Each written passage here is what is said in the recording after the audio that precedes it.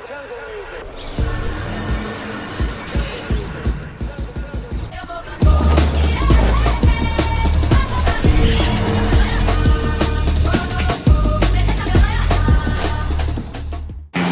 sind die mit dem Frühlingsquark.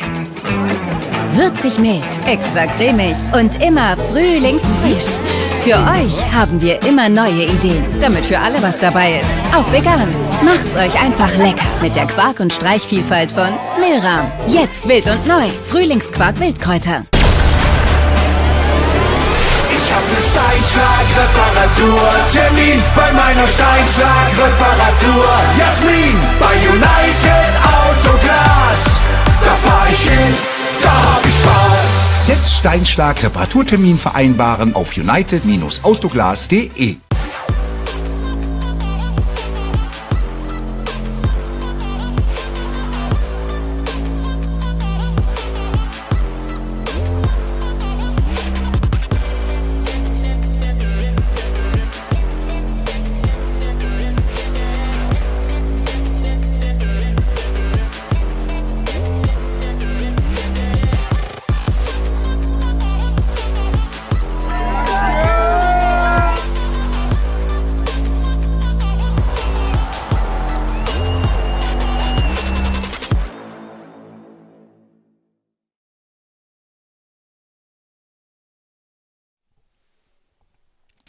Okay guys, welcome back to the GKA Kitesurfing World Cup, here live from northern Germany on the beautiful island of Sylt in Westerland.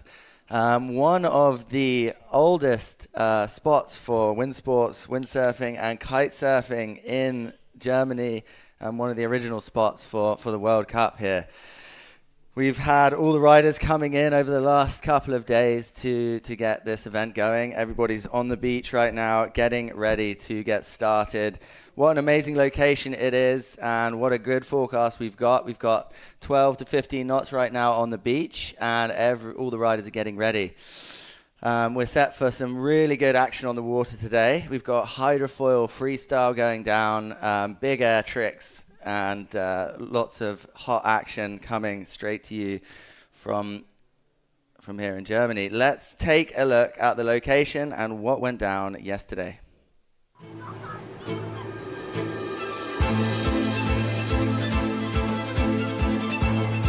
So what I have in store for this competition, it's a surprise, but I've been training the whole summer in Brazil, so I'm super excited. I hope we get enough wind so I can show all my new tricks. And yeah, I'm very excited for this competition to start. Yeah, I feel good. It's just like where I grew up. We're home onshore, cross onshore. So yeah, hopefully get some waves and have some fun. It should be good. This is one of the hardest stops, I think, of the tour, because it's very challenging and you never know what's gonna happen, if it's gonna be light wind, strong wind, waves, mix.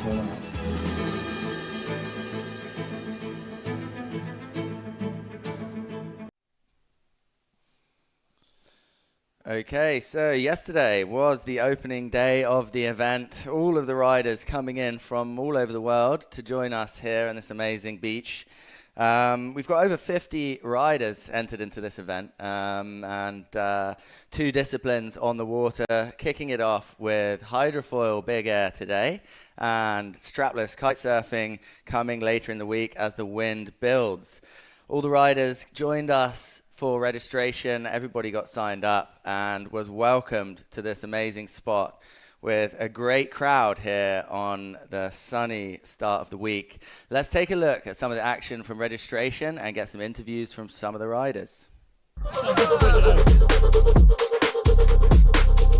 Very excited about it. I've been training a lot. I came here a few days before, got to enjoy the weather and the conditions, get myself used to it.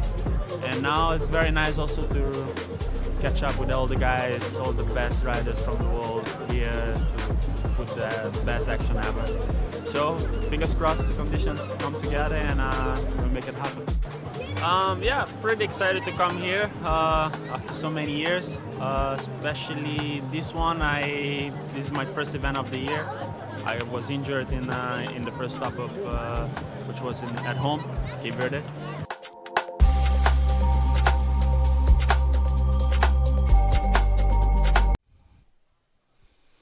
Okay, so we are here in this beautiful location in northern Germany on the beach of Sylt. And if you're just joining us, I'm Tom Court and I'll be hosting the live stream for the start of this event. It's an amazing spot for it. We've got the wind building down there and the riders getting ready for the first heat of the day. We've got a busy beach and it looks like it's going to get busier as we progress towards the weekend as well.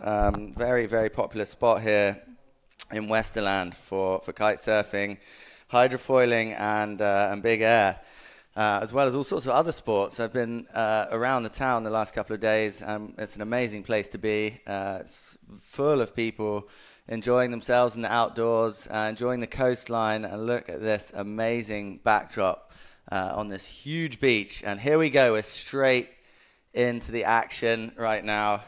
As we get into this hydrofoil big air discipline. It's a tough start to the event because the wind is still building this morning here in Germany. So they're on big kites. I believe the riders are on 14 meters, 12 to 14 meter kites. And the first two riders that are up here this morning are Nixon Lorman, who's in the black rash vest, and we've got Robbie James on the screen right now in the pink. They are waiting for the start of Heat 1 to begin as we get warmed up here in Westerland for the GKA World Cup Kite Surf and Hydrofoil Big Air. Look at these guys showing sportsmanship out there on the water. Everybody here are good friends, you know. They're all competitors, but they're all good friends as well, both on and off the water. So what we like to see, good sportsmanship, especially in this emerging discipline inside the kite surfing industry. It's great to see hydrofoils being represented across all the different ways that you can ride a kite, and hydrofoil big air has definitely been an emerging discipline in the sport over the last couple of years, as we've seen the ability of the hydrofoils to sort of operate really well in lighter wind conditions while still achieving the heights and on the jumps that you can really get with a kite. Here we go, we have Nixon Lorman heading out in the black rash vest. I caught up with him earlier on the beach. He is riding a 450 front wing out there with an 85 centimeter mast. So it's interesting. It will be interesting as we get stuck into this discipline and this event to really sort of dig into some of the equipment that these riders are using and how it enables them to perform in these tricky conditions. It's looking like, you know, the wind is building over the day and these riders first on the water, having a little bit of a short straw with the lighter winds to kick the day off, but it looks like the wind is building as we move forward in the day. So we're set for some good action and hopefully some good results as we move forward into this event. As I said, we've got over 50 competitors signed up to this event. And here we go, that was it. Flag, and the start of the event is beginning now. That was the buzzer I could hear out the window. These riders are dropping into action stations. Here we go. Nixon straight into a big one on his 14 meter. Doesn't get the landing. Some of these tricks that they're doing with the hydrofoil boards these days are incredibly technical when it comes down to it, because they're not only dealing with the kite in the air as they go through the trick to create the landing and the takeoff properly, but they're also taking the board off on many of the variations and using the hydrofoil to perform various board off maneuvers as they go into their tricks. So there's a lot of technicality when it comes to what they're doing with the board, what they're doing with the body, and what they're doing with the kite as well. Typically we see kite hydrofoiling obviously in the Olympic disciplines being a race event, but the hydrofoil allows these riders to really achieve high speeds and big heights, even these lighter winds. Here we go, Robbie James in the pink coming up with a double back roll. Indy just to get started. Nice, just stuck that landing in his allocated trick slot. So one landed trick to Robbie so far. Nixon failed to land his first trick, but he's back in the action zone right now as he looks to kick off his scoreline at the beginning of this event. It's always interesting. Riders first on the water have a lot of pressure on them for sure because they're opening up the event. They're starting themselves off for the day and they're just sort of getting used to these variable conditions to try and make the most of what Mother Nature is giving us. As I said earlier, it looks like the wind is going to build slightly throughout the day. So as we move forward through the heat ladder, we should see some bigger and bigger action. If you're just joining us on the live stream, make sure you get involved in the chat below. If you've got any questions for me, I will be following the comments on YouTube and Facebook. So make sure you comment below the videos if you've got any technical questions about the equipment. If you've got any questions for the riders, I will do my best to get you those answers and to keep you engaged as we get through the day here. It's looking like it's going to be an absolute banger. We've actually got a little bit of residual groundswell coming through the heat box, as you can kind of see from some of the drone shots out there, from this massive swell that's hitting the Atlantic right now, wrapping around the north of England and getting to us here in Westerland, northern Germany, on the beautiful island of Sylt, which is one of the locations known for windsurfing, kite surfing, and water sports events across Germany, with a big history in water sports events that stretches right the way back to the 80s, I believe. From some of the biggest prize-moneyed events to some of the biggest attended events of all time, this spot has an amazing setup for this World Cup. We've got Robbie James up in the box right now in that pink rash vest, ready to show us what he's got. I know he's a very, very keen rider that's been putting a lot of effort into his riding over the years. And here he goes. Big boost, nice pop, really leveraging that hydrofoil to gain that upwind cut at the beginning of the jump. If you were riding a twin tip right now in these wind conditions, it would be very difficult to achieve some of the heights that these guys are getting. And that is largely to the generation of the hydrofoil, allowing the riders to reduce friction on the water and give you much better upwind riding angle, which allows you to pop harder, jump upwind, and gain extra height as well as extra hang time through your tricks. It's one reason why the hydrofoil discipline is coming into big air in such a big way. It's because it allows you to make the most of all sorts of different wind conditions, from really strong wind down to very light winds, which we have here today. The main difference between these two riders right now is their kites. As you can see from this drone shot, you can see that they're both riding different kites.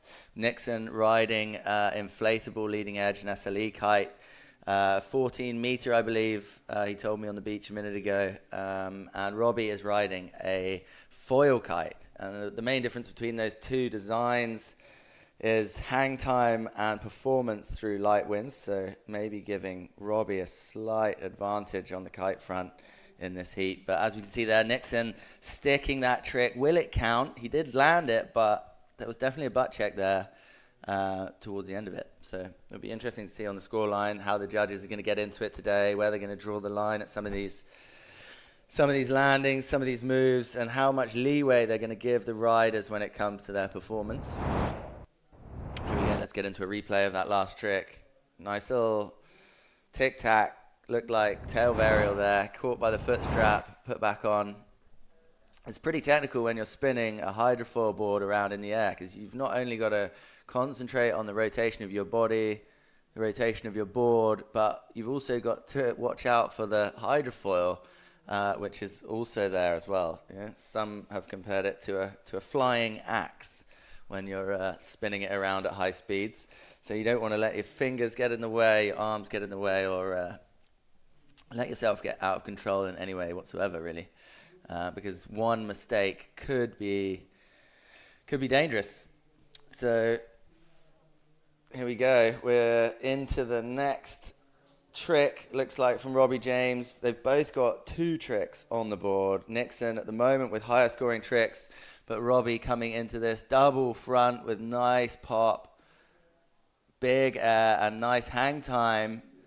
Lands it a little bit light on the landing, but definitely doesn't sink much lower than the shins. So be interesting to see how that scores. Nixon coming out, dropping into the heat box now. Looks like they're trying to find some of these little humps that you can see running across the water as takeoff options. And as we see all the different riders coming in, we're going to see their different strategies that going into the heats and what they're going to choose to do with the kickers, what they're going to choose, which tack they're going to be using. All makes a big difference when it comes down to staying in the competition area and being clued up to the conditions that are going to be changing throughout the day. Make sure you tune in to the live stream. If you're with us currently, we've got all sorts of action going on throughout the day. We've got the kite surf riders on standby at the moment, so if the wind does pick up, we will be looking at some strapless action. And at the moment, we are going to be concentrating on the kite hydrofoil big air this morning to get as many of these riders on the water as possible as the wind builds for us today.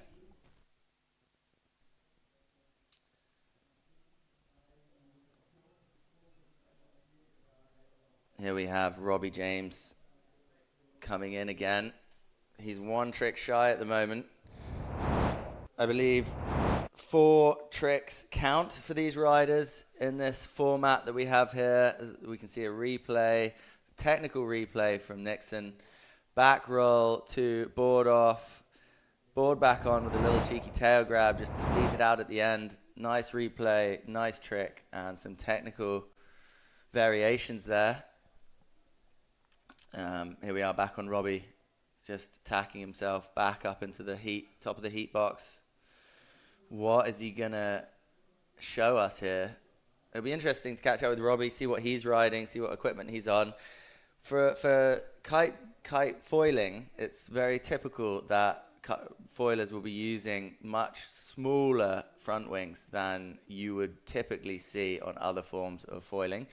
Due to the fact that you're using a kite to power you along, you can achieve really, really fast speeds very easily, because a kite is a very efficient way of propelling you over the water.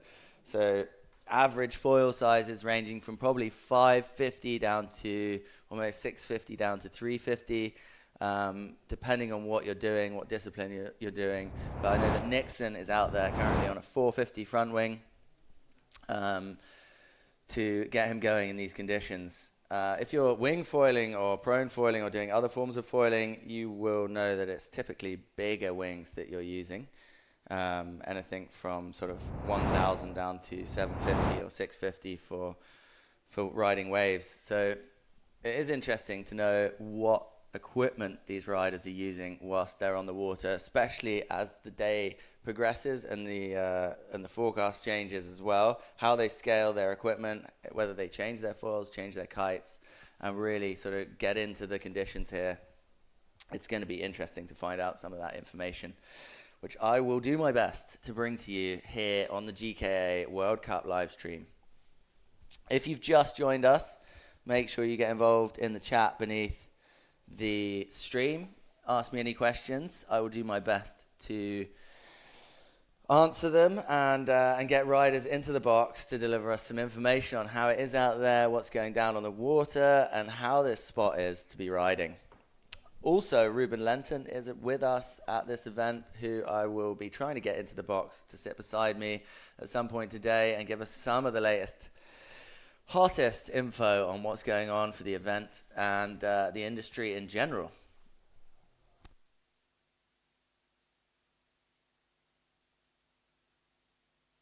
Okay, there we have Nixon going for his next trick. I believe it's his 4th scoring trick for this first heat of the day and men's round 1, heat 1. Robbie James versus Nixon Lawman. Nixon in the black rash vest and Robbie James in the pink. Here we go. We've got a replay of Nixon's last trick. Little back roll, foot strap, tail varial there, nicely executed. You can see the techniques that they're using to get that front foot in first, secure that back foot back on the board, and land it nice and smoothly. Jumping and performing tricks with the hydrofoil is not as easy as these riders make it look. They sure do. They sure have put some time in to make these big air moves as smooth as they're making them today. And it's great to see this emerging discipline really making the most of these tricky conditions. One major benefit of using a hydrofoil on a kite is it allows you to make the most of some of the most... Ooh, Robbie, fourth trick of the heat, and really struggling to land that one. You can see as he landed on his hydrofoil, the lift that it gave him popped him out of the water, threw him off balance, and it caused him to crash his kite. Let's hope that that foil kite isn't going to disadvantage him on the relaunch here. One of the main differences between these two kites that these riders have is the inflatable leading edge that Nixon has on his SLE kite, which can affect the relaunch. Inflatable kites designed to be relaunched off the water, whereas foil kites, although more efficient, are sometimes harder to relaunch, but it looks like he's all right. He's up and riding. There we go. Nixon again coming in with what would have been a quad front roll with a technical board off maneuver there. Hasn't quite stuck it. Struggled with the landing. Maybe a little ambitious on that fourth spin. Let's see if he can stick it on his next attempt. Currently, Nixon sitting in the lead, though, with an 8.75 combined score total. And Robbie James with a 7.23. So there isn't much in it. It's just over a point in this between the two riders at the beginning of this event today.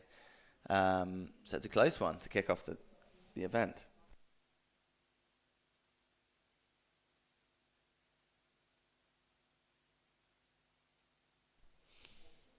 Here we go. Action's back on Robbie in the pink rash vest out there. He's been putting a lot of effort into the kite hydrofoil big air scene recently. I've seen him riding all over the world in various locations, really pushing himself to get some of these technical tricks down. Very smooth double back roll board off there. Very nice. Not as high as he probably would have liked, but definitely got that landing nice and smooth and made up for that last trick. He doesn't need much to progress here. He only needs just over a single point upgrade on his combined score total.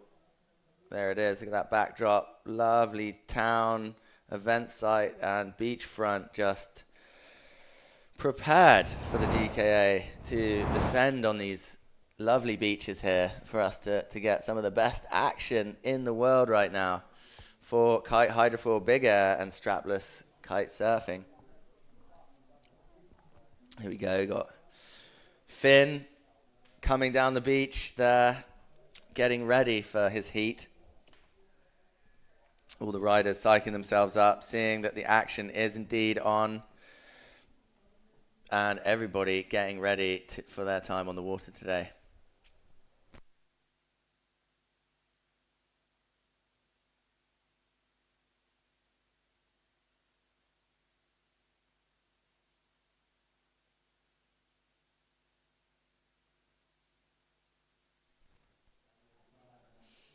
Okay, here we go, back to Nixon.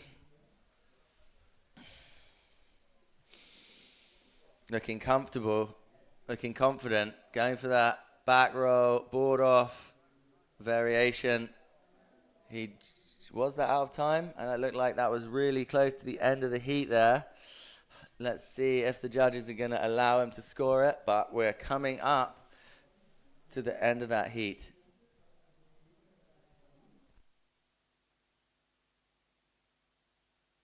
Okay, there we go. That was the last round of tricks for Heat 1, round 1 of the men's hydrofoil big air. Great to see the start of the action today. We've been looking at the wind forecast for the last few days, wondering how this event was going to play out when it came down to the conditions. So good on day one to be getting the riders on the water straight away early this morning here in this amazing location. Just to get everybody out there, get everybody wet, get everybody on the water, and have a nice breeze to kick off this event is what we want to see.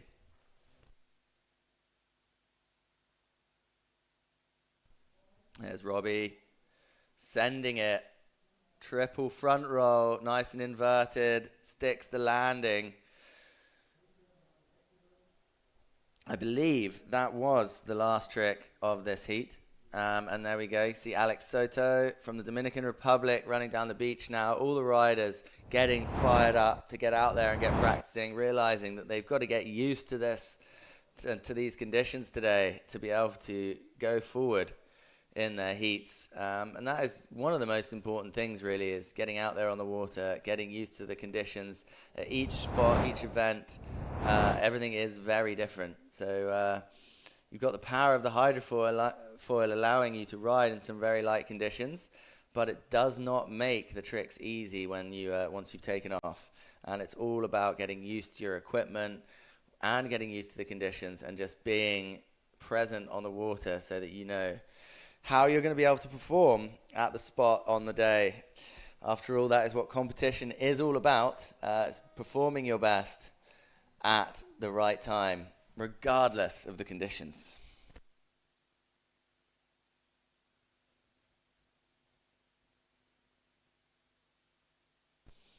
Okay, so heat one, Nixon, Lawman and Robbie James on the water, just completing their trick attempts. And we are going to go for a quick commercial break to end heat one round. Ich will nicht mehr! Für Entertainment bezahlen? Horror. Nein! Blickt er nicht mehr durch. Damit ist jetzt Schluss. Was? Ich bin verwirrt. Die beliebtesten Shows Gibt's kostenlos für euch auf Join. Verstanden? Nee.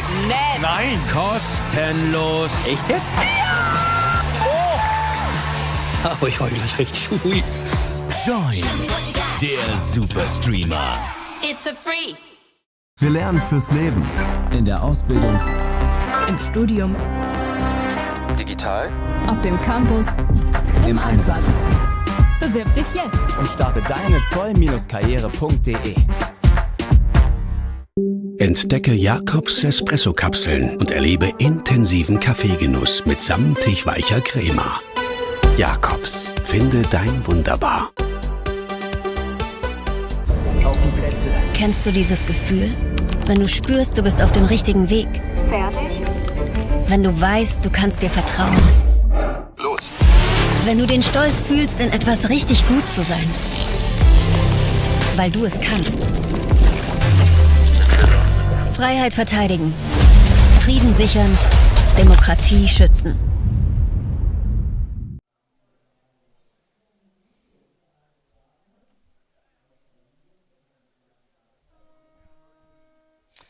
And we are back on this amazing event location here in the north of Germany on the island of Sylt at Westerland for the GKA Kitesurf World Cup for both kite hydrofoil freestyle big air and strapless kitesurfing. Two disciplines running at this event. And we are first up with the kite hydrofoil big air this morning, and we are into heat number 2. Cassian Rodriguez versus Pierre Schneider. Cassian from Brazil, Pierre Schneider from Switzerland. We are into this nice and early for heat round 2, and they are tackling some difficult conditions. We've got Cassian Rodriguez from Brazil, female rider, coming up against Pierre Schneider from Switzerland. We've got the females and the men's running at the same time during this event, because I believe there's 2 women in the hydrofoil big air. So they've gone into the main event with the men. But we're going to see here them go up against each other, which is an awesome spectacle for this light wind day. Let's see who has the advantage here. First trick to Pierre Schneider. riding that Harlem Kite there. Looking comfortable, getting things started with a nice big front roll. Inverted, little grab, little tail grab on the way down. Great way to kick off his heat.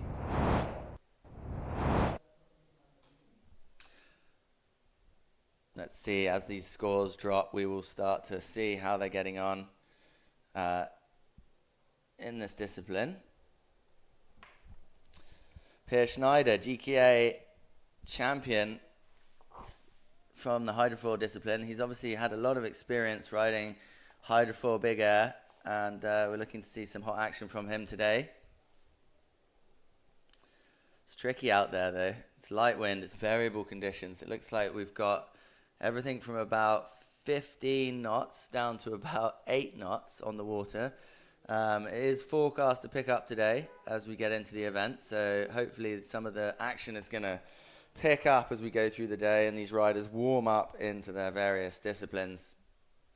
First, score dropping is a 2.7 for that front roll, so the judges are really looking for some technical tricks.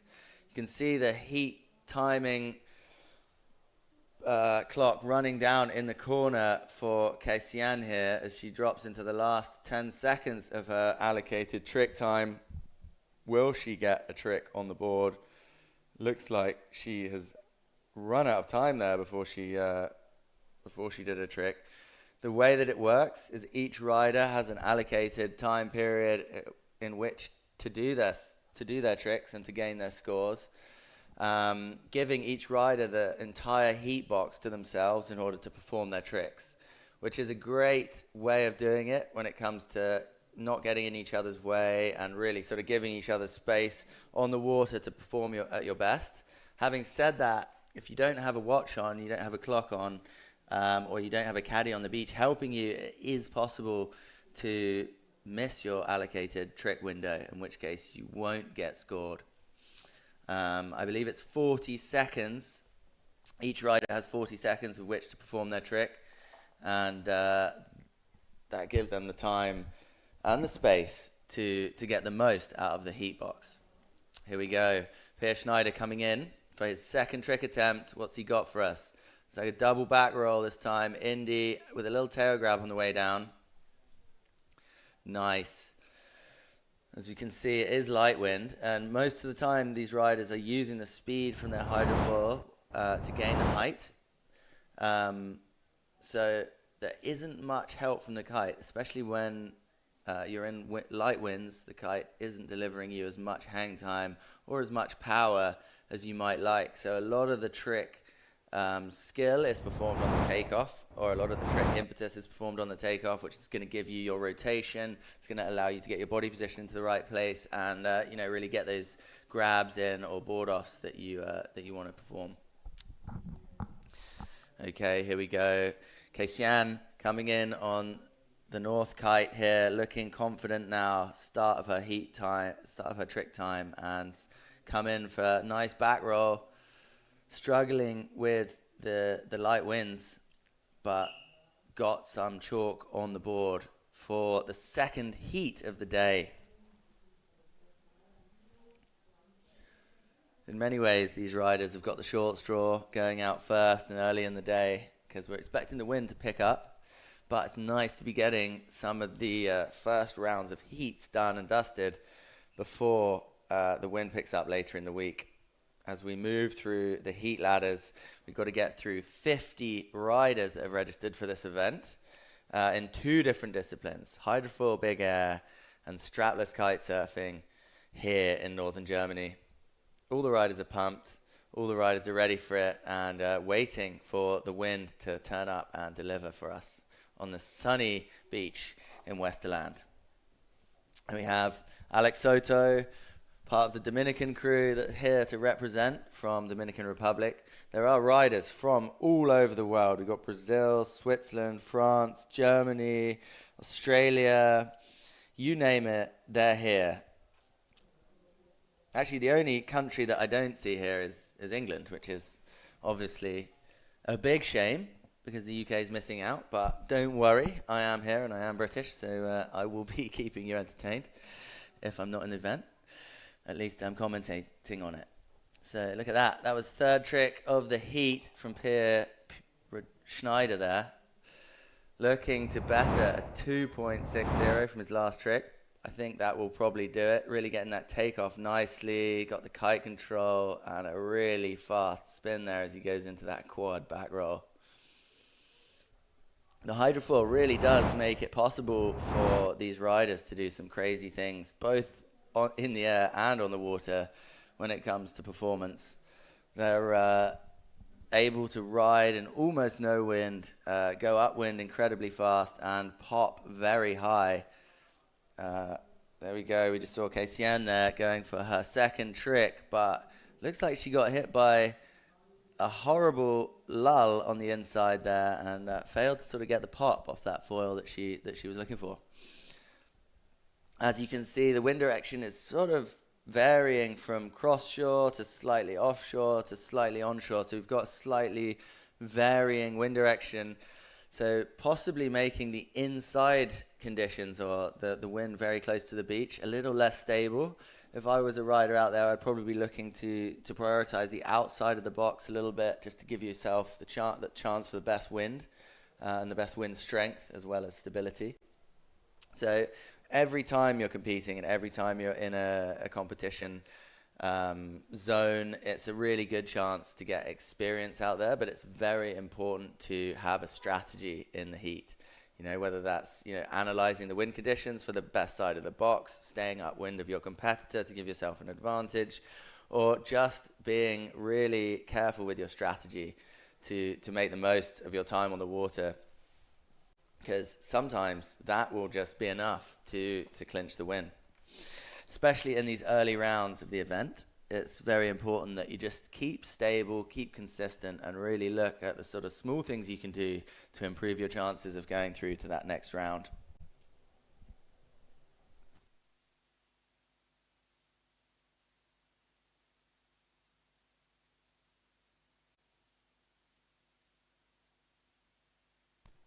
Okay, if you're just joining us here today on the sunny beach of Westerland on the island of Sylt in northern Germany, we are into Heat 2 of Round 1. Cassienne Rodriguez against Pierre Schneider out there at the moment. At the moment, here we go, Pierre in the air, sticking that trick nicely. He's got some good chalk on the board. His last trick scoring a 4.0, bettering his 2.60 of the trick before, which is good to see. So we're going up in the scores. He's got a combined score total of 6.27, putting him at the top of this heat right now as we wait for the last trick scores to come through.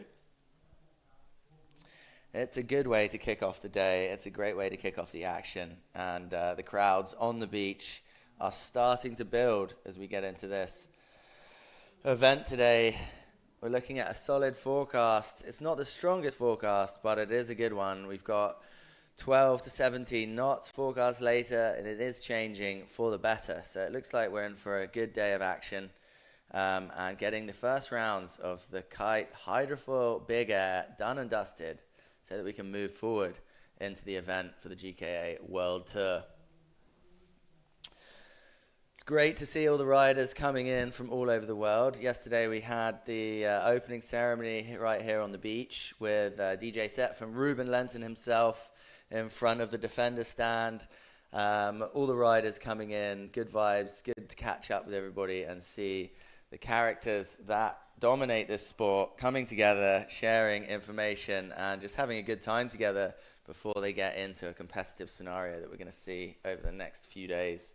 Looks like the forecast is building as we move into the weekend, and we're looking at like maybe 30 knots when it comes to Sunday at the end of the closing of the event. So it looks like we're moving into some really strong wind for the finals of the event, which is going to crescendo nicely from these light wind days into some proper big air action.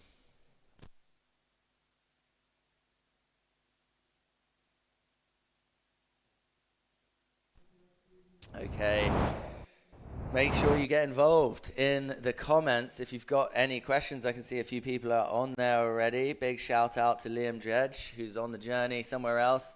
I am filling in today at this event for Josie Astela.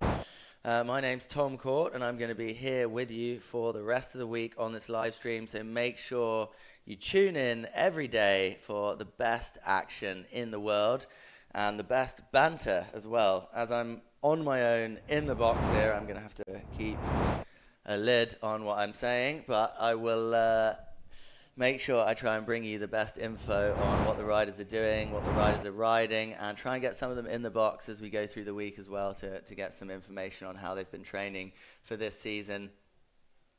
If you've got any questions on equipment, what the wind's doing, how the event's been hosted, or anything like that, make sure you drop it in the comments of the live stream on YouTube or on Facebook, or you can hit me up on my social medias too if you want to DM me directly. But we're into the second heat of the day today, and it's great to see the riders on the water after an almost windless day yesterday for the registration and the opening of the event. It's good to see the wind coming in for us nice and early this morning. Okay, we've got KCN Rodriguez from Brazil coming in here, looking comfortable for this one. What can she deliver? Let's see, nice front roll attempt. Looks like she lost her foot strap on the takeoff. Few teething problems at the beginning of the event here for her. It looks like maybe some equipment tweaking that needs to be done. This is all the sort of thing that goes into making or breaking your competitive aspirations at an event. Heat strategy, equipment tuning, just being used to it out there, and really kind of getting time on the water as much as you can before you get out there into this competitive situation. Each rider has got 40 seconds to perform their tricks. Undisturbed 40 seconds of water time with no other riders in your way. So you really don't have pressure of other riders or a crowded heat box to deal with. So it's all about making the most of that time, making sure you're prepared for your turn, and getting yourself ready. There we go, father and son combo on the beach from Nixon there. Had the pleasure of hanging out with them the other evening and catching up with them before the event. Coming all the way from Canada. What a great team those two are. Nixon's dad just helping him out with strategy on the beach, making sure he's fed before his heat and making sure he's ready for his time on the water. And I actually can't emphasize that enough. Having a good ground team and having a good caddy and having just good support as a rider during your World Cup campaign is really, really important. More and more important, in fact, these days, especially as these events get more and more competitive and more serious with riders, really putting themselves on the line for each one of the kitesurfing disciplines that we compete in.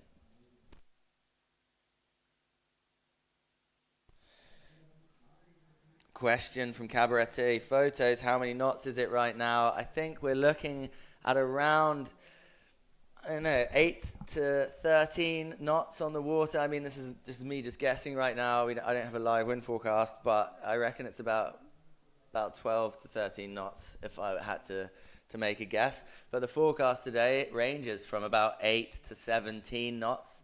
So it is looking to pick up as we go through the day. You can see the swell lines rolling through the heat box there as Pierre takes off that lovely triple front roll. Not so high, but gets the landing nice and clean. But yeah, you can see the swell lines from that Atlantic swell rolling up around the north of the UK and coming down through the North Sea to us here in northern Germany, which actually could build as well as the day goes on. So we could see some interesting kickers coming through the heat box as we move into today's action. Okay, we're going to drop into a quick commercial break after this heat.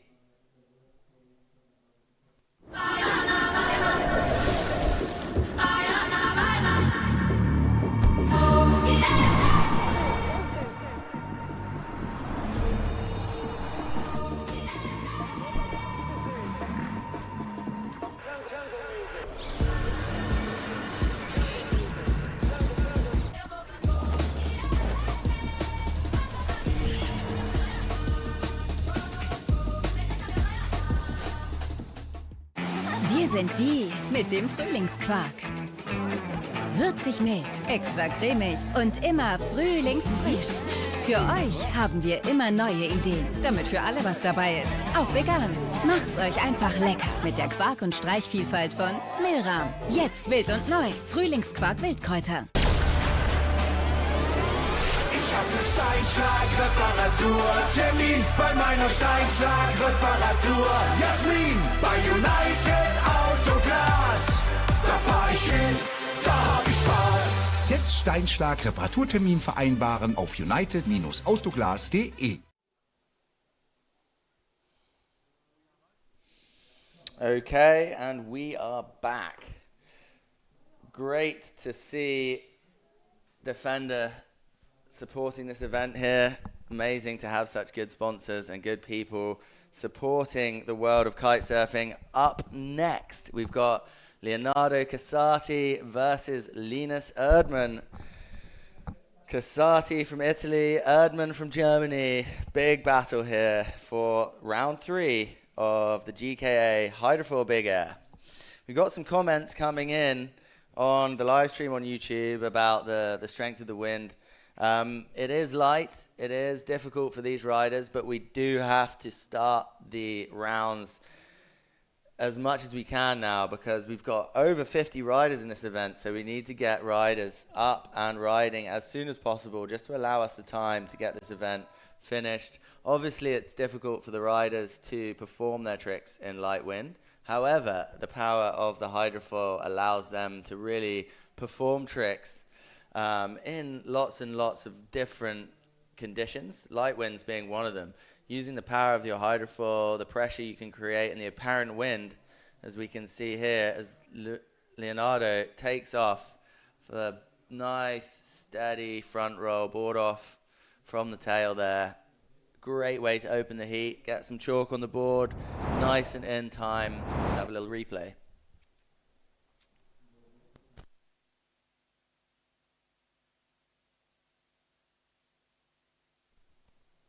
Okay, these riders are dealing with about 12, maybe 8 to 12 knots right now, so it is tricky. It's definitely tricky.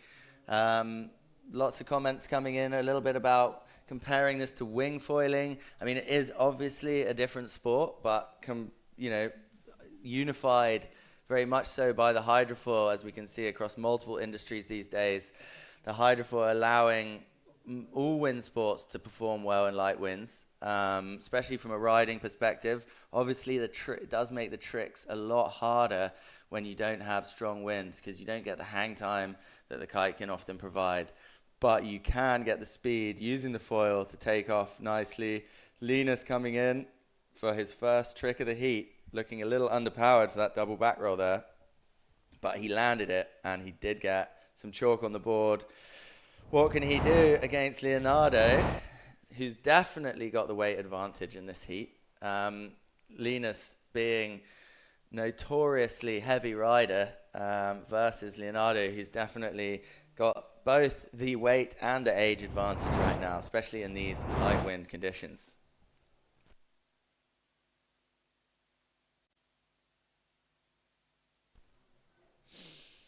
See somebody saying, thank you for the coverage, Lewis. This is not Lewis. This is Tom Court. I am Tom Court. I am your host of the live stream today, but I am very good friends with Lewis, so a bit giving Lewis Crathen a big shout out, who is known for his voice across many disciplines of this sport. It is a pleasure for me to be here today, replacing Josie Astler, as I bring the live action to you across the GKA live stream for this event here in northern Germany.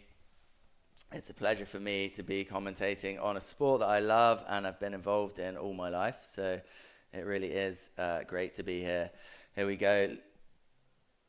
Leonardo, was that Leonardo? Yeah, that was Leonardo for his second trick of the heat. Back roll, 1 foot, very nicely performed, smooth, clean landing. He's really taking it away with him right now as he puts his second trick of the heat down, which will score nicely. It was a full board off, actually. Very nice. Little Steve's points at the end there with that extended leg, showing a lot of control and body position control as well as board control there.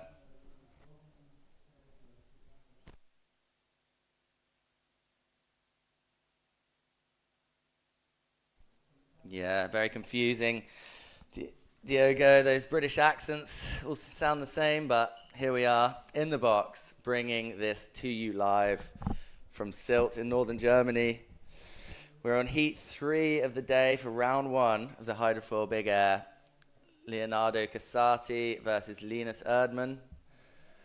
At the moment, 2 tricks in for Casati with chalk on the board. 2 tricks scoring over 3 points with a 3.73 and a 3.15, giving him the combo situation right now. Can Linus get a gust? I really think there's definitely a wind advantage here between these 2 riders. And as you can see on the water there, as we see that drone shot, it really is light wind and bitty conditions when it comes to the gusts right now. Linus with that double back roll, looking a lot better than his first one, so it should upgrade his first score. But will it be enough to get himself back in this heat? There you go, back roll, 1 foot, getting that second rotation in as he drops out there. Nice, clean landing, body position good. You can see by the expression on his face, he's not as happy as he would be if it was 30 knots right now. But what can we do? That's one thing that you will note about kite surfing, kite boarding, or any wind sport, whether it's wing foiling or whatever you're doing, is you are largely at the mercy of the weather, the wind, and the conditions that Mother Nature gives you, especially when you're in competition. It's a large part of competing is about being able to perform your best regardless of the conditions, and a lot of the top competitors would tell you that you know, it's a high pressure situation often and the conditions can change, but you're not always getting those perfect conditions that you would ideally want for your discipline or your sport.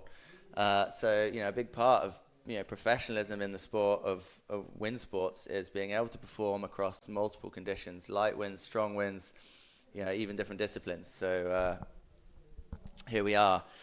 Hydrofoil big air, one of the most versatile disciplines when it comes to performing across all different wind conditions.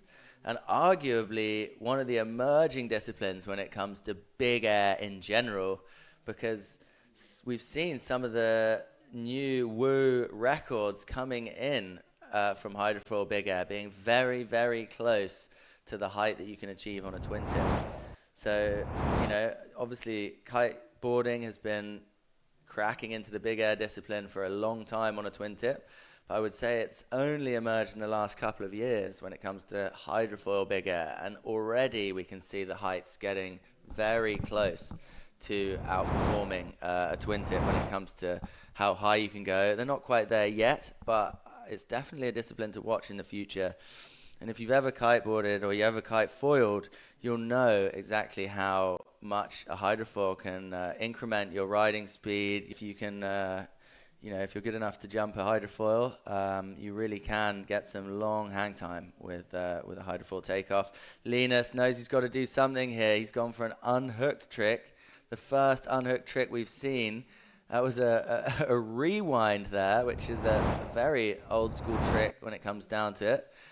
But he's making the most of those light winds. Good pop, back roll into rewind, front roll. And then if you look at this landing, he doesn't even touch the board in the water. So unhooked, that is incredibly technical and difficult to do. So it'll be interesting to see how the judges score that. I know there's a sort of variation score here as they've got different score and trick allocations that you can do in your four tricks that are scored per heat. So the more variation you can display, arguably the better scores you're going to get.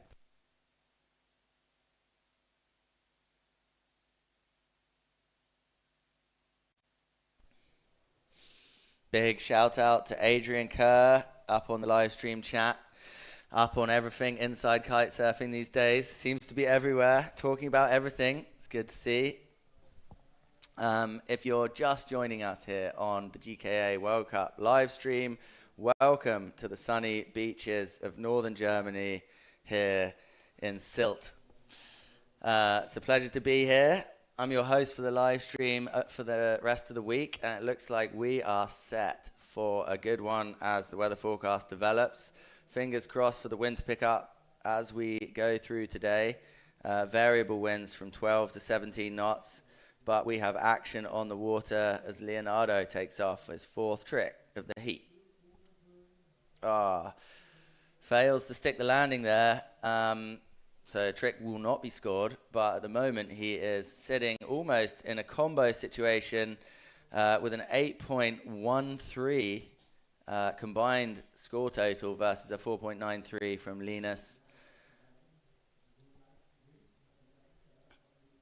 Interesting, they didn't score Linus's, oh no, we're waiting for scores now, but they didn't score Linus's last unhooked rewind trick that well, so it'll be interesting to see how he changes his strategy here. Linus is one of the OG competitors in the kiteboarding industry. He has been around for a long time now. I've had the pleasure of competing with him myself over the years, and he's definitely one of the powerhouses of kiteboarding freestyle back in the day, and has been a good and long-standing ambassador for the kiteboarding industry over the years. So let's see how his experience is going to be displayed in the start of this event here today. Can his experience win him the heat even without any wind? That is the question. We will see.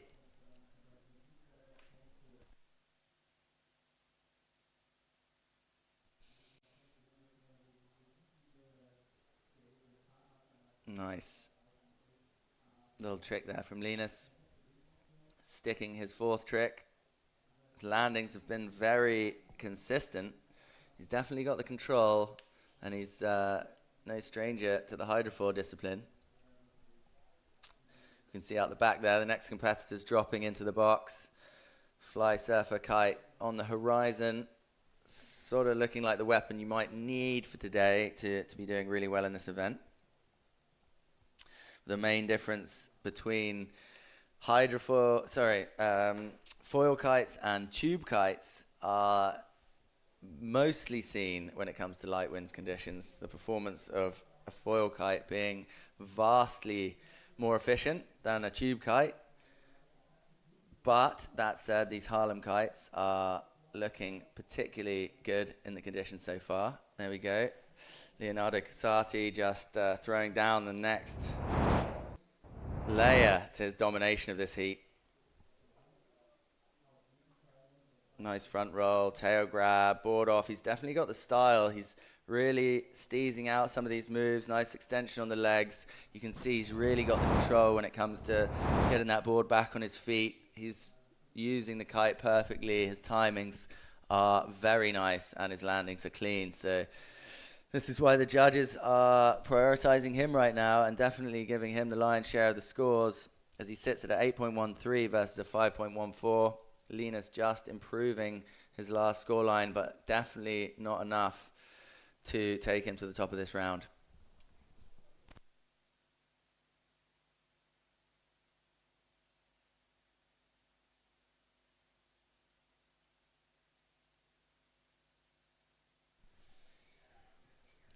Okay. Linus coming in. Here we go. He looks like he's got a bit of a gust there. Nice double back roll, 1 foot. Can he land it? And doesn't stick the landing. Looks like he pulled that kite loop a little bit late there. Didn't quite get the power that he wanted to pull him through the landing. See him extending that leg.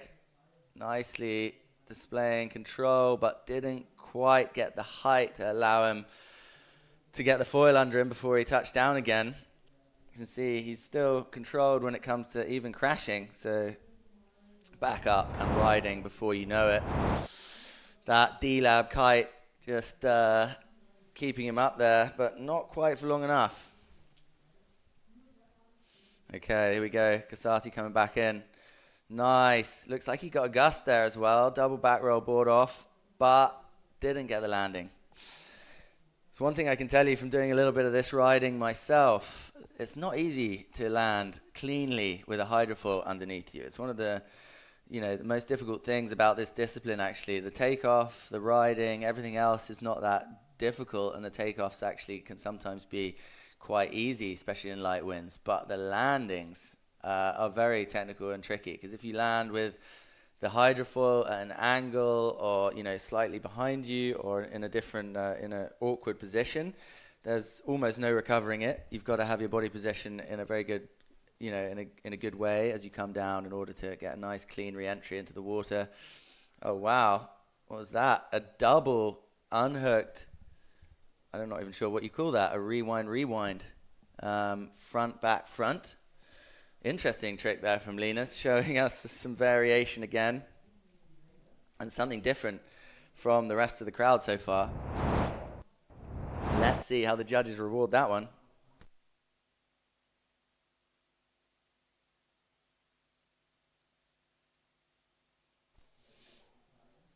And it's definitely not as easy as you might think to reverse your rotation mid-air. So it is actually quite a technical trick, especially being unhooked as well with the hydrofoil.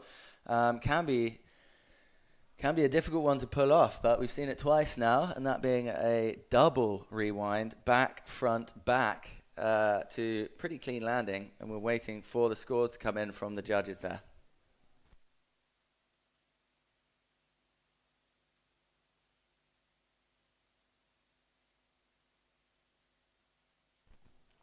We've got questions coming in on the live stream about the timing of each trick. Yes, the riders have 40 seconds to themselves to perform each trick. So essentially, it's a 40-second block for each rider for each trick. There's 4 trick attempts that score, that go towards your combined total.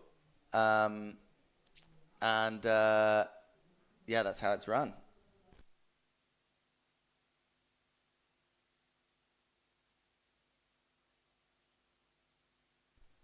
Sorry, 2 trick attempts to go towards your combined score.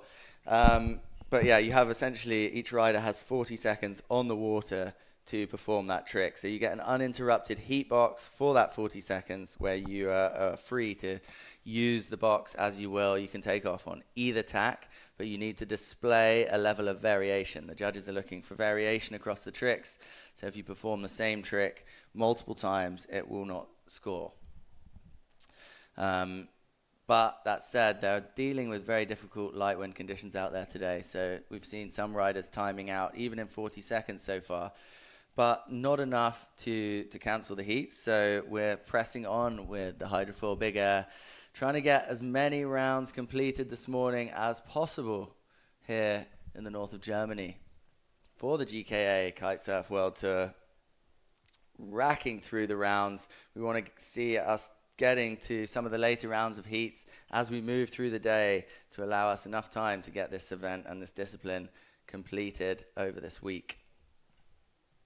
Here we go, we're back on Linus, trying to make that D-Lab work for him as he comes in for his next trick. Front roll, what else can he squeeze in? Another little rotation at the end there, and a clean landing with a lovely drone shot showing the event site and the event setup behind us there.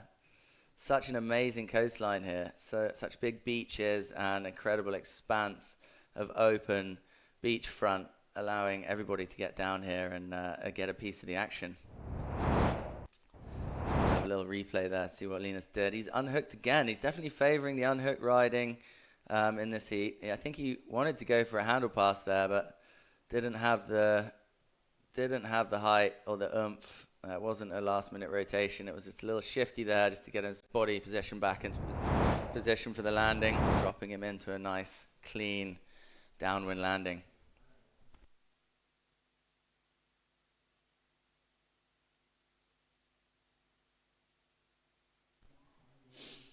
Yeah, the rewind is a hard move. It's definitely something we've seen from Linus in this heat. We're coming up to the last minute of the heat now. I believe that's Linus's last trick. We can see him walking off the water there. Other riders getting ready as this competition moves forward. Let's take a look at the next heat now. We've got Hugo Wigglesworth versus Finn Flugel, two big hitters on the scene right now. Finn just signing up to the Red Bull team, I believe, and Hugo, a big name in the big air scene. Let's see how these riders can tackle these conditions. It is tricky out there, I can tell you. Light wind currently, but it looks like, if you can look at that drone shot there, you can see a few white horses on the horizon, maybe a little bit of wind picking up. It looks like these two riders are both on foil kites too, so tuning their equipment for the conditions today. I think that is the aim of the game right now, making sure you've got the right kite size, the right hydrofoil, and just the right setup to make the most out of these tricky conditions, because it's not easy out there when it's light, especially in this big air discipline, to get your rotations, to get your landings. Very tricky.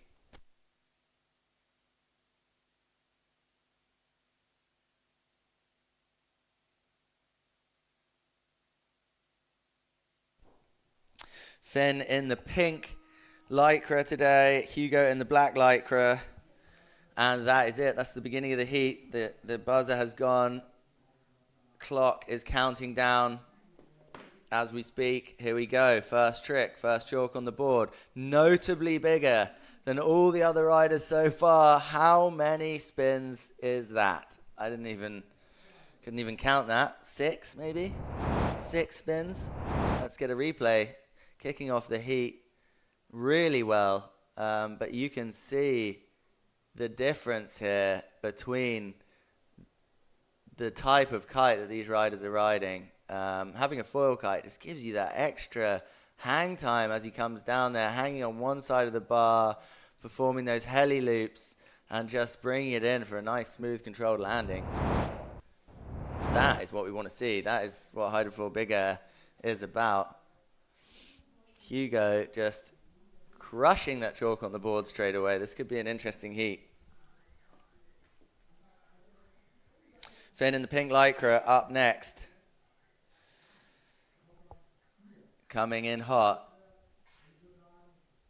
Let's see, I wonder what size kite he's on. It's looking like a big foil kite. He's definitely powered. What's he got for us? Nice big front roll takeoff. Looks like he loses his footing on the takeoff, but recovers, turns it into a board off, completes 4 or 5 front rotations, and then clean landing. Going to be interesting. We've seen Hugo Wigglesworth dropping an 8.40 on his first trick. What are they going to score Finn for that? Will they penalise him for that foot out on the takeoff, or will that just be part of the trick? Here we go. Look, you can see he loses his back foot. Loses his back foot on the takeoff there, but doesn't put him off. Just deals with it, coming down into the rotations and just sticking that landing like a pro. It's not easy to land that smoothly on a hydrofoil, especially with a trick that didn't go to plan. Let's see what the judges give him as we wait for those scores. Yeah, we've got a lot of support for Finn and these two riders coming in over the live stream comments here. Got Lorenzo Casati on the beach, just keeping an eye on the proceedings, making sure he's ready for his heat. A great show, and it's a good sign for things to come, especially for the wind conditions. These riders going a lot bigger than the last heats. You can see there the water conditions are looking like the wind is picking up slowly, and we could be in for a really nice afternoon on the water here in Sylt, Germany. With Finn's trick dropping as a 7.17, so 2 big tricks on the board there as Hugo comes into his second trick of the heat. Looks like it's going to be a massive rotation number. Switch tack. He's come in on the inside tack, and he's just sticking that landing, taking it as a straight rotation trick as he unspins that bar. Some of the amount, what was this? 1, 2, 6 front rolls right there. Nice. He did well to control it and stall the rotation there and bring himself into the landing. When you go upwards of 6 rotations, it becomes really difficult to steer your kite. If you've ever done multiple rotations on a kite, you'll know that your lines twist as you go around the rotation. But above 6 rotations, it actually becomes really difficult to steer the kite. So if you're locked into looping it at that point, your kite will keep looping. So when you land, you have to be aware that you're going to be unable to sort of steer your kite, and you're going to have to get into untangling those lines as quickly as you can to regain control. It's another little technical insight there. Here we go as Finn takes off. Nice back roll takeoff. Board off, board flip there. Much more controlled than the last one. Gets that heli loop perfect into the landing. Nice, smooth transitional landing there. Here we go. Let tail, strap, take off, and then just varials the board there. Using the back strap. Gets his feet back in nice and smooth and just plants the landing. He will be happy with that one. One of the best tricks we've seen so far. Let's see how the judges score it. We've got a combined score total of 1507 from Hugo so far, which is easily the biggest score of the day. This heat is definitely going to be one of the highest scoring heats of the day so far. These guys mean business.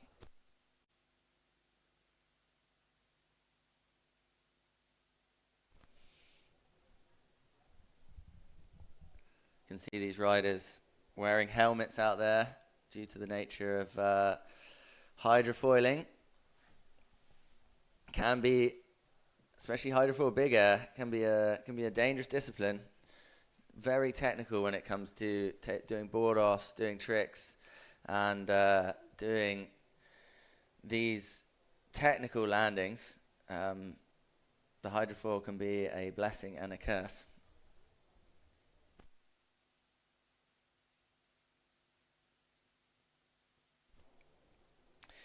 We've got the Kite Forum joining us. Big up, guys, up on the live stream. If you've got any comments, if you've got any questions, make sure you slide into the comments of the YouTube live stream. I am Tom Court, and I will be here all day, all week, in fact, here on the live stream to bring you the action direct from Sylt. Trying to drop you some of the latest info, some insights into the riders and their riding styles, the equipment that they're using, and the action that's going down on the water. As we see Hugo taking a big triple front board off there and not quite getting that landing. I think the wind is variable. There's quite a big variation between the gust strength, as we've got a sort of average of about 12 knots, but it's varying from probably 8 to 17 in some of the gusts. Hopefully it's going to pick up to 17. It looks like on the outside there we can see some wind coming in. Here we go. Finn coming in. Big front rotation, technical board off, into smooth landing. Getting a little board varial in there as well. These riders using the foot straps as their grab handles. They don't have grab handles on the boards like they do in the twin tip big air discipline, but they're using their foot straps instead to gain control of the board in the air, perform aerial rotations and flips and spins. We haven't seen anyone using their actual hydrofoil yet, but I have seen it done many a time, where you flip the board, grab the hydrofoil, and then flip it back to the board again. Definitely one of the more technical and dangerous tricks in this discipline.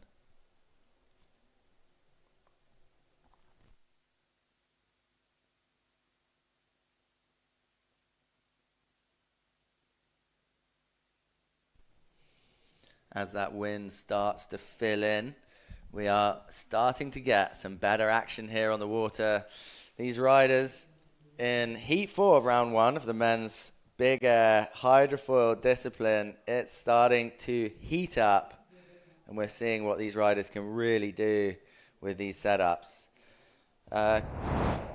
Hydrofoil big air is an emerging discipline that is really coming to the fore when it comes to one of the more versatile disciplines in big air when it comes to light wind and performance across multiple conditions. The hydrofoil itself allows riders to perform jumps and technical tricks, even in light winds, get really comprehensive takeoffs without much power, which you could not do with a twin tip on a kite.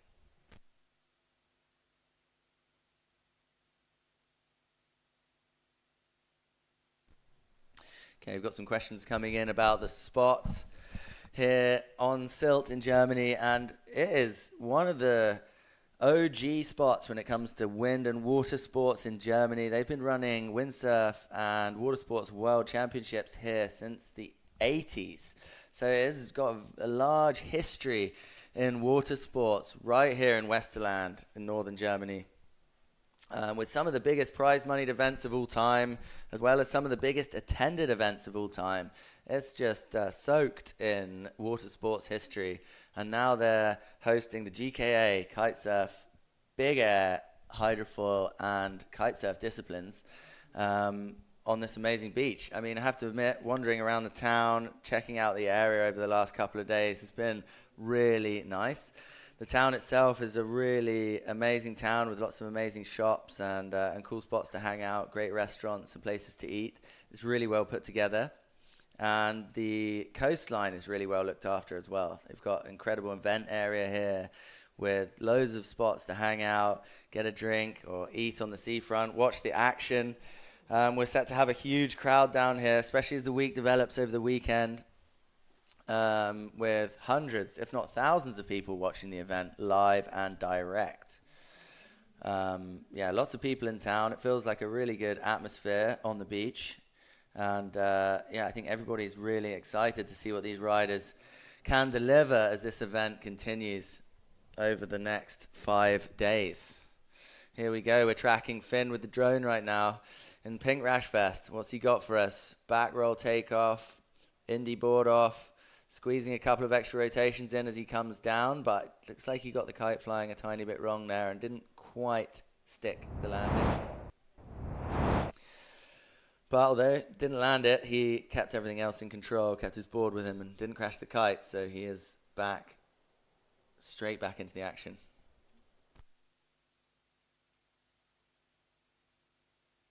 So much of a smooth landing on a hydrofoil is to do with how the hydrofoil re-enters the water. You've got to make sure that your body position and your board position are correct. So when you're coming down on the tail of the hydrofoil, and the hydrofoil is facing towards the kite or downwind as much as possible, because that's how you kind of retain a stable landing on a hydrofoil. If you land on edge or slightly wrong with the mast at a funny angle behind you or anything like that, it really stops you sticking that landing and puts you off balance. So the landing is the most technical aspect of hydrofoil big air.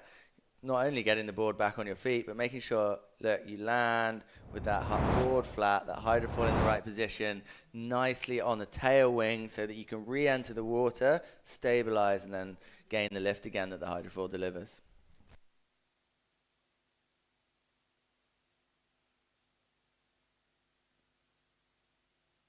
We've got riders getting ready on the beach, getting set up, tweaking their gear, just making sure that they are ready for what's to come out there on the water.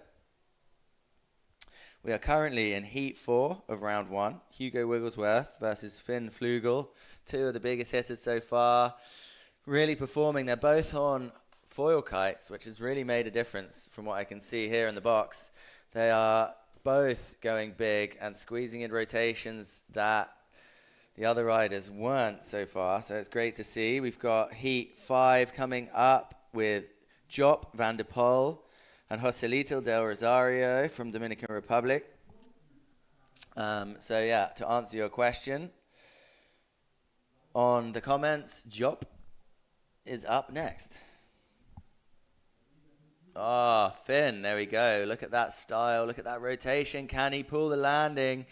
That was an interesting one. It'd be very interesting to see how the judges score that, because he did land pretty well. He retained control.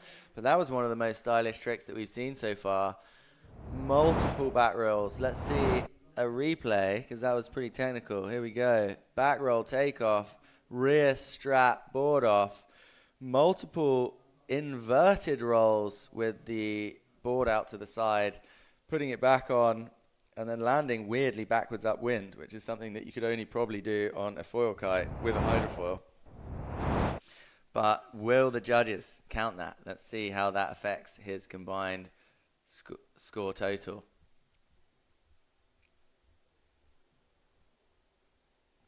There we go.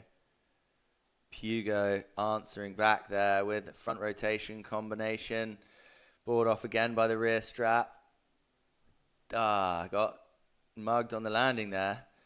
Looks like didn't quite get the heli loop right, didn't quite get the entry right, and just had the foil pointed in the wrong direction there. Nice trick, no score.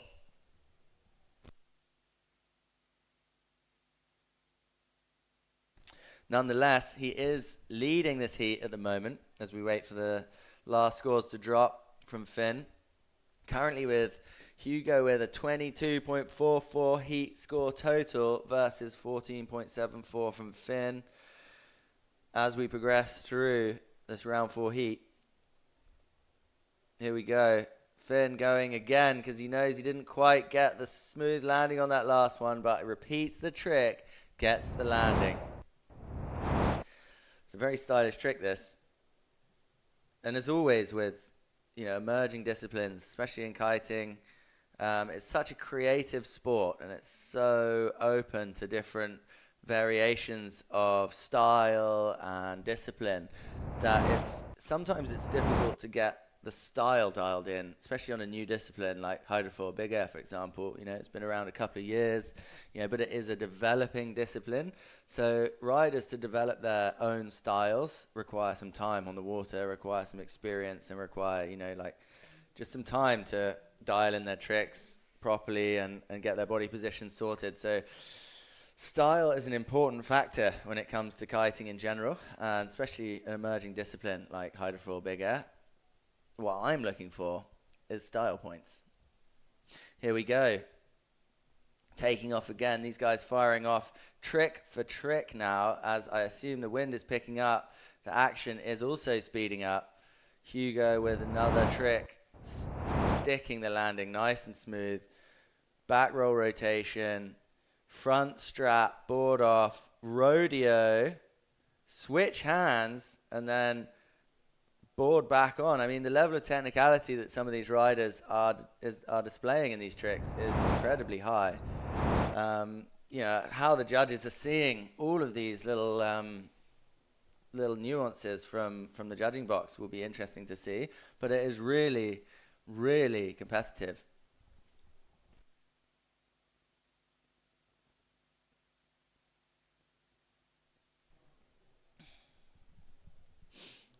Next up, Finn. Finn to throw down. Still waiting for some scores to drop. Some line issues going on the beach here. Look at this. I mean, this is not what you want to see, especially if you're up next in your heat box. Some quality washing. Untangling those lines, sorting those bridles out. It's important. This goes back into game strategy. Don't tangle your lines before you heat. Top tip from the box. Okay, Finn sticking another very, very smooth trick. One thing about Finn's riding is it's always stylish. Doesn't matter what discipline he's doing. He's performing some of the most technical tricks with the most style right now. Get that little back foot varial whilst rotating 3 times in the back rotation. The judges are taking in to account the rotational direction, the type of trick that you're doing. There's various trick outlines that these riders can do so that they don't repeat a trick. That's an interesting game. To win a heat, you really have to be up on top of the strategy that you need to attack your heat with, both in trick type, trick direction, and the style of which you're going to do your trick in. It's important to consider each one of those. Okay, that's the end of that heat. Up next, Job van der Poel, Joselito del Rosario, OG Dominican Republic rider, been in the game for a long time. let's see what these two riders can deliver for us on the water.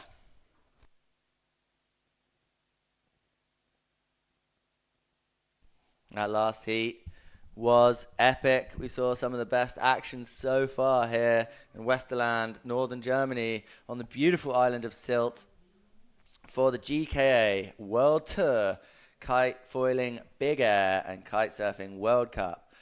We've got the best riders in the world with us, all chilling on the beach right now, watching the action as they get ready for their heats.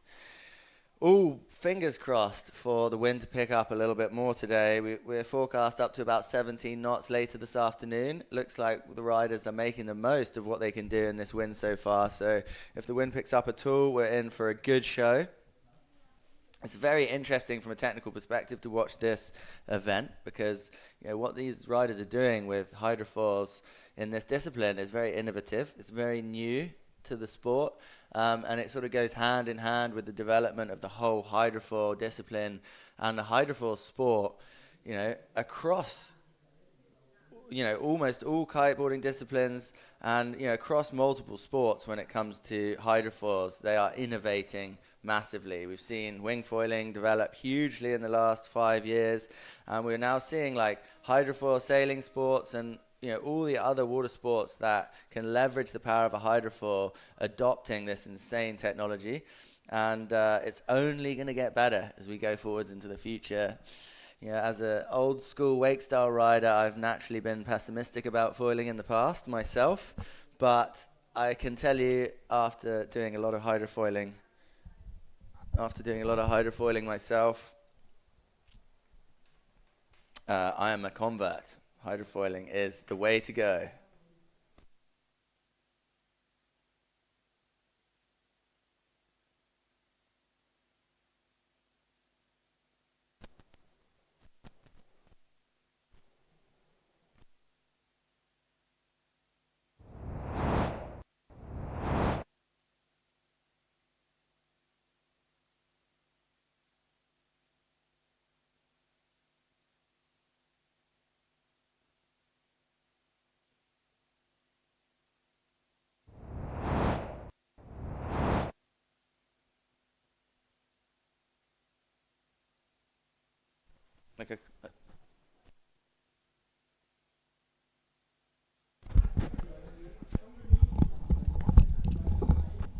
Okay, sorry about that technical issue.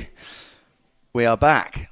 Here we go. We are in round 1, heat 5 of the hydrofoil big air, and on the water right now we've got Job van der Poel setting the first trick in the heat.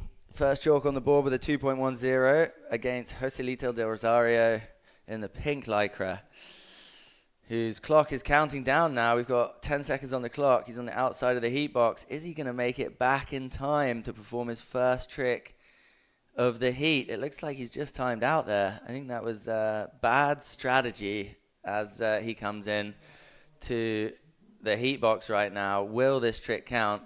I think it's out of time. But yeah, as I was saying before, for those of you that are hydrofoil skeptics out there, I've been there myself, and I feel that hydrofoiling and the discipline of hydrofoil big air is only coming more and more into the future of our sport, especially through lighter winds, and even I think some of the big air height records we're going to see challenged by hydrofoils coming up in the near future, as we've seen hydrofoils developing and permeating into multiple disciplines and multiple sports. We can see hydrofoils revolutionizing sailing. We can see hydrofoils coming through wing foiling and even now parawing, developing sports that never even existed before just through the power of hydrofoiling. It really is an amazing technology that is only just starting to scratch the surface, I believe, of what is possible, all the way through e-foiling, pump foiling, and, things like the emerging SFT tour where you can see, lots of different foil sports all happening at once. There we go. Joselito's got his hands up in the air right now. It looks like he's really struggling with his kite choice. Definitely not happy with something. I think it's very, very light wind out there. Struggling to get some chalk on the board. Up against Job van der Poel, who's already laid the first scores of his heat as a 2.10. Sitting on the inside here. Knows he's up next. You can see the riders with good heat strategy really just waiting their turn on the inside and then doing their tricks on the outside. I think it's a good strategy because the wind is slightly stronger out there. Here we go. Popped into his double back roll. Probably not what he wanted, but got it done and landed it nice and smoothly. So I think that will, pay into the picture of his overall heat score there. Joselito managing to stomp a 2.93, so actually arguably in a good position. Looks like his first trick did score. But it looks like the wind has backed off a tiny bit for these two guys.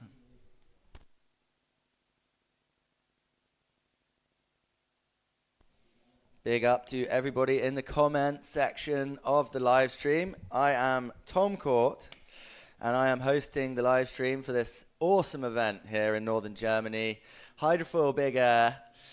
So far on the water, we've got Job van der Poel, Joselito del Rosario. You can see Joselito coming in there for the first powered unhook trick of the heat. He knows he's got to do something.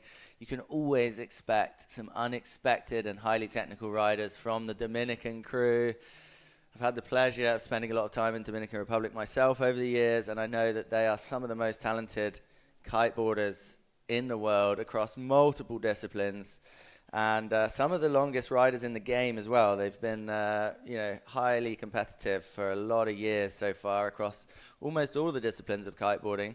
So it's great to see their faces here at the spot representing in this new and emerging hydrofoil big air discipline. Here we go. Job coming in, board off, double back, smooth landing, making the most of it. Really, really nicely executed. Let's get a little replay. Not pushing too hard. You can see a lot of this is about how you flow, not forcing the rotation too much, and just letting your body and the kite do its thing so that you can be nice and smooth for your re-entry landing. Kite control comes in a lot, especially when it's light wind like this. If you get, a small mistake with your kite control, especially on landing, also is definitely going to affect your overall scores and your possibility of landing as well. Okay, heat leader at the moment, Job van der Poel, 3.8 combined heat score total. So, 5.53. It's just been upgraded to, with that last trick dropping at a 3.43. He's looking like he's in a good position, but you can never relax when Joselito's on the water. I wonder why he's gone for such a small kite. That's would be the question that I asked him. But it is possible with a hydrofoil to ride a very small kite, even in light winds, because the hydrofoil does a lot of the heavy lifting when it comes to your efficiency on the water. But I would say in this specific discipline, at this specific time, you probably want to put up the biggest kite you can deal with, especially for the big air discipline. Here we go. What's he got? That Cabrina kite, delivering him the speed. He's got a transition, board off transition. Very interesting. Hard to get going again when you're on such a small kite.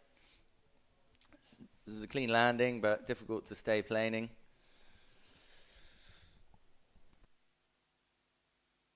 Looks like Job is in a strong position at the moment in this heat. Just strong position, and he's on a bigger kite. I think that might have something to do with it. Let's see what he's got.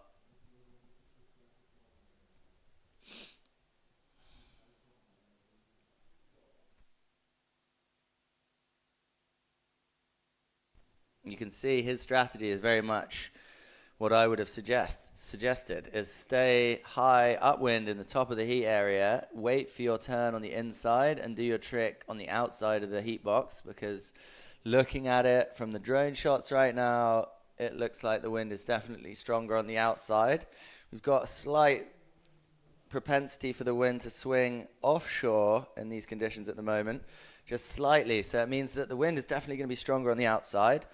So you can see Jop sitting on the inside there, just waiting for his turn to go. The heat clock to start. There it goes. 40 seconds on the clock. He's on the inside. He's ready. He's got his strategy dialed. Let's see what he can deliver. Edging hard. Goes into the front rotation. Looking good. Nice board off. Back on. And a nice smooth landing. What more do the judges want? That's the question.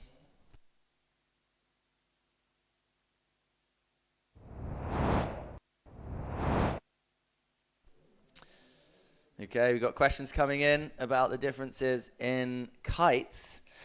Difference between LEIs versus foil kites in competition from Erdogan.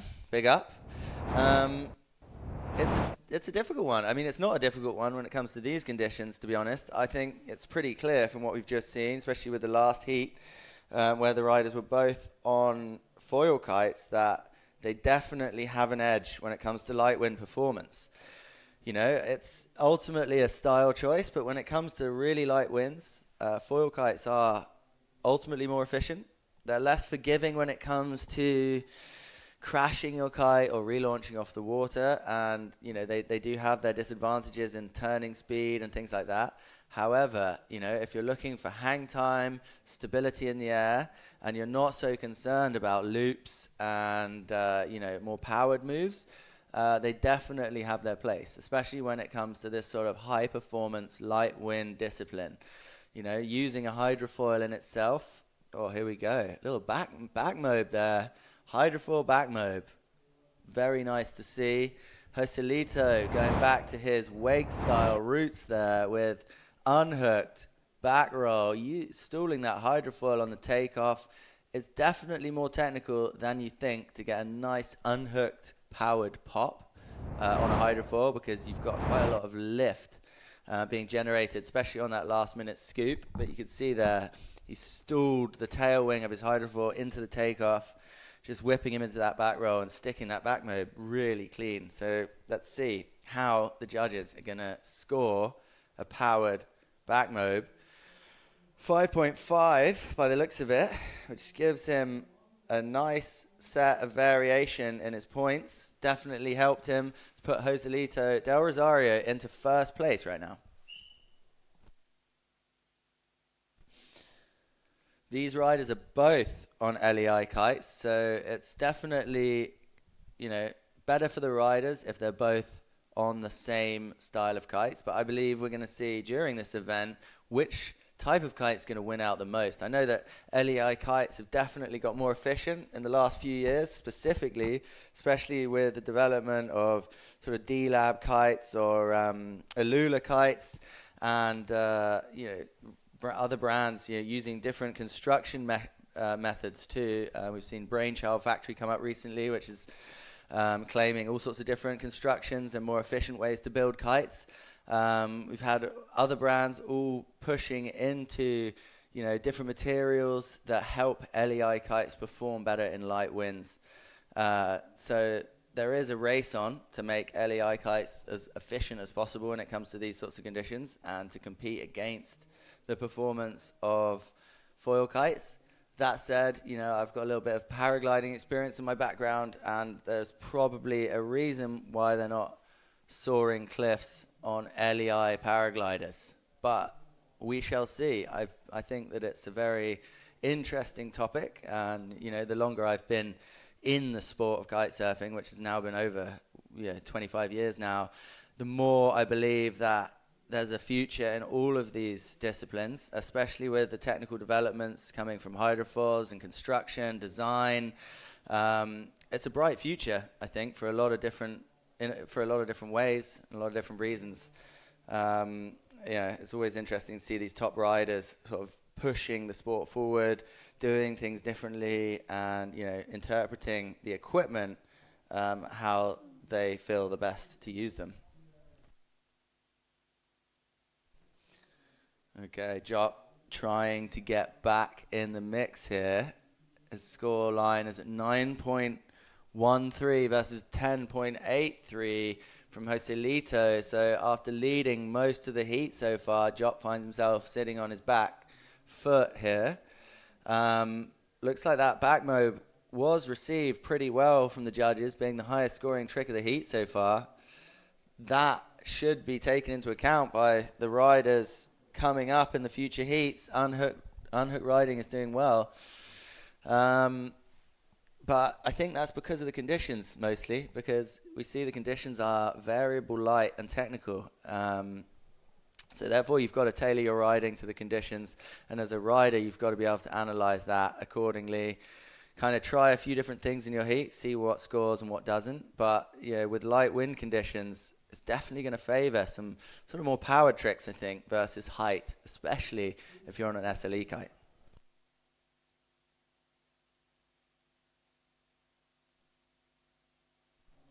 Yeah, some more technical questions on foil setups too. I agree, it's definitely going to be interesting to find out what equipment these boys are riding, which foils they're using. I know that in the first heat, Nixon Lawman from Canada was riding a 450 front wing, so they're not riding big wings yet anyway, because the wind isn't as light as you might think, but is definitely not as strong as they would want either.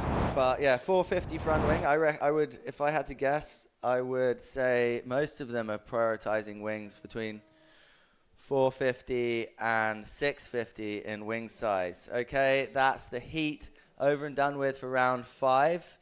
Sorry, for heat 5, round 1, and we are going to go to a quick commercial break before the next heat kicks off.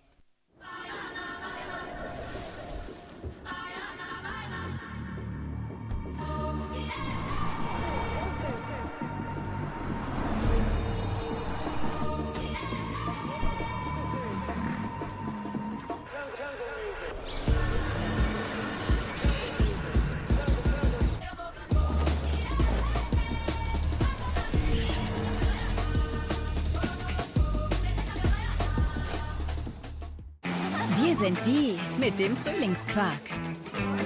Würzig mild, extra cremig und immer frühlingsfrisch. Für euch haben wir immer neue Ideen, damit für alle was dabei ist. Auch vegan. Macht's euch einfach lecker mit der Quark- und Streichvielfalt von Milram. Jetzt wild und neu. Frühlingsquark Wildkräuter. Ich hab ne Steinschlag-Reparatur-Termin bei meiner Steinschlag-Reparatur. Jasmin bei United Autoglas. Da fahr ich hin, da hab ich Spaß. Jetzt Steinschlag-Reparaturtermin vereinbaren auf united-autoglas.de.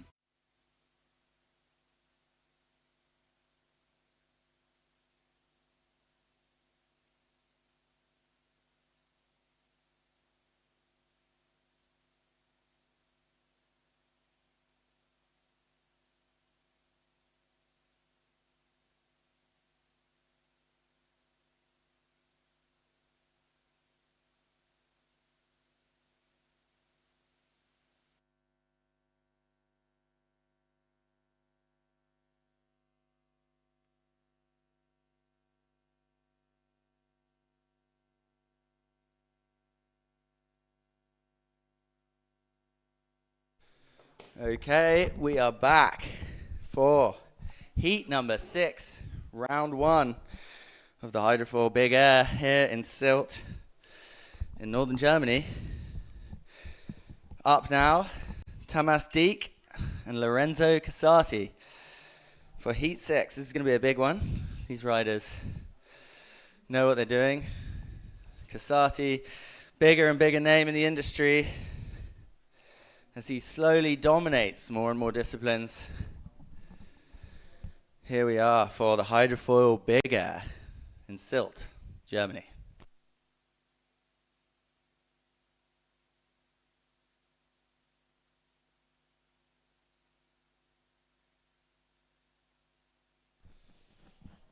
Okay, if you've got any questions, make sure you drop them in the comments section. If you've just joined us, I am Tom Court, and I am your host for the live stream of the GKA Kite World Tour, hydrofoil big air and strapless kite surfing here in Westerland, Germany. And we have got riders on the water right now for Heat 6 of round 1. Lorenzo Casati coming in, looking to put his first chalk on the board in that pink lycra.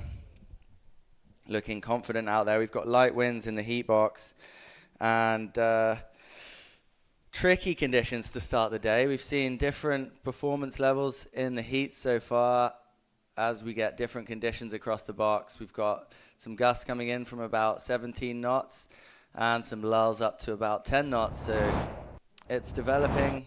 We're looking to have a slightly stronger wind this afternoon. So the action is going to heat up as we go through the day.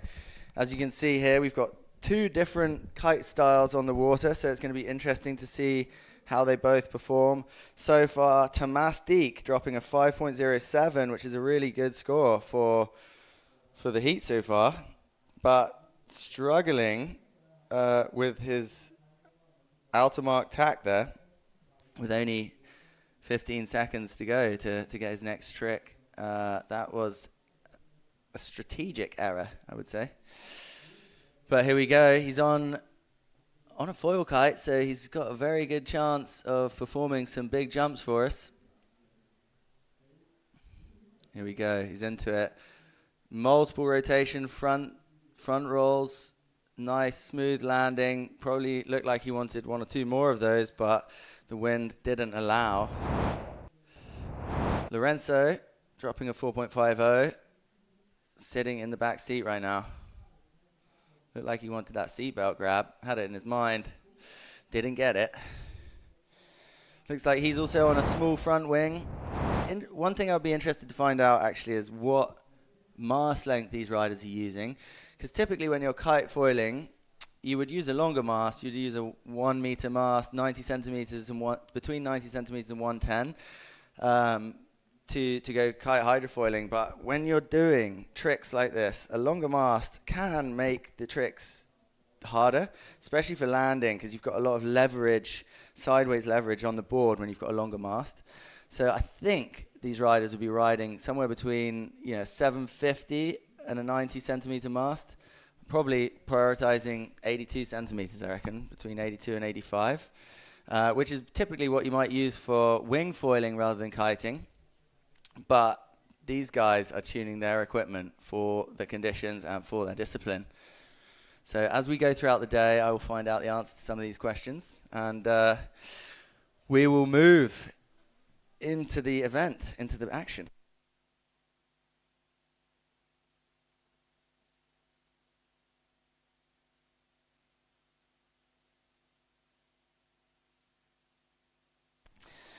Okay, so we've got Tomas Dieck on the water right now with Lorenzo Casati as we move in to Heat 6 of round 1. The conditions are looking tricky. It's light wind out there, but I've got a special guest joining me in the studio right now. Here is Ruben Lenton. All right, mate, how are you? What's up, brother? So good to see you, and what a stellar job you're doing here on your own. So I thought I would pop in to catch up and check the action. Check the action, mate. Yeah, well, it's nice to be here. It's great to be back at another GKA event, as we've been throughout the years at these events. It's cool to see such a cool setup here in Sylt, Germany. What's your impression of this spot? Yeah, I mean, just like you're saying, we've been in the sport for over 20 years, 25 years even, and been to so many events, and to see where the sport is at now, and still the community is thriving, and to see how the athletes are. Yeah, there's just so much camaraderie and positive vibes going on, and beautiful action. Okay. So it's still great to be a part of the sport, and it's definitely a passion for life. So hello to everyone back home. Thanks for watching, for tuning in, and feeling and spreading the love for this sport. Yeah, I mean, like you're one of the sort of OGs of the big air discipline in many ways, for many reasons. Like, what's your take on hydrofoils, how they've really kind of influenced some of the changes in the industry, and also like allowed big air as a discipline to exist even in really light wind, right? I mean, that's exactly the whole point. Like, you can put on a performance in these kind of conditions and have fun, of course. And what they're putting down today in yeah, like you say, 8 to 12 knots of wind is absolutely incredible, and it just opens up a whole spectrum of possibilities for events. It's a great balance between a beach day and beautiful action like Lorenzo Casati is showing here. Yeah, nice. I mean, some of these riders are putting down 6-7 rotations on some of the tricks, even as you say, through like 10 to 12 knots. And I think for me, it's like super cool to see that, kiting is such a versatile sport, right? And this sort of discipline really just shows that, even in these difficult conditions, it's not quite as hardcore as what it would have been in the past, I guess. But hopefully, we're going to see that later in today with a bit more wind. Yeah, exactly. I think we are. Our life is dependent on the conditions. So making the most of the conditions, then technology and gear like this definitely comes in handy. And you can see it, of course, in multiple sports, in sailing, winging now. Making use of the foil is just incredible. Look at that. What's your take? So I've had a few questions on the live stream. By the way, if you've got any questions for Ruben, he's here with me now in the studio. So drop them into the live stream comments and we'll get back to you on them.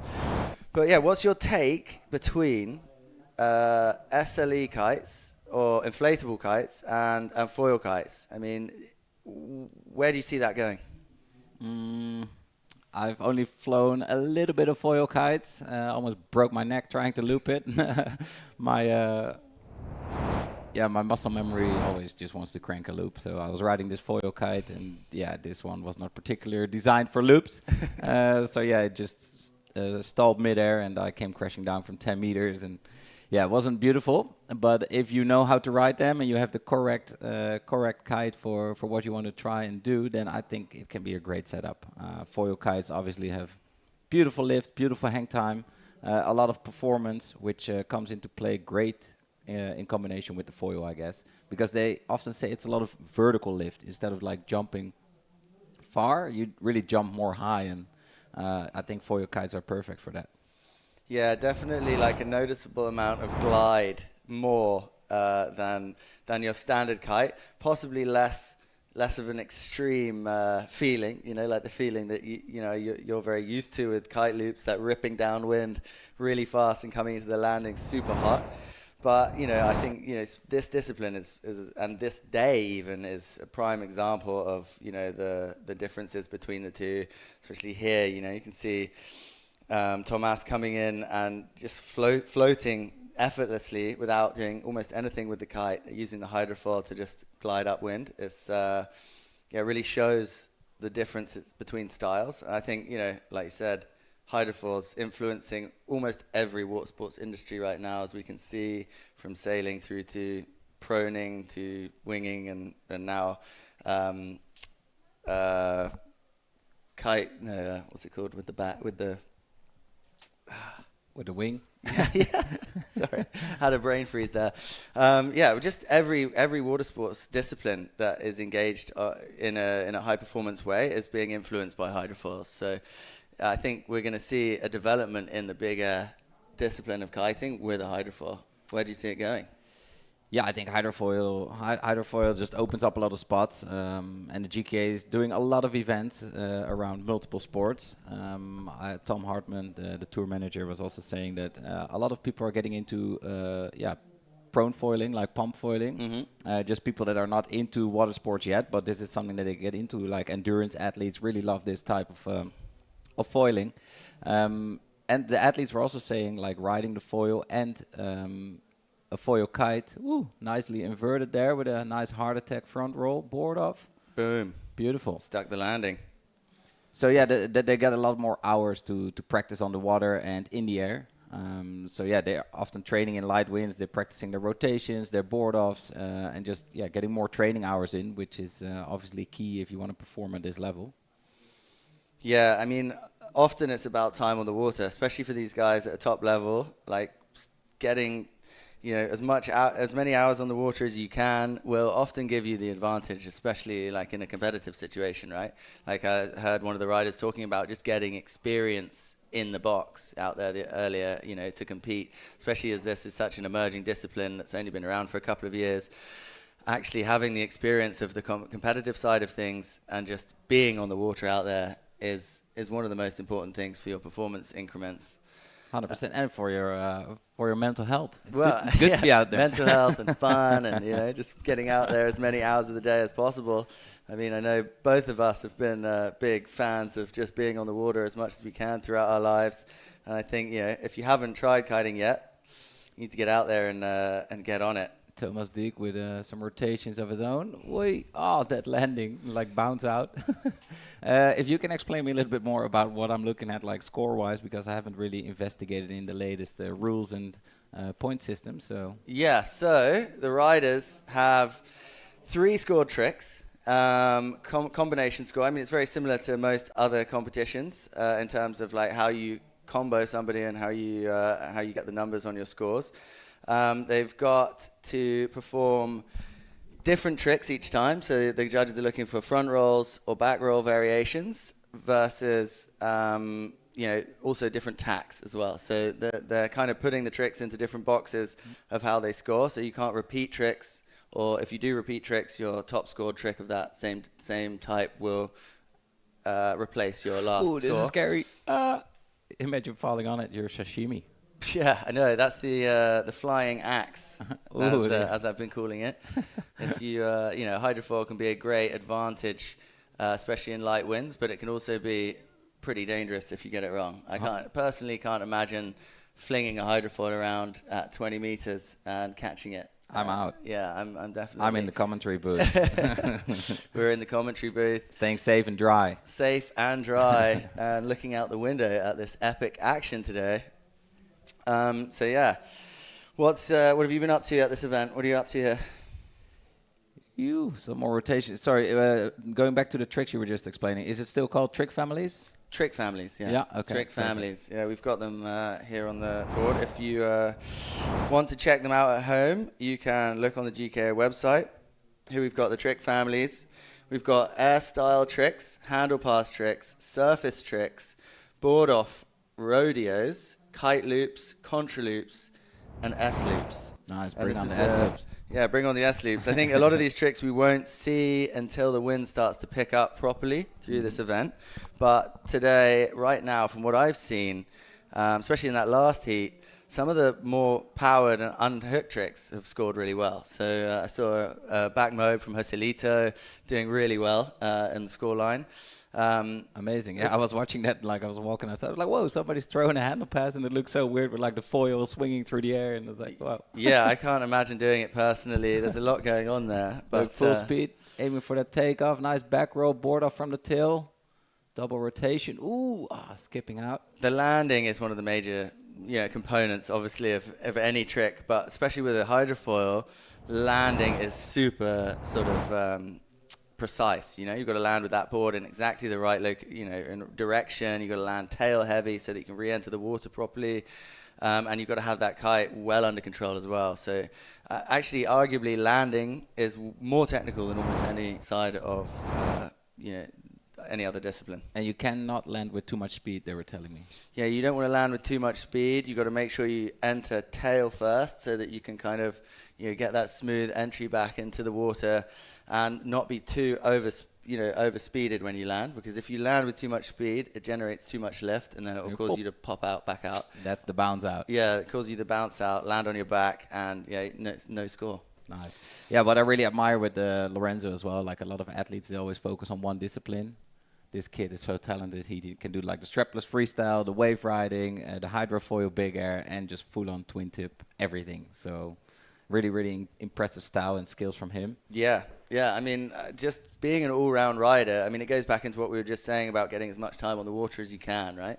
Like being an all-round rider is something that I've always been like a big, supporter of, and I've always done myself as well. It's just getting on the water regardless of the discipline, whether it's strapless or wake style or big air, just any of that pays into your overall cachet of knowledge in the sport, like how you control your kite, how you deal with landings. And I think, Casati's a prime example of somebody that's dominating across multiple disciplines.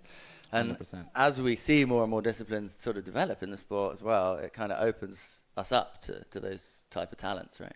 100%, yeah. Like Jimmy Overbeek also spending 8 hours a day on the water doing multiple disciplines. And yeah, I think putting yourself to that, like we all want to have that epic session, but letting the conditions determine your goal for each session can make you have so much more fun. Instead of like, I want to jump big, but I can't. So being very adaptive is very, very good and can help you have many more fun sessions, because in every session there's something to learn and something to take away from. And in this heat we've got... Here we have heat number 7, round 1. Theo Damanez versus Borja Velon. Black and pink lycra again. And that was the first trick on the board from Theo there. We'll see as the scores drop. So each rider's got 40 seconds to perform their trick, which means it gives them a clear box, uninterrupted clear box to do it. We've seen a few riders time out so far because it's tricky in the light winds to get the speed that you need or the positioning that you need in the box for that within 40 seconds. Here we go. Bang, straight into the action for Borja. Nice. Front roll board off, clean landing. You see there, he's on a foil kite. This is why it's kind of going to be a big topic, I think, in this event, especially as the wind is this light, is, foil kite versus SLE. There's a lot of questions coming in about that. How each rider deals with those things. But it's interesting what you say about letting the conditions kind of determine your goals for the session. I know, like, we're probably in the stage of our careers where we go out and we're like, okay, what's it good for? And we go out and do what it's good for. But a lot of these younger riders are really like focused on what needs to be done in this, heat box, right? So like, you do need to have the fun of being able to, be very versatile on the water, but you also need to be able to kind of focus down and make the most of these conditions in a competitive scenario. 100%. I mean, not every session has to be like a drilling session. I need to learn new moves, but you're either training on your breathing or you're visualizing or, just enjoying the session, right? That's also what it's all about. Training some muscle memory, not unimportant at all. Just have a good time out there. Have you spent much time on the foil yourself? Yeah, I've done a lot of hydrofoiling, mostly like competitively racing. I definitely... I'm not doing this sort of thing. I mean, look at that. Oh, look at that landing. There we go. Nicely controlled from Borja there. He's looking like he's got a firm grasp on the lead right now with a 5.20. That replay. Nicely inverted. Stylish through those tricks. It's interesting how they're using the straps as well as their primary control for the board offs and stuff. Yeah, just grabbing it by the strap and then grabbing it by the strap, swinging it out. Makes me wonder what all these guys in the big air scene are doing with these big handles. All you need is a strap, mate. Nice. But yeah, it's emerging discipline here, and it's interesting to see how these guys are interpreting these conditions in the heat box and how they're making the most of their time out there. Looks like Borja is firmly in the lead with 2 5-point scores dropping there with a 10.33 combined total with no scores apparently from Theo. Here we go. Crashing doesn't add up the scores. This is his chance. Come on, land it. Get it stuck. There we go. Nice. Front roll board off. Not as high as he would have wanted, I guess, but he's got some chalk on the board. Yeah, it's a beautiful event site, so organized, and it's a good vibe out there on the beach. Everybody just chilling, watching the action, enjoying the sunshine here on Sylt. Yeah, how many times have you been to this area? It's my 3rd time on Sylt, and I remember clearly having the best downwinder of my life here together with Job about 10 years ago. Absolute belter of a storm, and we just did a massive downwinder with Pile Broekman, and it was just fantastic on the 7 meters. I will never forget it. Really vivid memories. So happy to be back. Unfortunately, no storm this time, but definitely. Yeah, it's looking like maybe on Sunday. Maybe on Sunday, exactly. Maybe on Sunday. I've got to be home by 6, mate. You got to be home by 6. Maybe some mega loops for lunch, potentially. We can make a plan. Send the chopper. Send the chopper. Well, it looks like it's going to be a great week of wind here. We've started light today with 10 to 12 knots right now, but it's looking like it's going to pick up through the day. And as we progress towards the weekend, it's looking like on Sunday it could pick up to 20 to 30 knots, and we could be in for some really hot action for the finals. So we're looking to get as many early rounds done as possible. especially of the hydrofoil bigger, before we move into the strapless kite surfing at this amazing spot. And look how lofty and floaty that was, and landing a bit backwards and then turning the other way. It's pretty funny. Also with the big kites, they're so slow, so you have to have such a good flight path and timing in order to plan your landing accordingly. Yeah, I've seen some of the riders so far almost landing upwind and then like ripping it around to come back downwind again. There's one thing that changes massively between the two different styles of kites is how you're able to manipulate the wind window. You can't loop, like as you said, like you can't loop a foil kite as deep in the window as you could with a tube kite, but you can sort of heli loop it in a very different way and really kind of generate power from strange areas of the wind window, which I think gives, especially in light winds, a lot of these riders a bit of an advantage. And definitely, the extra float can be so good on the foil kite, and also in light winds, you tend to, like once you've gone up and then you come down, you tend to fly into the wind a bit more. I remember this from jumping off dunes or even my cliff jump in Norway, snow kiting. There was absolutely no wind, so then you just you make some speed, you jump off the cliff, and then you just start flying into the wind because that's where the pressure can go, and that's how you generate the lift. And I feel that's also a lot with the foil kites because you take off so vertically, and if you have enough airtime, then you just have so much lift to play with above your head. Yeah, it's funny. It's interesting that flying upwind thing with the kite, right? Like often, if you jump off a cliff, like you said, or you're snow kiting and you take off down the hill into the wind, you really are flying upwind, which is not something you typically experience from your average kite surfing session, right? But with a with a foil kite, you can experience a little bit of that from the water, especially when you're going big.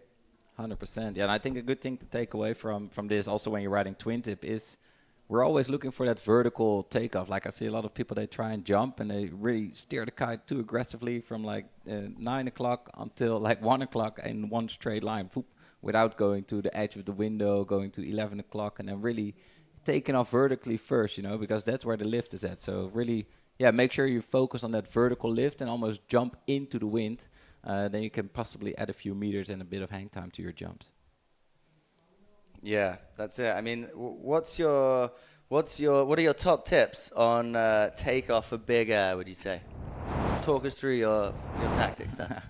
I think it all comes down to managing your speed. So I think looking far ahead, really spotting the perfect takeoff spot, whether that's a kicker or an area where you see some more wind, like change of water.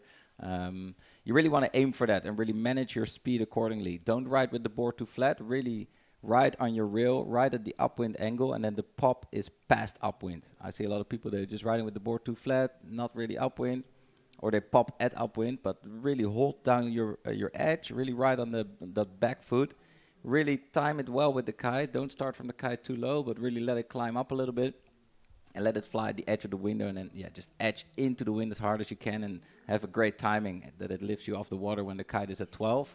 Kick against it, let your board swing back, and then put your knees in front again, so you're tensing up your stomach muscles, so you're one with that kite, and then you can just enjoy your flight path with the kite going all the way to 1, and then just until your highest point, keep it there, and then you can slow it down until 12 again, to let it catch you for the landing. And then a lot of people don't steer their kite to the front again for the landing, but they let it sit there on the side, and then you kind of land at that upwind angle, which is not ideal because you really want to land downwind. Really edge on that back foot, and make sure your kite is at the edge of the window. There you go. Top tips from Ruben Lenton there. I mean, that's some high quality coaching. There we go. There we go. That's how it's done. And moving back into this event right now, I mean, that's what we're seeing from the hydrofoil specifically, is that real edge, hard edge control that these riders have, created by the hydrofoil itself. I mean, like there's twin tip riding and then there's hydrofoil, and you get such pressure when it comes to going upwind with a hydrofoil, which is allowing these riders to kind of perform a lot of these tricks today. Yeah, it's all about building up that pressure, right? So really feel the tension, even pump with that back foot to see if the pressure and tension is there, because we're all dependent on the wind. Sometimes there's a lull in the wind, or you just don't catch that gust, and then you don't feel it in the back foot either. So you might as well abort that one and aim for the next. Yeah, takeoff is key. Here we go. Oh, a little bit of breakdancing. A little bit of breakdancing out there from Borja. He's in the back. Oh, no, he's in the lead by a long way, sorry, of this heat so far. Theo is struggling in a combo situation. Looks like that was possibly a celebration move right there, but it'll be interesting. It didn't land it. He didn't quite stick it, but the judges will be loving it nonetheless. No special performance points for that one. No, definitely not. Come on, Theo. But funny how he can play with that glide and with the lift of his kite. Like, it's endless playground. Yeah, before you came in here, I was just talking about the sort of possibilities of this discipline and a lot of like what hydrofoils have done in terms of revolutionize the way we ride on the ocean. I mean, like even like the downwinding and like all of those crazy things. You can be out at sea with nothing but a board now because of a hydrofoil, and I really look forward to what's going to come in the next years, and how people are going to start to sort of express themselves on the water with a hydrofoil, and this is a big part of it. Like hydrofoil big air, I think is going to have an interesting future. Nice. I've never even tried hydrofoil big air, so I don't know. I've got something with that foil that doesn't really sit well with me because it's really sharp and it's very technical. I feel a little bit clumsy. Like whenever my first foil was one of those tall lift racing foils, like 1.20 meters high, and I think I even screwed my my foil the wrong way around, like my wings. That doesn't help. It doesn't help. No. But so the first time I rode this thing, I was drifting downwind for kilometers, and I was like, I have to ride this thing. So I managed to stand on that thing and make it back to the surf club. And then Kevin was like, bro, you got those wings the wrong way around. I was like, oh, shit. Damn. Yeah, that doesn't help. I mean, setup is key. Setup is key. I mean, one thing I can say about, hydrofoiling and having done a lot of it now is that you really need to, there's a lot of things you can get wrong with your setup. Like if your mast's in the wrong position, too far forward, too far back, you got even the wrong length fuselage or something too short, or I don't know, the wrong wing size for the wind conditions, for example, it can really impact your day. Too technical for me, bro. But yeah, it's basically just like an airplane wing, right? So the fat part goes on the front and then it goes thinner, so it builds up the pressure throughout. Something like that, yeah. Let's not get into the aerodynamics. Let's not get into the physics of it. We'll go deeper as the week goes on, so make sure you stay tuned. Ask any questions you have on the live stream on YouTube and follow along. If you've got any questions for Ruben, drop them in the comments. We are here in the commentary box for the Hydrofoil Big Air. This is round 1, heat 7.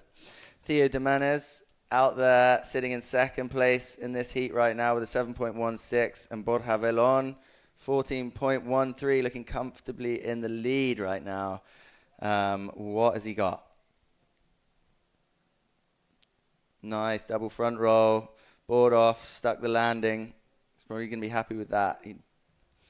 Is Leo Casati also in the hydrofoil? Yeah. Nice. He's been up. He was in the previous heat. Nice. So he's competing against his brother as well. Yeah. We got the Red Bull Mega Loop happening in the Netherlands, and both brothers are in the event. So yeah, how good is that? It's going to be fun to watch another heat between them. Yeah, what's the rivalry like between those guys? Super healthy, of course. Yeah. I mean, they both spend so much time and effort on it that they both progressing, and I love how they both have their own moves, but also kind of a similar style. So yeah, it's lovely to watch them ride and push their limits. Yeah, great for him to have rodeo. Look at that airtime. Whoa, bloom, straight down. Okay, nice. Yeah, so these are the last tricks for these guys of this heat. It looks like Theo is on the back foot here. Borja Velon coming in for his final trick. Sticking it smooth. That's it, textbook. That's textbook. If you can stick a hydrofoil landing, without touching the board on the water, that's the dream. Nice. That's the dream. Okay, so we are going to go to a quick break, and then we are going to hear from Alex Soto, who's up in the next heat. He's insane. Yeah, watch Alex ride in Brazil.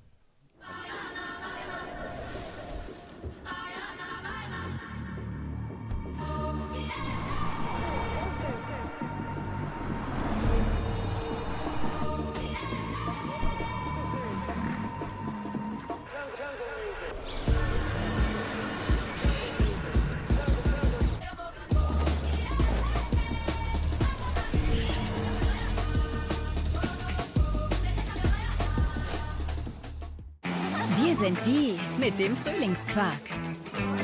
Würzig mild, extra cremig und immer frühlingsfrisch. Für euch haben wir immer neue Ideen, damit für alle was dabei ist, auch vegan. Macht's euch einfach lecker mit der Quark- und Streichvielfalt von Milram. Jetzt wild und neu, Frühlingsquark Wildkräuter. Ich hab ne Steinschlag-Reparatur-Termin bei meiner Steinschlag-Reparatur. Jasmin bei United Autoglas. Da fahr ich hin, da hab ich Spaß. Jetzt Steinschlag-Reparaturtermin vereinbaren auf united-autoglas.de. Okay, and we are back on this lovely sunny day here in the north of Germany on the island of Sylt at Westerland for the GKA World Tour stop. And next up we have Maxime Lehulia and Alex Soto from the Dominican Republic. Let's go quickly to an interview with Alex and hear what he has to say about the up-and-coming heat. Hello everyone, I'm Alex Soto from Dominican Republic. I'm competing in the hydrofoil division. Once again back to Sylt, the defended cardboarding in here, and let's take present in here. So far I don't remember for how many times I've been coming here, but it's always nice. Sometimes the conditions are kind of unexpected, so you never know what to get from that. But let's see what it pops out. As always, have fun after all, and enjoy the vibing here with all the riders. And for sure, if I can take a podium, I go for it. So far, still recent world champion, so it means that's my best result so far. And I'm looking forward to stay in that place. My big opponent is not news. He's been charged with it. Unfortunately, he's not here. He got injury. So let's see if I can take this place. Well, it's a nice spot when there is not stormy conditions. But yeah, it's always nice to be here, and the vibe in here is unique, and it's a good spot, especially for surf and kite surf as well. Let's see for hydrofoil what it will be this year. To be honest, I've been 20 so far, I've been 20 for such a long time, so now I stopped 20, I stopped strapless. Now I'm just focused on the hydrofoil division. This is like, right now it's my hobby.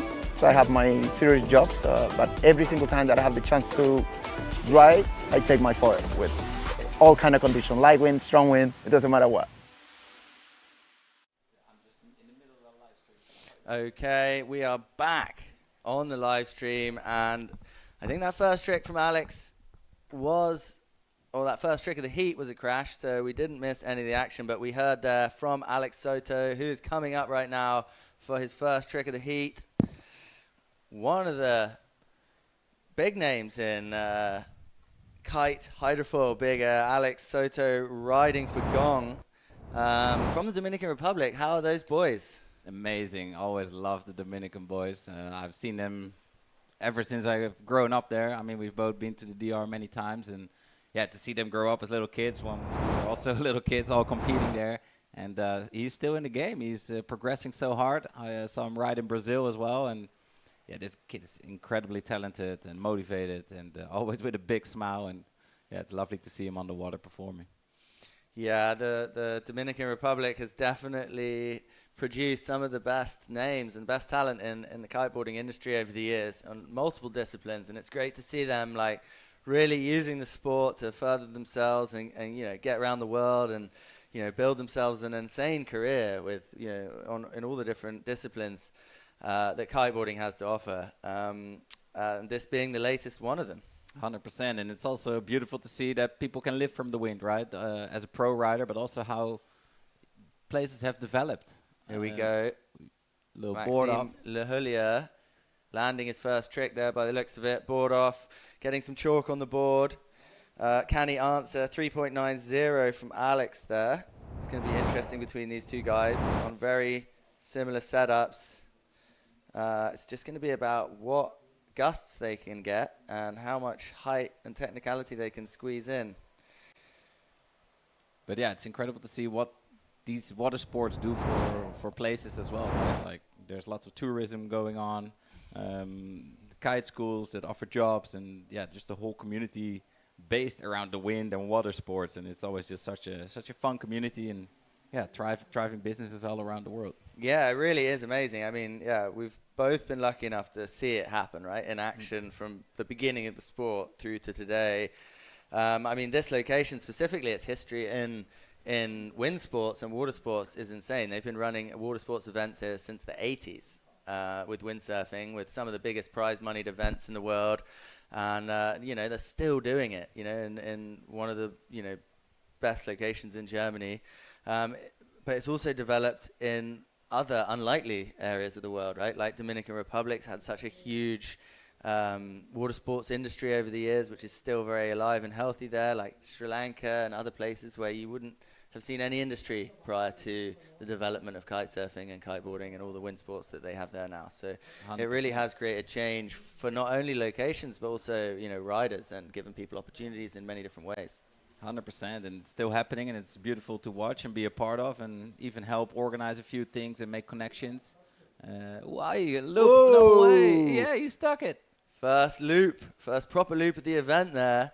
Went for proper. it. Proper. Wow, proper. Okay. I mean, he did it. You got the king of proper here. Wow. Yeah, he's looping it. Man, I call that proper. I tell you, I'll be stoked with that. In these kind of wind respect, he pulled it off for sure. I'm curious to see what it will score. But I have to admit, I'd like to know what a full dropout is like on a foil. Yeah, it seems like they can take any landing because the foil seems to break the water a bit. So yeah, every landing seems rather soft, but I'm sure if you come crashing down from 10 meters, there's a certain point that the big board will get impacted as well. And I don't know. One way to find out, Tom. Yeah, definitely. Or just ask these guys. Yeah. I think we'll go down to the beach and ask them afterwards. Yeah. No, perfect. I think, the hydrofoil definitely breaks your landing. And I've been talking about it a little bit so far, how technical the landing phase of these tricks is with a hydrofoil. But it can also lead to an advantage when it comes to breaking the surface of the water. You're not landing flat like we would do on a twin tip. You're kind of using that hydrofoil to sort of break the surface tension. And then you've got sort of 80 centimeters of cushioning before you touch the board on the water. Here we go, Soto. Nice triple back. This time board off. Double. Was it double back? Board off. Clean landing. Turning around to the inside before he runs it up the beach. Back roll, board off, and another back roll. There, from the rail, not from the foot strap this time. Yeah, there you go. You can see he's got little customizations on his board there. Woo. Rail grips. But these guys are doing all their board offs with just the foot strap or the board. Haven't seen any foil usage yet. I've seen that. Ooh, that's scary. Yeah, I've if seen you want that to lose, before. Chop off some fingers. Yeah, you see them do the tic tacs from the foil. Catch the axe. Yeah. Catch the axe. Yeah. The axe master. I mean, axe throwing is taking off. A bigger axe throwing. 600 meters down the line. Okay, let's see what we've got. If you've just joined us, I'm here, Tom Court, live in the box with Ruben Lenton for the GKA World Tour Hydrofoil Big Air and strapless kite surfing in Sylt, Germany. Make sure you get involved in the comments on the live stream. Make sure you share the link and spread the word. We're going to be here bringing you the best action from today. Look at this. Whoa, nice little boogie there. First boogie loop of the event. Nice, crashed it, didn't count. Did not count, unfortunately. But went for it. As these riders start to turn up the heat on each other, we're going to see more and more technical tricks, I imagine. I mean, what these guys are doing, performing in, absolutely the lowest wind is very incredible. And I wouldn't want to be in their shoes because that would be a disaster. I just ride 35 plus. Yeah, it's nice to set those rules sometimes, you know. And we were just saying, make the most of every condition, and now it's just 35 plus. Yeah. Spoiled again. Spoiled again, yeah. I mean, make the most of every condition. Oh, he's with going for the right front roll, gear. inverted, board off, down loop. Man, what amazes me the most about these conditions and these riders is how they're able to kind of change their ideas in the air. You know, they're kind of going in for a trick, and like you see there, he's looking at the landing, realizes he's not high enough. He's completely changed his objective, but manages to deal with it. And he wasn't worried about that landing. Like, it was like, okay, I got this. It's going to be soft no matter what, even with that down loop not catching him. Like, yeah, exactly. So there's all sorts of benefits from the hydrofoil. not just in efficiency, upwind, and the ability to ride in very, very light winds, also the cushioning of the landing. It'll be interesting. I heard a few of the riders talking about doing powered unhook moves, which we've already seen from Joselito so far in the rounds. It'll be interesting to see as we go through the event how much unhooked we're going to see. If we're going to see some more wake style maneuvers coming into this, especially in these light winds, and how the judges are going to score that. Is it possible to be doing full-powered wake-style maneuvers on a foil? For sure, as long as you don't get your foil stuck in your lines. But no, I think the boys have been throwing down handle passes, like powered wake-style type. You just need some boots on your foil, mate. Well, this is the next thing, right? I mean, it wasn't gonna. It's clearly is a multi-directional foil and boots. Definitely, right? It's got to go there at some point. That's pretty sick. Like no more bad knees from the hard landings in wake style, because now we got the foil. Exactly, we got the air chair if we really need it. They did the twin tip with a foil as well. I'm not sure if that's so effective or. What, twin tip foiling? Yeah. I haven't personally seen it. Twin tip foiling. I've seen it. Have you? But I have a hard time comprehending how it would work, Like how would it benefit like boats? Yeah. All right. Will it make it better? That's the question. Probably not, because I've just seen it once. But this is, I think what this event, especially at this stage, is all about, really. It's displaying what is possible. And, though it's not the windiest conditions as we can see, these riders are really showing us what is possible with these setups. I think moving forward into the next years, we're going to really see hydrofoils continue to evolve our sport and other sports, in this sort of performance direction, which allows us to get out there in even more wind conditions from 6 knots up to 35 knots or 50 knots or whatever it be on the upper end. You can see there a wing foil on the screen as well, which has been some of the latest developments in the water sports industry and in our industry as well. A lot of people developing foils for that. And I dare say that there's going to be equipment developed specifically for kite hydrofoiling big air at some point. For sure. And now the water is relatively like smooth and calm, but imagine riding hydrofoils in like gnarly waves and full-on storms. Like, have you experienced it in like 45 knots? What, riding a kite? Yeah, on like a wild sea. Yeah, wild sea. I mean, I've ridden more of a wing foil in stronger winds, but I've definitely experienced riding hydrofoil in very, very windy conditions. It's interesting. It's like really exciting. I mean, you have to be more riding with the waves than against them. With a twin tip, you're kind of using them as kickers and definitely like kind of using the water surface in one way, whereas when you're with a hydrofoil, you have to kind of change your interpretation of the sea and ride with the flow of the water rather than against it, so that you can kind of keep yourself connected to the water if that's what you want to do. Yeah, I can imagine it's a whole different type of navigation, Yeah, like almost every discipline is a different way to read the water, a different way to read the wind. And you have different performance parameters that, kind of mean you can do some things and can't do others. And I think, that's ultimately where this whole picture should go, is where, like you said earlier, you're really using what equipment allows you to do the most in those conditions. I know hydrofoil big air, what we want to see really is stronger wind and, bigger jumps and some more technical tricks. But the fact that we've got action this good in less than 50 knots of wind is already a testament to what is possible, I think, in this discipline. Yeah, I think me for the first time on a foil board was actually in DR. Susie challenged me, if you can ride within 1 hour up and down, then you win, and if you lose, then you have to ride in a bikini the next day. How did that go? Is there any pictures of you in a bikini? Yeah, I never did it, actually. I'm not sure why I'm bringing this up, getting myself in trouble again. Susie, you gotta call this one out here, I think. She's at Burning Man, so she won't hear this. We want pics. We want pics. Don't message her. Oh, there we go. KGB from Alex. It's only going to be a matter of time before the Dominican guys start pulling out the wake style moves.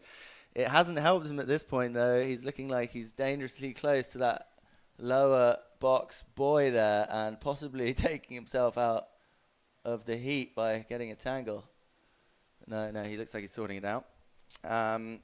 That's also a thing. Like when you crash your kite and the foil is kind of drifting downwind as it does, then it can go in between your lines and then it's just stuck in there, right? Yeah. If one of the more dangerous things actually with a hydrofoil and a kite is getting your foil stuck in your lines. If you ever find you're in a situation where your hydrofoil is in your lines, you can be pulled into your hydrofoil. So because it obviously ends up being stuck in front of you, and that's kind of also can influence what happens to your kite. It can force you into a death loop or something like that. So it's that's probably the one thing that you want to avoid the most, I think. Sounds like a Jet 2 holiday, mate. Exactly. We'll probably get some good clips for that meme by the end of the week. Nice. And also, like, I've ridden a few hydrofoils, but then at some point I got so much speed, and it was maybe a bit of a beginner one or a slow. Oh, nice back row kite loop. That would have been really nice. With the grabs, teasing it out. Unfortunately, not getting that landing. Nice little method. Almost landed backwards on the foil there. I mean, if you've really got the control, you can recover from almost any directional landing with a hydrofoil as well. I mean, some of the things that I've seen, these guys doing in the last couple of days, it's like pretty crazy where you're landing backwards and then flipping the foil around and just engaging it straight away. It's almost like you're on a twin tip, but rotating it. You can kind of spin it, pivoting it around. Pivoting it. That's pivoting. Alex finding himself swimming here. Hopefully enough wind for him to relaunch. Needs to build up enough pressure. Here's Keziana doing some pre-heat warming up. Pre-game. I was talking about how important it is to make sure you've got your heat strategy sorted, but also getting yourself prepared in the right way for these heats. So a few people untangling their lines on the beach. It's not really what you want to be doing 5 minutes before your heat, especially with some of the kites with the more complicated bridles these days. Sounds like me at the Red Bull King of the Air, mate. Too much Red Bull. Fully tangled, green flag. Okay, cheers, nice. That used to be my personal signature move. Signature move, yeah. The full eject on the first round of the heat. I think my first ever World Cup heat was actually against you, and I seem to remember doing something very similar. Cheers, mate. It's all right. I'll take some credit for that win. Get me all the prize money, mate. Thanks for the help. It's all right. Anytime, bro. Anytime. Here we are. Look at this beach on this amazing sunny day. You can see the crowd starting to build as we get into the GKA World Tour stop here in Sylt, Germany on the Westerland beach. It is looking amazing out there. We've got the riders area there, and you can see the drone shot flying over the sort of riders lunch area as the riders get ready for their rounds this afternoon. We're progressing from 2 riders on the water to 4 riders on the water in the next heats, I believe, to kind of get this event moving a little bit faster and make the most of the wind that we have got today. Action satisfaction. And on the promenade yesterday as well, like here on Sylt, it's a big German holiday island, of course, and people of all ages cruising around, having a good time. And I was playing a DJ set at the Defender booth, and the kids were dancing, and then some elderly people just in the groove with the disco. So that was really awesome to see. Yeah, that's nice. I mean, it's such a good vibe down here. Here we go. We have a lineup of the riders that are coming up for round 2. Linus Erdmann, Job van der Poel, Robbie James, and Pierre Schneider ready to hit the water coming up next. Nice. The only Dutchie in this event, so... Yeah? Normally there's plenty of them. Yeah, it's true. What happened? What happened, and not only that, there's not even one English guy in this event. Where are the British? Ooh. Didn't see a flag yesterday. Guys, if you're out there in the UK and you're a kiter, I suggest looking at the GKA event lineup so you can get yourself here. Because we need some flags. We need some flags representing. Here, Linus Erdmann is representing for Germany, of course. He's a well-known rider in the competition. I think Pierre Schneider also did very well last year. Nice. Opening his account with a front roll, 1 foot. What? Nice. And nice to get the tricks moving. Here we go. It's going to be some hot action in this heat. Looks like they're still dealing with quite light winds, but they've all had a warm-up heat to get ready for this now, so they've probably got their strategies dialed in. How long is this heat? What, time-wise? Yes. It depends, because, It's the 40 seconds. There. 40 seconds Trick times attempts. 4. Times 4. You do the math. No problem. I'll figure it out. Okay, we got Linus laying down a 2.50 on his first trick, setting the tone. I think this is going to better it. This was a nice trick. Nice little double back roll board off, front foot strap, tail landing, and then clean right away. Perfect. He's going to be happy with that. Joppe. From your home country. If it ain't Dutch, it ain't much. You know the drill. So how was your set last night? Talking of which? No, yeah, really fun. Just to be able to play here, and there was a beautiful sunset, and everybody was getting in the groove, so that was amazing. And really looking forward to another set tonight, and I think again on Saturday. So we slowly ramp it up from some disco to some house to some maybe deep tech minimal. Nice. To full-on raves here on the promenade. Yeah, there you go. Shout out to everyone that's at Burning Man. You should be in Sylt. You're missing out. Bang.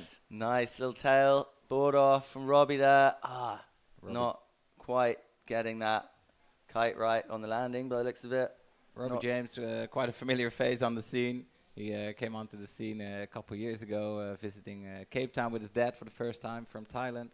And yeah, he's been putting some energy left, right, center, and really, really great kid to have around. And to see him on the water perform, he always goes all out and crazy. So. Yeah, he's definitely got the energy. He's a good lad, and he's always got good vibes going on. He's also one of those riders that's really put in the time, right? Like, he's put in a lot of time to develop his riding, and he's, again, talking of versatility and disciplines, started with, you know, pushing into the big air side of things, or, you know, even, you know, more of the freestyle stuff, and then now he's sort of found his groove with the hydrofoil, even a bit of racing. He's not scared. He's definitely not scared to put himself out there. Sending it. There we go. As we would say. Little back roll variation. Nice. Not getting the height that he wanted, I didn't think there. It's definitely not making it easy for these guys. You can see a little bit now on the drone shots. It looks like the wind's dying off even more. Hopefully before it puffs up for this afternoon. But struggling a little bit with the height on their tricks right now. Are they all wearing a helmet? Yeah. I believe it's mandatory. It's mandatory for this discipline because of the flying axe and the flying axe scenario that they've got. Okay, guys, if you're on the live stream, make sure you get involved in the comments. If you've got any questions, drop them in there, and we will do our best to answer it. What's the plan for the kitesurf disciplines from Maeve? I think the plan is to run the kitesurf discipline slightly later in the week, as it looks like the forecast is ramping up, the wind's picking up as we go through the week, and possibly the waves too. So it's going to be set for probably a weekend completion on the kitesurfing side of things, just because of the forecast. So all of the riders are sort of getting ready on standby on the beach right now, with all their gear set up. So just in case that the wind picks up enough today to get them on the water. But for now, we are concentrating on the hydrofoil big air to get the first rounds of heats completed before we move in to the next round.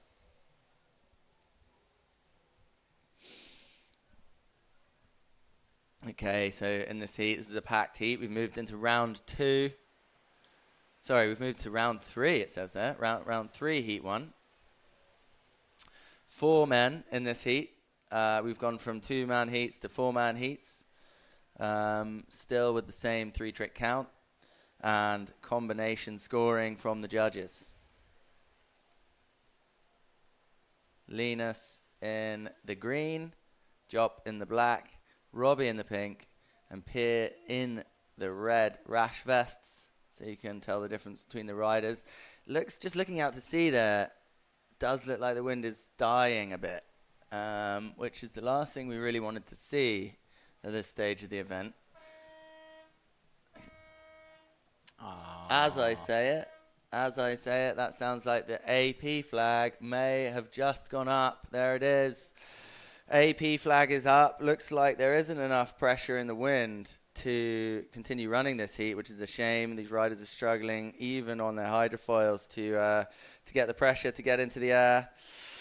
What are we looking for the rest of the day here? Yeah, I think a bit of a waiting game, enjoying the sunshine. It is a glorious beach day here on Sylt. There's lots of fun people to catch up with, so never a dull moment during the Defender GKA Kite World Cup here. Thank you so much for having me here in the booth, brother. It's been great to catch up, and you're such a pro at this, man. Mate, thanks for coming in, keeping me company here on this sunny day. Luckily, we've got a couple more days left, and hopefully even the wind kicks in this afternoon, so we will keep you posted. And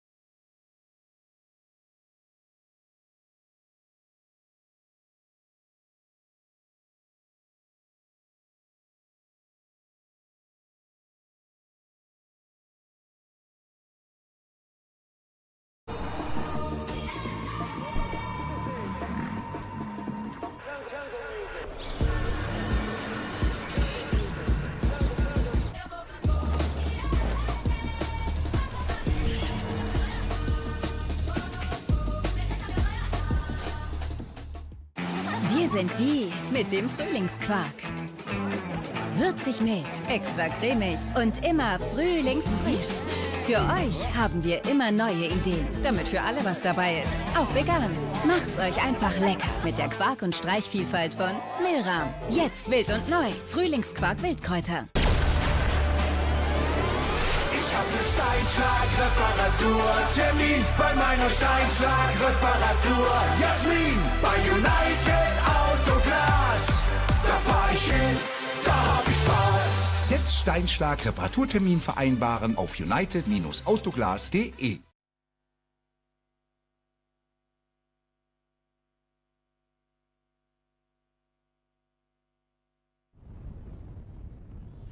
Okay, we've come down here to the beach. I'm with Job de van der Poel, the only Dutch rider in the event. How was it out there? Give us your first impressions on the water. It was nice. It was light, but I liked it. It was great conditions. Yes.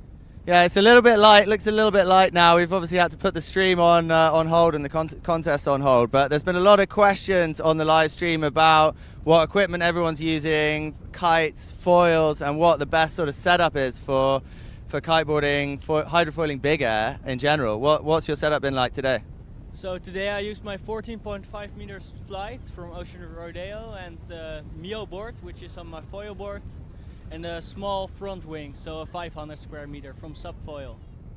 Okay, amazing. So is that the sort of setup that you use all the time, or is that something you've reserved specifically for competition, or give us a little insight on that? No, I only use this when I'm training, and because it's a really small front wing, it's not really like free ride, it's just really fast, and it's not really, it's for like really for big air specifically.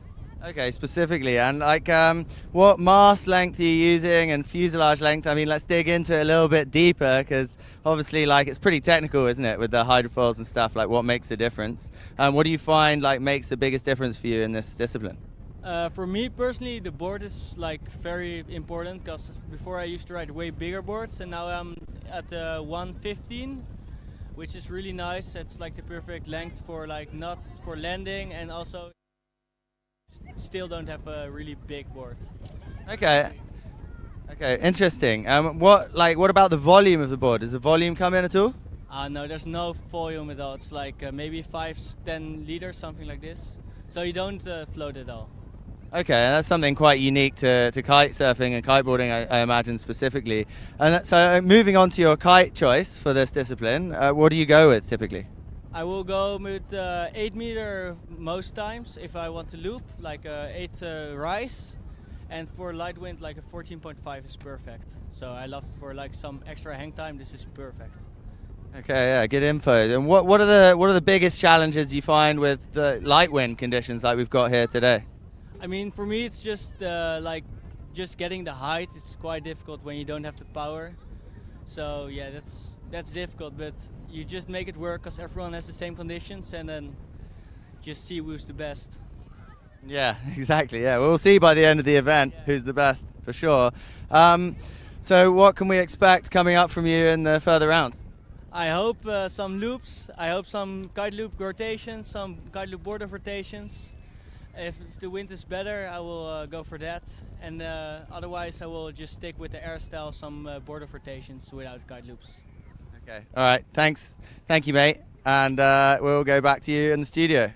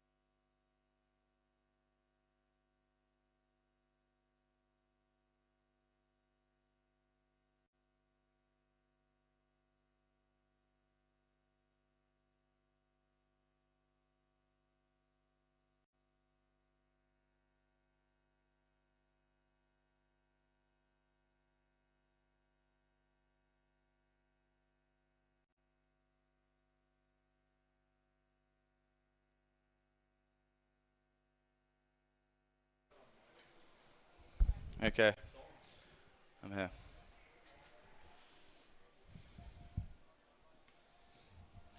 Okay, a quick trip down to the beach for some interviews, and the wind looks like it's kicked back in.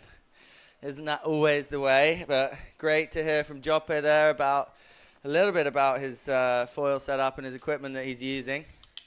Following some of the questions you guys have been putting up on the live stream, I just really wanted to dig into that a little bit, find out what they're using, what makes a difference. But as we can see, Joppe van der Poel, who we just heard from there, is in this next heat, and the wind has come back up a little bit. So the guys are getting back out there on the water, and we're looking to get this next heat of round 3 started for the GKA World Cup hydrofoil big air discipline here in Sylt, Germany, on the amazing beach of Westerlands. And it's been an incredible spot to be the last couple of days. Such a good scene on and off the water, with loads of people on the beach here to watch the event. Loads of amazing riders, and just such a good vibe on and off the water. But yeah, cool to hear from Joppe about his foil setup there. It seems like the consensus is across the board is most people are using smaller foils, between 450 and 600 front wings, between 80 and 85 cm masts. It seems like nothing too long. Mid-length fuselages and small tail wings. Obviously, the nature of kite surfing just gives them a lot of power usually on the water, so they can afford to scale down the foil sizes to handle the power and also the landings when it comes to these more technical tricks that they're throwing in the big air discipline. You can see the crowds there gathering. We've got like school kids coming down to watch. Loads of people keen on water sports here in northern Germany. It's great to see. Linus Erdmann, another local rider from Germany, and I've just been told that Team Wing Foil and Kite Germany, they are all part of a big German team that's supported nationally here in Germany, and they're all riding together a lot and competing together around the world. It's great to see countries getting involved with this sport nationally, with kiteboarding, kite surfing, hydrofoiling as well, especially with the Olympics and a bunch of the developing disciplines in this sport. It's just it's on the national agenda in a lot of places now, which is really good to see, and it's a great development across the board in the sport, which will hopefully see some really good results and good talent coming through in the future. As you can see there, the AP flag is still up. So the wind is pretty light, and we are struggling against the conditions a little bit, but the riders are up for it, and we need to get through these first round eliminations to get ourselves into a position where we can make the most of the epic forecast that's coming over the weekend to get that final action on the water. Robbie James there in the pink lycra with his duotone foil setup, ready to hit the water. Looks like he's using a D-Lab setup with a trust bar there. Hopefully we'll catch up with him a bit later to talk about his equipment. I'm going to try and get as many riders involved on the stream as possible to hear a little bit more from them directly on the gear that they're using. Because as you know, if you do any hydrofoiling, the equipment is really important to your performance, especially in any hydrofoiling discipline. And there's a lot of talk now generally about getting the right setups for the different things that people are trying to do with hydrofoils, whether that's winging or kite foiling like this, or indeed para-winging or downwinding. But there's so many ways to ride a hydrofoil that it can be extremely technical with the foil setup.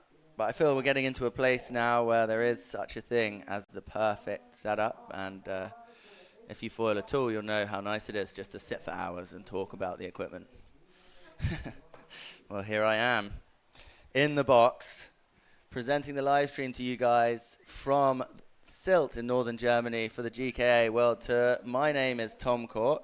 You can follow along on the GKA social media on Instagram, or you can follow me at Caught in the Act and send me a DM if you want anything mentioned or ask any questions about this epic discipline that we're about to watch. Okay, so AP flag is down. These riders are now positioning themselves in the box to get themselves into the best position for the start of their heat. Linus there, you can see, giving his teammate for Team Germany the peace sign, wishing everyone luck.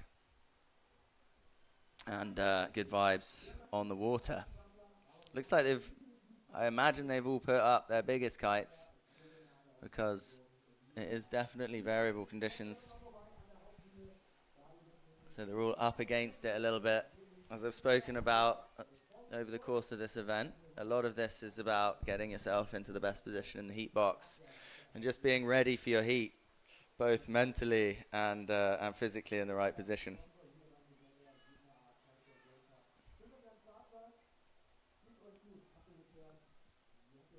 Okay, there's 4 riders. 4 riders in this heat. It's going to be a good one. We've got Linus Erdmann from Germany. Robbie James, who is from Thailand. A bit of British in him, though. So he's doing it for the UK as well.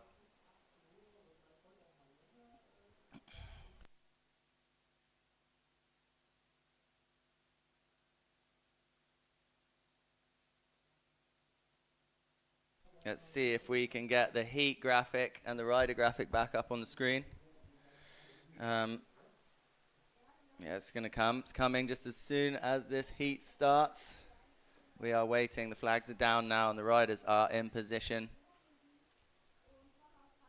Big crowds on the beach. Always amazes me how amazingly popular water sports are in this area of Germany. There's been water sports events in Sylt and at this location on this beach since as early as the 80s. So for over 35 years, they've been hosting some of the best water sports events in the world right here in Sylt, on Germany.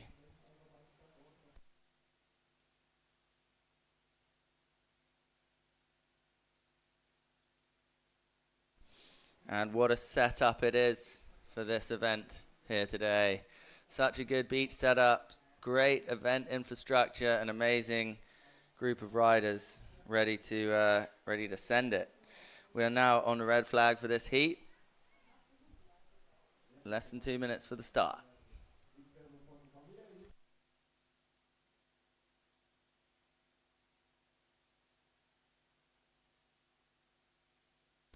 If you are just joining us on the live stream, make sure you get involved in the comments. I am reading the comments as they come in, and I will do my best to respond to any questions that you've got as these riders get out there and in to round 3. Here we go. That is the buzzer for heat 1 of round 3 with 4 riders on the water. Linus up first. Massive triple back, was it? Great drone shot there, but it doesn't look like he got the landing as cleanly as he would have liked, and I don't think the judges are going to reward him favorably for a butt check there. But nonetheless, some chalk on the board.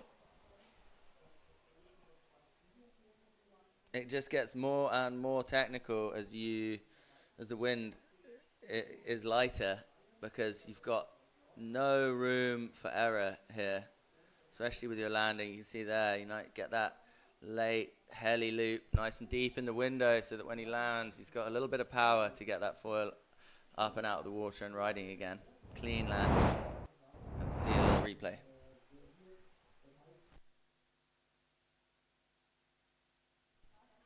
Nice. Front rotation, front foot strap, board off. See how he dealt with that landing and how the hydrofoil is used to break the water tension just to soften those landings. Super interesting how this discipline is developing. Seeing what's possible with a hydrofoil and a kite. Here we go. Who was that? I think that was Robbie James. There he is. No, that wasn't Robbie James. Or was it Robbie James? Here we go. We've got the riders graphic back up. Everybody's had their first trick attempt now. Linus Erdmann, Job van der Poel, Robbie James, and Peer Schneider in this heat. It's going to be a close one. Currently, Robbie's first trick is the top scorer for the heat. He'll be happy with that. But it's a combination of the three best tricks from each rider, creating a combo score, which is going to take them through into the next round. Nice. Red Rash Vest, Peer Schneider, putting down a really smooth trick there. Judges looking for technicality throughout their tricks, with a different variety from the trick families that we've got currently on the GKA judging criteria.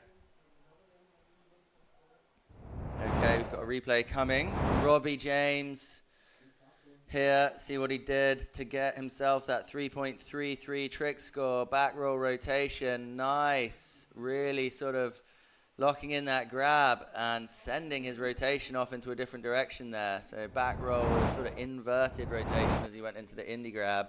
Really nice style and execution and smooth landing. That gets him up there with the top scoring first tricks.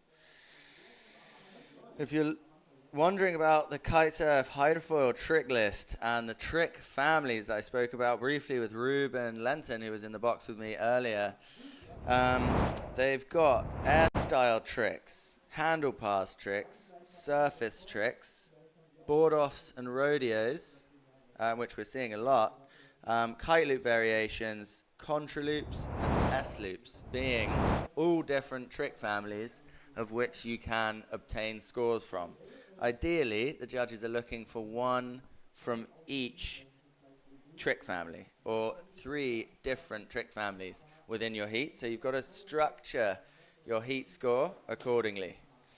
It's actually more technical than you might think, and when you're out there on the water, it's difficult to not lose your head and concentrate on getting that structure of your heat. Here we go. Linus, nice double back roll, 1-footer, sticking the landing, getting those points on the board.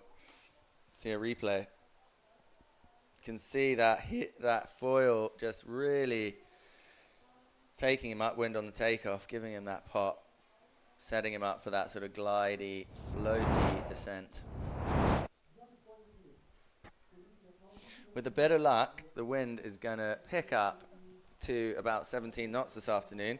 We've had a really good forecast, but it's changing by the minute here with very unstable sort of clouds on the horizon, making it difficult for these competitors. And difficult for the event organizers too, to keep this event running smoothly in variable conditions. But here we are. Men's hydrofoil big air, round 3, heat 1. 4 riders on the water.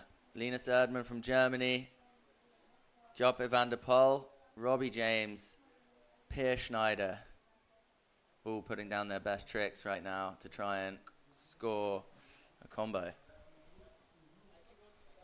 It's like Robbie's changed up to a foil kite, which we've been talking a lot about, the difference between SLEs and foil kites, maybe the performance of both types of kite and different types of wind really does make a difference, especially in light winds. Strong winds, maybe the SLE kites have slightly got the edge, but in light winds like this, it seems that the foil kites are really giving some of the riders an advantage, especially when it comes to hang time and just making those landings even easier for them.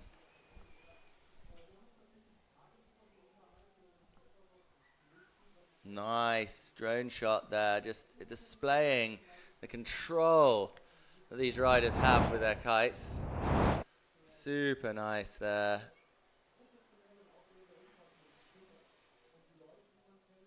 Multiple back roll rotations. A little out of control there with his foil, but trying to sneak a grab in at the end. Really making that kite work for him there. Peer Schneider.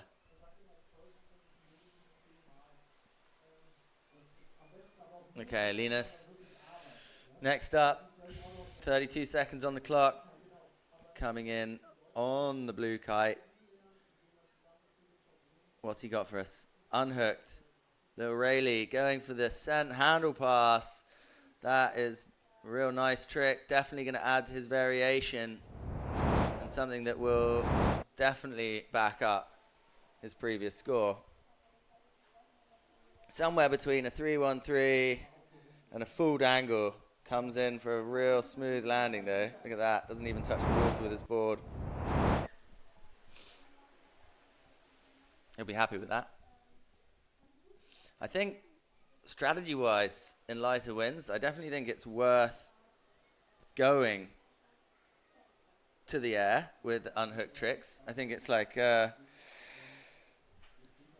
definitely something that they should think about in the strategy. I mean, look at Linus's scored line there with that sent angle pass, 5.83 on the score line. It got some height and some technical difficulty with trick variation, and the trick is in a totally different trick family. That the judges are looking for that sort of variation in the score line here, obviously. So definitely, if you're watching this and you're a rider and you're keeping track of the live stream, I think the tip would be definitely add an unhooked trick to your combo score in these conditions, because not only is it technical, but it's also getting judged highly compared to the height that you're going.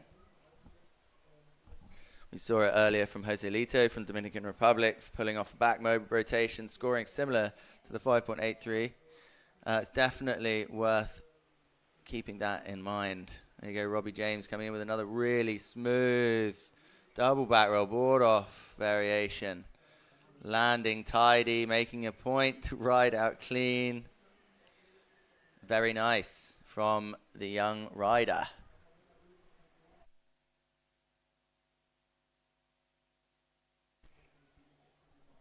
A few people asking who the youngest rider in the competition is.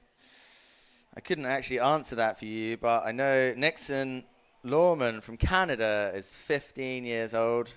Had the pleasure to spend some time with him the other evening. He was in the first heat today and did really well. So it's interesting to see younger and younger riders coming into the sport, coming into the discipline. As with everything, they're really pushing the level and bringing fresh enthusiasm and innovation to everything they do. I think it's really important to keep encouraging as many young riders to get involved in kiting as possible and bring their enthusiasm to this amazing sport that we've got. Here we go, two inverted fronts from the Swiss rider. Again, another smooth landing. Be interesting to see if that scores after doing some front rotations prior. At the moment, Robbie James is looking strong in this heat. He's got 3 tricks on the board, 3 scores laid down with definite room to improve his 1.33. So he's in a strong position with Pierre Schneider's last trick scoring a 3.40, taking him into the lead momentarily with an 11.30 combined score total. It is heating up here.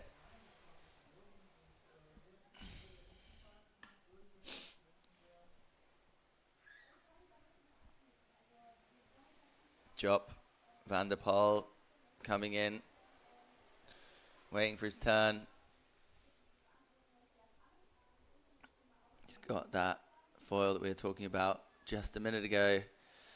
That is interesting to hear that he finds that his board makes such a big difference to his riding, which is interesting to me because the foil is largely doing 90% of the work. But the board, I guess, makes a huge difference when it comes to what you're doing in the air and the tricks that you're performing and how easily you can handle it, especially through some of the more technical tricks, board off maneuvers and varials. Foil dictates what's going on under the water, your board dictates what's going on above the water, and I guess just being comfortable with your setup is probably priority number 1. Not changing too much, not whacking in untested shims just before your heat. Things like that can really affect how you manage your performance. Linus dropping a 3rd trick, counting there, but Robbie coming straight back in with a trick on the opposite tack. Very nice. He's happy with that. Robbie's riding a very solid heat. This is a rider we've been talking a lot about. Good attitude off the water, good vibes, good energy. And it looks like he's stepping it up on the water too. As it stands, Peer Schneider, is in the lead with an 11.30 combined score, but we're still waiting for Robbie's last trick score to drop. He's got a 1.33 to improve, which shouldn't be difficult with that last trick.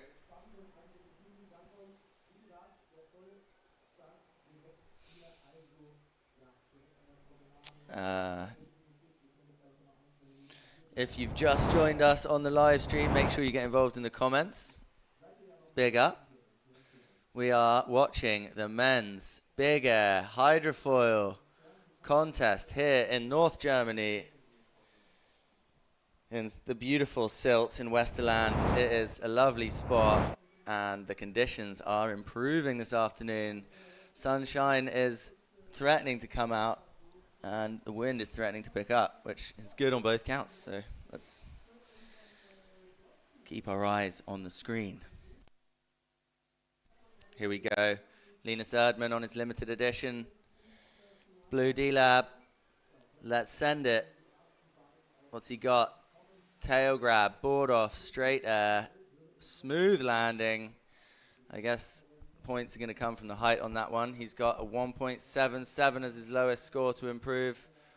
What will that do to his scoreline? It's pretty interesting here seeing the scores compound on the final score for each rider. Peer Schneider still in the lead by a very, very small margin with a 12.03 combined score versus Robbie James with 11.36 and some smooth riding to go with it. There we go. Nice kite loop. One of the first kite loops we've seen. Not an easy trick to do, especially in light winds. Really not getting the hang time that's required to kind of get that kite back up in the air and give you a smooth landing. That said, hydrofoils can pull off some pretty crazy tricks, especially in landing. Breaking the water first and giving you all the advantages that having that long mast can.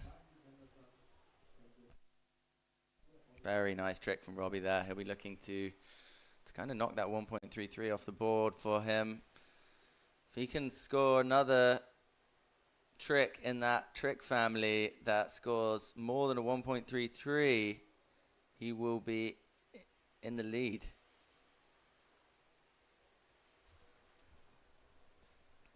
Let's hope his dad is on the beach as his caddy to give him that information. Another guy that I've had the pleasure of hanging out with a little bit over the years. Very keen on the sport, full of good energy. Peer Schneider again, waiting for his turn. He's got the strategy. Sitting on the inside, just waiting for that wind to kick in. Waiting for his time on the water. Here we go. Robbie hopped into the lead with a 14.70. Can Peer knock him off the seat? Very, very nice. Triple back, board off, clean landing. Straight back in to reload. See a little replay there. Nearly lost it on the takeoff. One thing you have to be careful with a foil is not to breach your front wing too hard, especially on the pop and then again on the landing, because when you breach a foil, when you talk about breaching a foil, it's about putting the foil out of the water, which causes a cavitation of air around your foil, which gives you a very unstable load on the front wing, which can throw you off. So like when you're going into your trick, you really want to make sure that that foil just grips in the water nicely and you get a smooth trajectory on your takeoff. Okay. Some competitive scores from all the riders so far. We've got Robbie James in first, Peer Schneider in second, Linus Erdmann in third. Oh, Linus going for another handle pass. He knows it's going to score well, but didn't get that tail first landing. That's what happens if you land with your front wing slightly down, as it can create extra lift by penetrating the water too fast, and it creates so much lift it kicks you out of the water. So it causes you to breach again, and often flicks you off your board like that. That was a great example of a crash.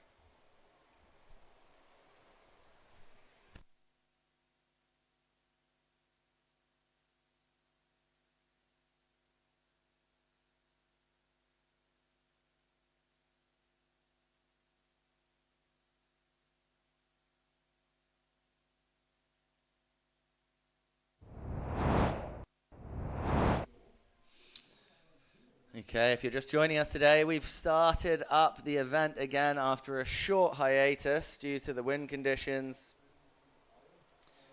Riders on the water.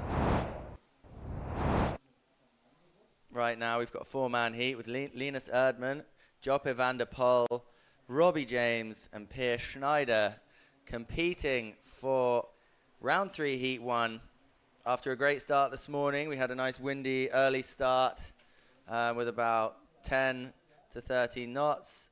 Then the wind dropped a little bit. We had a small break for lunch, and now we're back into the action with wind building. Can Robbie hold it? Nice tail first re-entry. That's what it's all about. He really managed to hold that together. That was a great trick. He's really riding well during this heat, and the scores are reflecting it. He'll be happy with that one. Let's see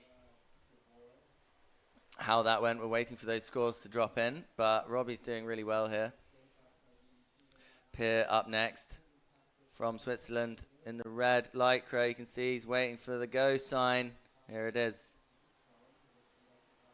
He's definitely got some competition experience here. You can really tell the difference between riders that have competed a lot before and riders that are panicking on the water.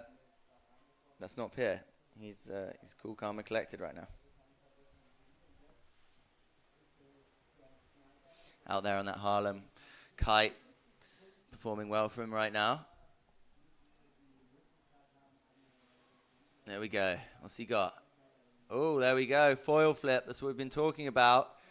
Really grabbing the board from the foil and using the foil to flip the board. That's something we actually haven't seen yet this event, but it's definitely a trick that has been popping up across the world of big air hydrofoiling in the last few years. Looks like the most dangerous axe throwing trick you could do in the air, and when we do get some stronger wind later in the week, I'm looking forward to seeing it go down in a big way.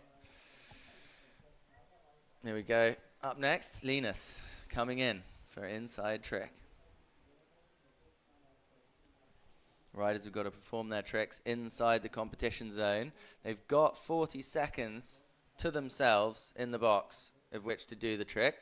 So it really is, a clear box. You've got all the time to do it yourself. You've just got to make sure that you line it up correctly and stick that landing.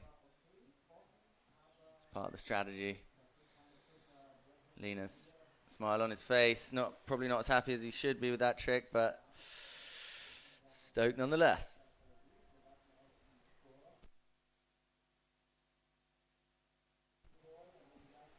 Great to see Ruben Lenton up in the commentary box earlier with me.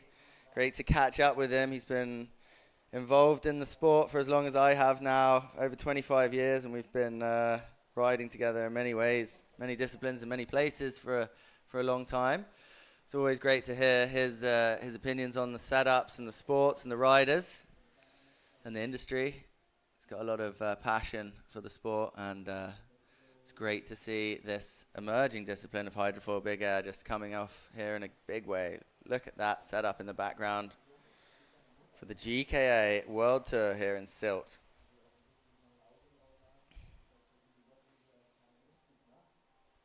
Robbie on his attack run. Must be coming up to the last tricks of the heat now. It's been some good riding now. It's nice to see the wind picking up slowly. It is pretty amazing how these riders can perform some of these tricks in such light winds. Really is pushing their limits of light wind performance, I would say, and leaning a lot onto the performance of their equipment. The equipment really, really comes into play when the wind is light. Also, your mistakes are amplified. No room for error. Look at that takeoff technique there with his bar sheet control on that foil kite. Can he pull it off? Holds his hand up to, probably not to claim it, but to kind of show that he's landed cleanly and he's not leaning back on anything. So I think he's got a pretty good strategy going on here right now, Robbie. He's really kind of communicating with the judges from the water, displaying his control over the board and the kite. But it's a game of technique and strategy at this point, dealing with these light winds. It's not easy. Big up to everybody on the live stream. See a bunch of people getting involved in the comments. Nice to see everybody on here supporting these guys out on the water. Some good action today. It's only going to get better as this wind picks up. Here we go. As we're seeing, things are getting bigger and bigger out there on the water. The wind is building. Very nice from Pierre. That's going to change the scoreline, I reckon. That was a high jump. Lots of rotations. Nicely executed and a clean landing. You start to see he's loading, popping a bit harder now on the foil. Really going into that sort of rotation-centric spin. Getting that tail grab after he stalled the rotation and then landing nice and clean. What can Linus do to answer back? I reckon he's probably going to go to the unhooked. Scores again. He knows it works. It's light wind. What can you do?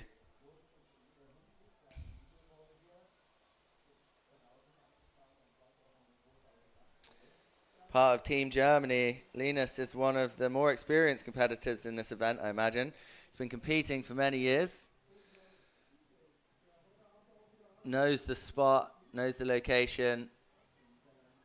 Very versatile rider. I was in Egypt with him not so long ago on the coaching trip out there, and is such a talented rider. A beast on the water and off, but really can ride unhooked, big air, and obviously big air hydrofoil, so really knows what he's doing. Definitely not shy to the competition box. Your riders just getting out of each other's way now. So the wind direction's changed slightly as well, slightly more onshore now. Must mean maybe the wind's getting cleaner. Okay, what's happened? I think that's the end of that heat. Riders coming off the water. I thought Linus had one more trick there, but looks like the heat is over. I think the horn, for some reason, didn't go off, but there we go. What a great heat. Awesome action.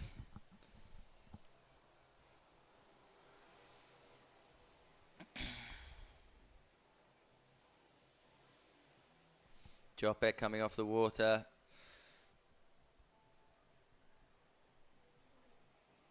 All the riders coming in now. Pretty stoked on that. Robbie's going to be stoked as he is with his dad. Just debriefing after what a good heat that was.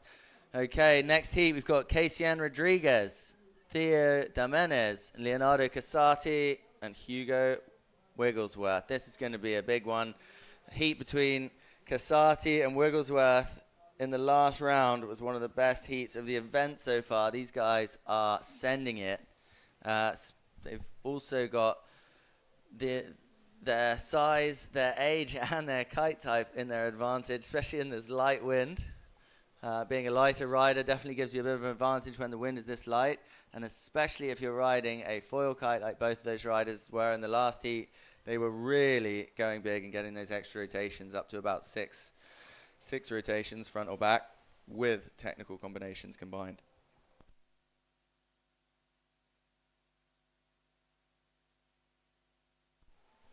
No, King Charles is not in the competition, but thanks for your comments. Keep them coming, get involved on the live stream. Give some people some shout outs, say hi, and stay tuned here in the GKA World Tour. Hydrofoil, big air discipline. We've got one female rider in this heat as well. Cassian Rodriguez getting involved. Great to see. Obviously, it's there's going to be a female podium too, but because of the light wind conditions, everybody's been combined to compete at the same time, just for time purposes. But it's great to see, you know, good mix on the water. It's anyone's game. It's a level playing field. It's just about getting time out there and trimming and choosing your equipment wisely. Right, it's kicking off this heat. Oh, fails the landing. Doesn't quite get it on the Cabrina. Unfortunate, but the conditions pay in. Definitely. If you're not getting as high as you expect, it's very difficult to complete some of these more technical tricks. Stephen on the live stream, no separate women's event. There is no separate women's event for the hydrofoil big air. Due to time constraints, they're riding in with the men so that we're running the comp in one smooth format. But there will be a podium specifically for them, so you know, the results and scores go compound accordingly. Nice front rotation, tail grab, board off, single front. Nice and controlled. Great landing there from Leonardo Casati. He's up next. Hugo. No, looks like Theo. Where's that Hugo? I think the rash vest colours slightly confusing. I think that's Hugo up there on the mega spin. What a move. Right there. That's what I'm talking about the foil kites and their ability to really just send you into that extra hang time. Really does make a difference, especially in this light wind. Big, perfect takeoff, front strap, board off, back roll rotations. Sees what the kite's doing, holds that center line and just tucks his center of rotation in, just creating that sort of almost S-bendy feel to that front rotation there, wrapping in about six rolls, and no doubt struggling to steer his kite out of that one.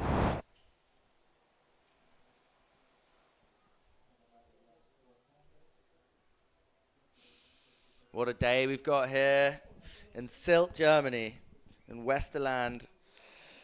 Just such a cool place. Lovely spot to be right now with amazing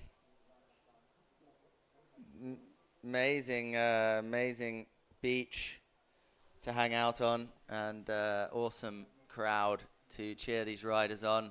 Such a great event set up too. Just totally set up for it here in Sylt.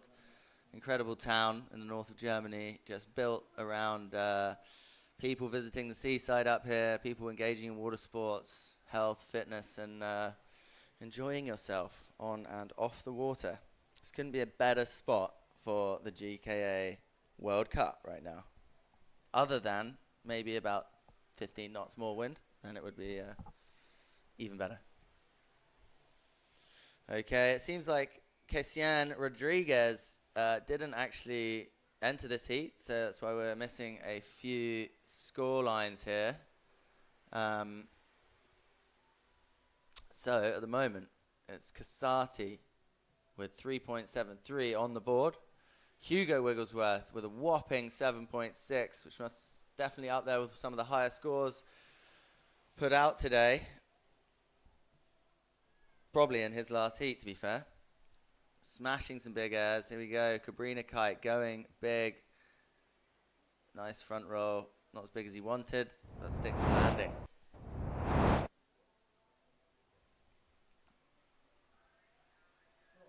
Look at this. Replay. Front strap. Front roll. Didn't get as high as he wanted. Kind of played the drop out really well, though. Got the ball back on his feet and stuck the trick nonetheless. No, here we go. This is Cassian. This is the green, supposed to be the green rash vest, but looks like might have got the rash vests mixed up. Maybe? Is it? Or maybe I'm getting mixed up. Leonardo Casati. Lovely. Back roll board off. Very nice.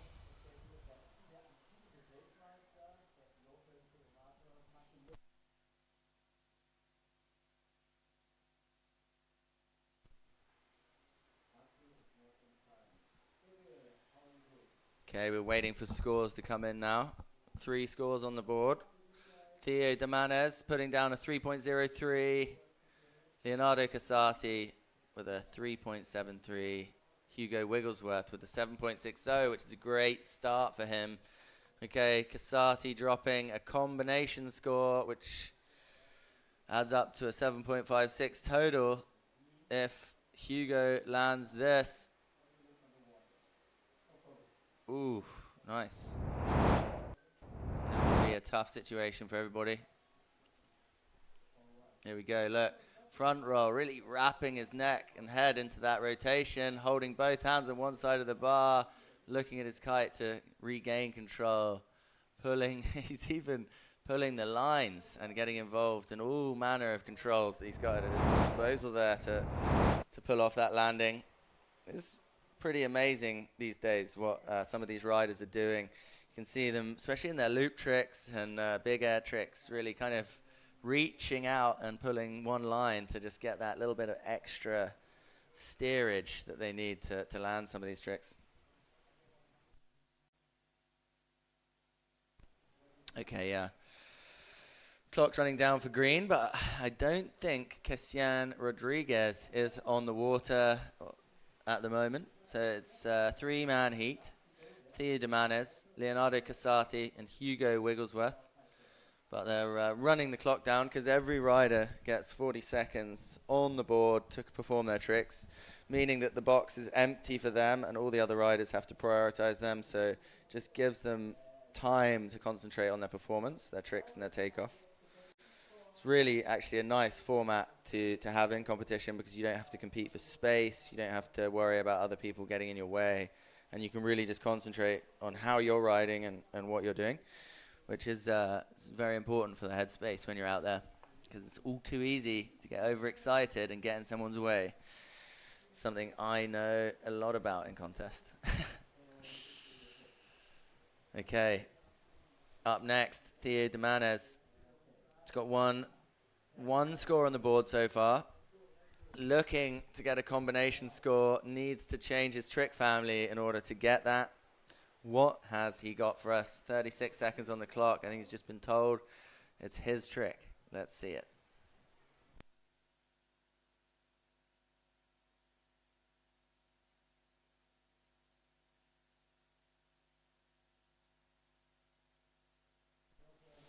Okay.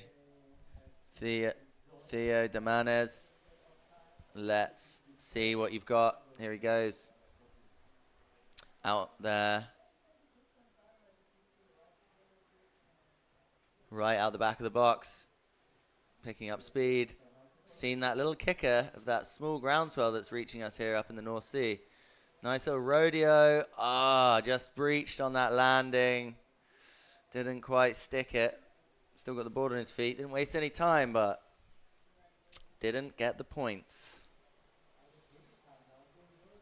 Really is technical how many different variations of tricks these guys can do with these setups. There is so much variation available. Right, okay. Leonardo Casati coming in hot. Riding to the outside of the box. You can see that wind direction's really changed, slightly more onshore now, but it has come in a little stronger. 1 foot double front to smooth landing. Very nice. See if that can better his situation on the score line there. Definitely needs some points because the combo situation is pretty dire.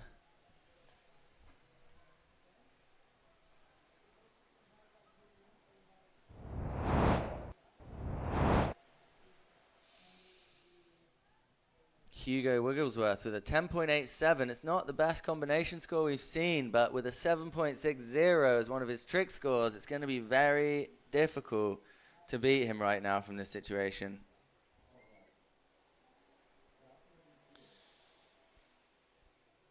It's all about getting that chalk on the board. If you can get a 7.60 as one of your tricks, you are really in a strong position for the rest of your heat, because you only really need to land something that scores in the mid-range, and you are going to really kind of set yourself apart from the other people that are dealing with 3s and 4s. Here we go.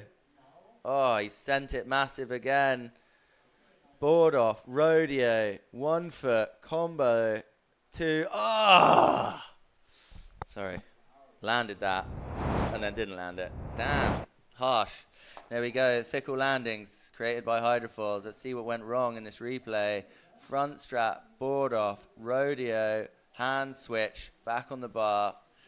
Just keeps rotating and then just keeps control. Knows exactly what's going on. Thinks he's got it. Lands tail first. Dips the nose. Oh, that's exactly what I was talking about earlier. If you don't land with that foil in exactly the right direction downwind towards the kite, or you get any sideways force on the mast at all, it really throws the board off your feet. It can cause you to have some very expected hard crashes. But that's the game. That's big air hydrofoiling. Any tricks hydrofoiling. Landing is key.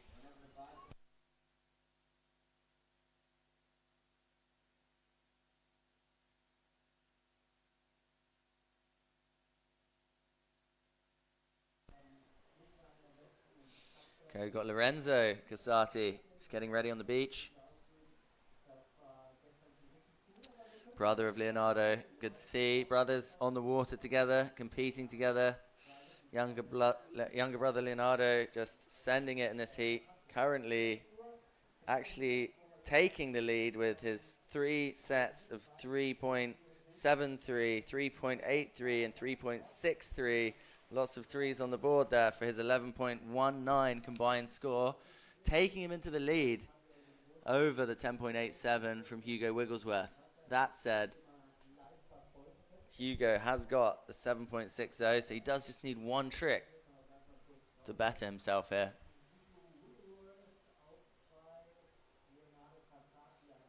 Leonardo Casati there, just sticking another nice trick. Back roll board off. Aiming to better one of his 3-level tricks. See a replay here. Back roll, take off, tail grab, board off. Nice, stylish rotation. Front foot first, back in. Landed smooth.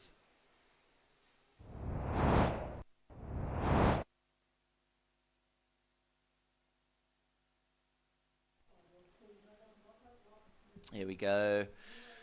What can Hugo answer back? You see that foil kite just doing the work for him out there now. We've got a gust on the water. He's going up. He's going big. Boards off. Rotations are on lock. It seems like he may have done that trick, similar trick before. So it'll be interesting to see if the judges are going to score him. I don't know whether that's a repeat trick or whether he crashed the last one, so he didn't get a score for it. But look at that control. Front strap, board off. You can see there his technique of holding that center line to reduce his external weight, creating his rotation in a faster way. And then as he lets go, opens his arms out, installs his rotation, brings him into the landing nicely, and allows him just to kind of put that board back down in such a smooth way.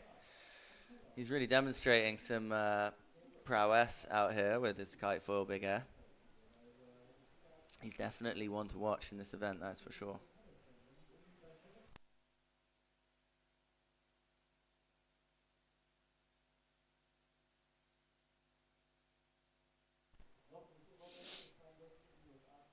There you go, we've got Finn on the beach getting some words from his caddy, some tips for those up and coming heats. It's great to see so many younger riders coming down, competing, getting involved, and having great crews with them. Their parents often supporting them throughout the start of their careers. I mean, one great thing about all of these different disciplines in kiteboarding is it just opens the sport up to lots of different opportunities for lots of different people. I mean, some people like twin tips, some people like big air, some people like freestyle, some people like unhooked, wake style. You know, there's just so many possibilities with a kite that, you know, having these different disciplines and these different ways to compete really opens up opportunity for younger riders to come through, to kind of interpret the sport differently and make it their own, which is something that I feel that riders of my generation were very lucky to do, you know, like definitely develop their own styles within the industry and their own sides of the sport. Whether it was Aaron with his unhooked freestyle in competition for years, developing tricks and inventing new ways to do things, or Ruben with the mega loops and the big air. They were there sort of pioneering their side of the sport and sharing their visions, and having this new generation coming through, especially with the different disciplines that are out there now, allows them to express their visions in a different way, show us what's possible in their minds, which I find super exciting. Nice little back roll there. Back roll rodeo. From Leonardo. Does that know that? The Manes. Hopefully another scoreline on the board there for him.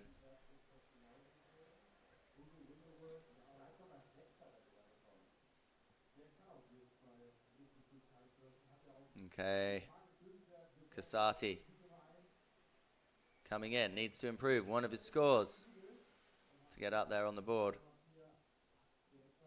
Nice, front roll, tail grab, board off, inverted, single rotation, but nice, smooth landing. That late heli loop, just bringing him in softly.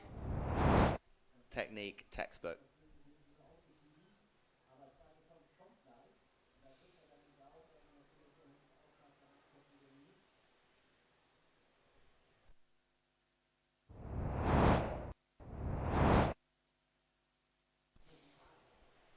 Okay, if you're just joining us, we are in northern Germany on the lovely island of Sylt and Westerlands Beach for the GKA World Tour kite foiling, big air.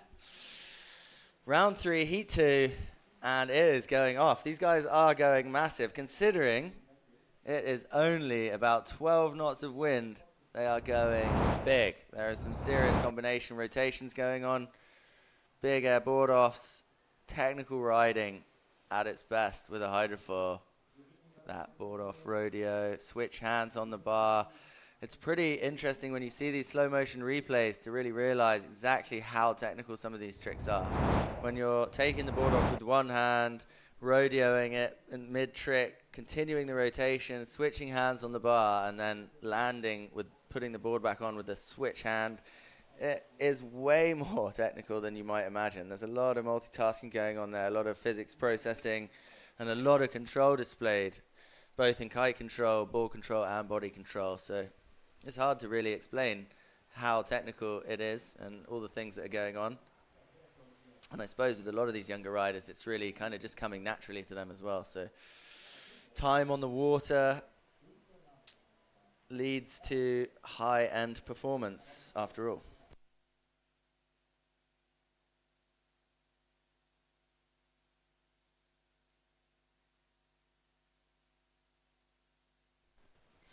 Kessian there on the beach. Looks like she's missed this heat or chosen to sit it out. Not sure what's going on there. But due to the combined female-male discipline heats, they're all in it together right now.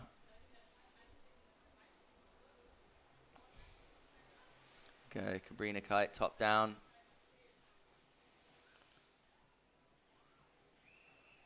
Just waiting at the top end of the box, waiting for his attempt. Here we go. Demanes, his black lycra, Going into attack position. He's got one more empty trick box to fill. Can he get something on the board? Let's see.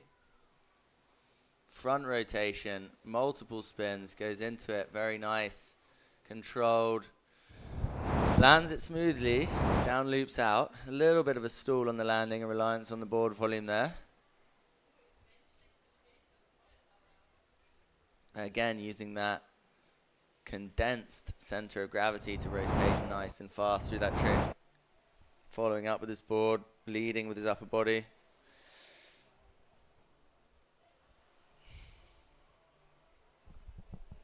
There we go, got the drone shot of the heat box there. The riders in their different positions. One good thing with a hydrofoil is it's really easy to stay at the top end of the heat box. I remember back in the day it used to be the trick to stay upwind in the heat box, but with a hydrofoil, staying upwind is the least of your worries.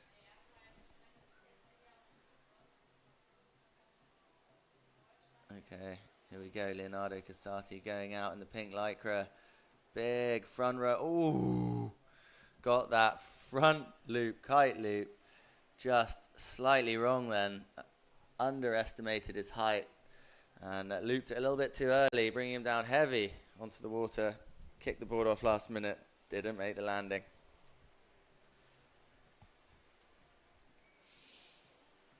Theo just biding his time at the top of the box. He did get a third score on the board, but it was not good enough to get him into the running for this event. At the moment, Hugo Wigglesworth is running away with this heat with 2 8-point scores on the board, giving him a 20.23 combined score. And here he goes again on the inside tack, going for another massive rotation trick. Can he not sink? Yes, he sticks it and rides away with twisted lines.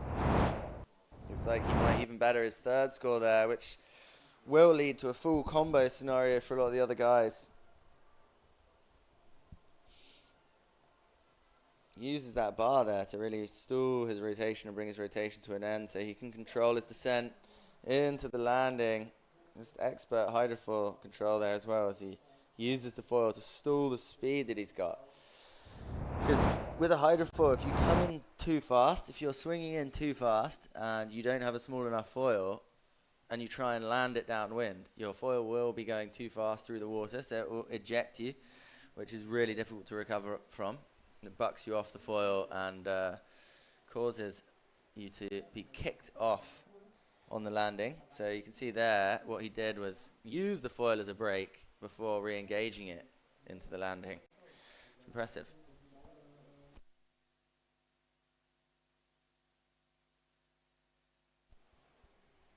Hugo now with a 20.96 combined score. I think that's the highest combo score of the event so far, so it's a good sign. Good sign for the wind, good sign for the rest of the riders. It is on again for this afternoon here in Sylt, Germany, for the GKA Kite World Tour Hydrofoil Big Air. We've got the hottest action from the best riders, and I am Tom Court in the live stream box, bringing it to you around the world. If you've got any questions, make sure you get involved in the live stream commentary on YouTube. Follow the GKA social media channels on Instagram or Facebook, or hit me up at Caught in the Act on Instagram, and you can drop any questions you have about this emerging discipline. Back to the action. Leonardo Casati, 11.46 combined scores total so far. Needs a 9 plus to 9 plus combined score for 2 tricks to get himself up into the lead. It's not impossible, but definitely needs to improve some of his scores each trick so far going forward. Nice clean landing on that one. Not sure whether he'll be happy with it, but good landing. Okay. This rider's warming up out the back. You can see the wind is definitely picking up now. Slight wind shift from side off 2 now side on. Same direction, but definitely different conditions. Hopefully it's a good sign of things to come for the wind to pick up and the sea breeze to build. It's like a bit of a thermal effect here as the sun comes out. Here we go, another big trick, 1 foot, Steve's points, going again into that multiple rotation landing and just sticking it like a magic carpet there. That's what you're really looking for, displayed control. I think that might up his score level significantly there. Interesting to see his setup. It looks like he's riding F1 foils and an Armstrong board. Definitely a board with slightly more volume. I was surprised to hear that Borja was saying, no, not Borja,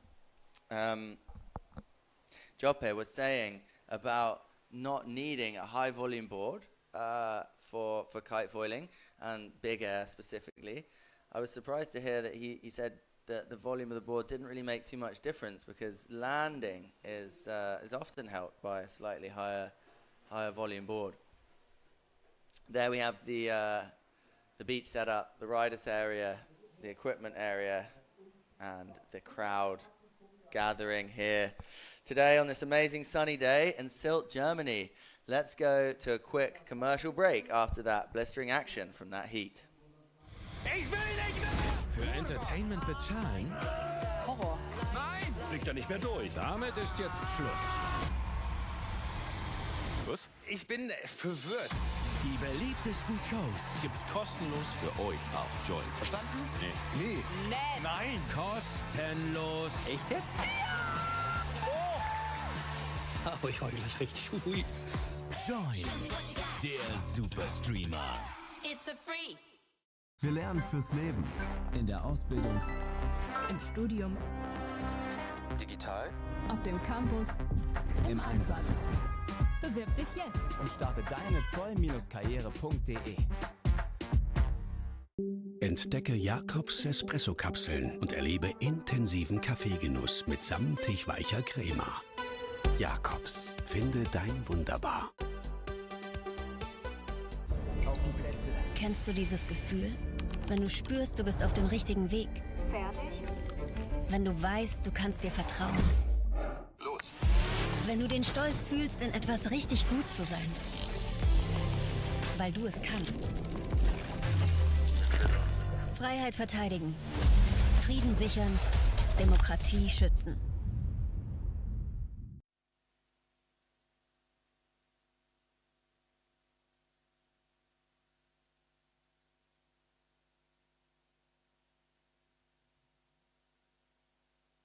Okay, and we are back. What a heat that was. Hugo absolutely nailing it there with a huge scoreline, the best scoreline that we have seen of the entire event so far. Let's see if we can get him up here in the booth to answer a few questions about the foil setup he's using and his kite setup. Always interesting to know what these riders are putting out there. Having flown all the way from New Zealand, he is definitely putting on a big display for us here in the north of Germany on the sunny beach of Sylt.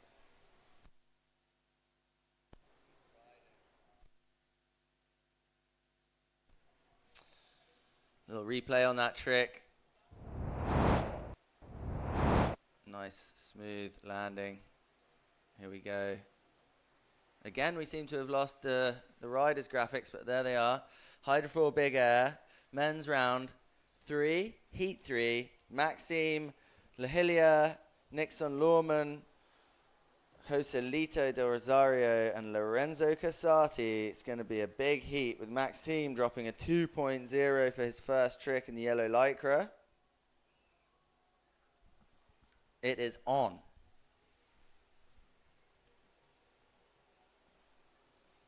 Here we go. What's he got for us? Front rotation, board off, strap burial. Is he going to fit another rotation in? Yes, and land it. Nice. That was a really good trick from Nixon Lorman. Let's have another look at that. Talk about technicality. Look at this.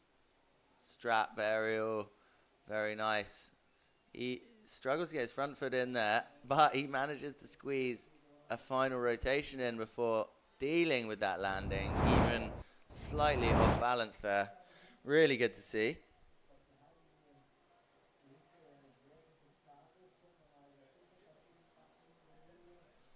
Here we go. Joselito Del Rosario from Dominican Republic coming in for his first trick of the heat. Round 3, heat 3. What's he got for us? These guys are always surprising. Goes straight in there with a kite loop. Back roll kite loop. Simple trick opener for the heat. Again, he's on that small kite again. He's definitely favoring having a smaller kite, less power.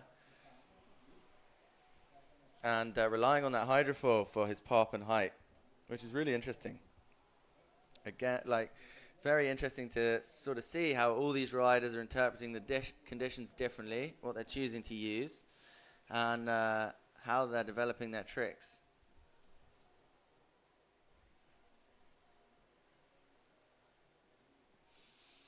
Okay, up next, Lorenzo Casati, one of the more dominant riders across a lot of different disciplines in the sport. Always making waves in the big air scene. Here he is again, coming in with a real smooth front roll board offs to open up his tricks for this heat. Very nice, stable riding, knows what he's doing. Just getting some chalk on the board and making sure he's got a score down before he gets more technical. Look at this. Simple, classic trick coined by Martin Vari back in the day, not with a foil, but with a twin tip, that front row, inverted, leave the board behind rotation is such a nice classic move. And we have the background of Sylt. The island of Sylt in northern Germany is an incredible spot up here. It's, I believe, a nature reserve with some amazing environmental surroundings. Very flat land, but awesome expanse of coastline. Look at that beach as we look up the coast there. Thousands of people down, enjoying the sunshine, enjoying the coastline, and just getting involved with this awesome event.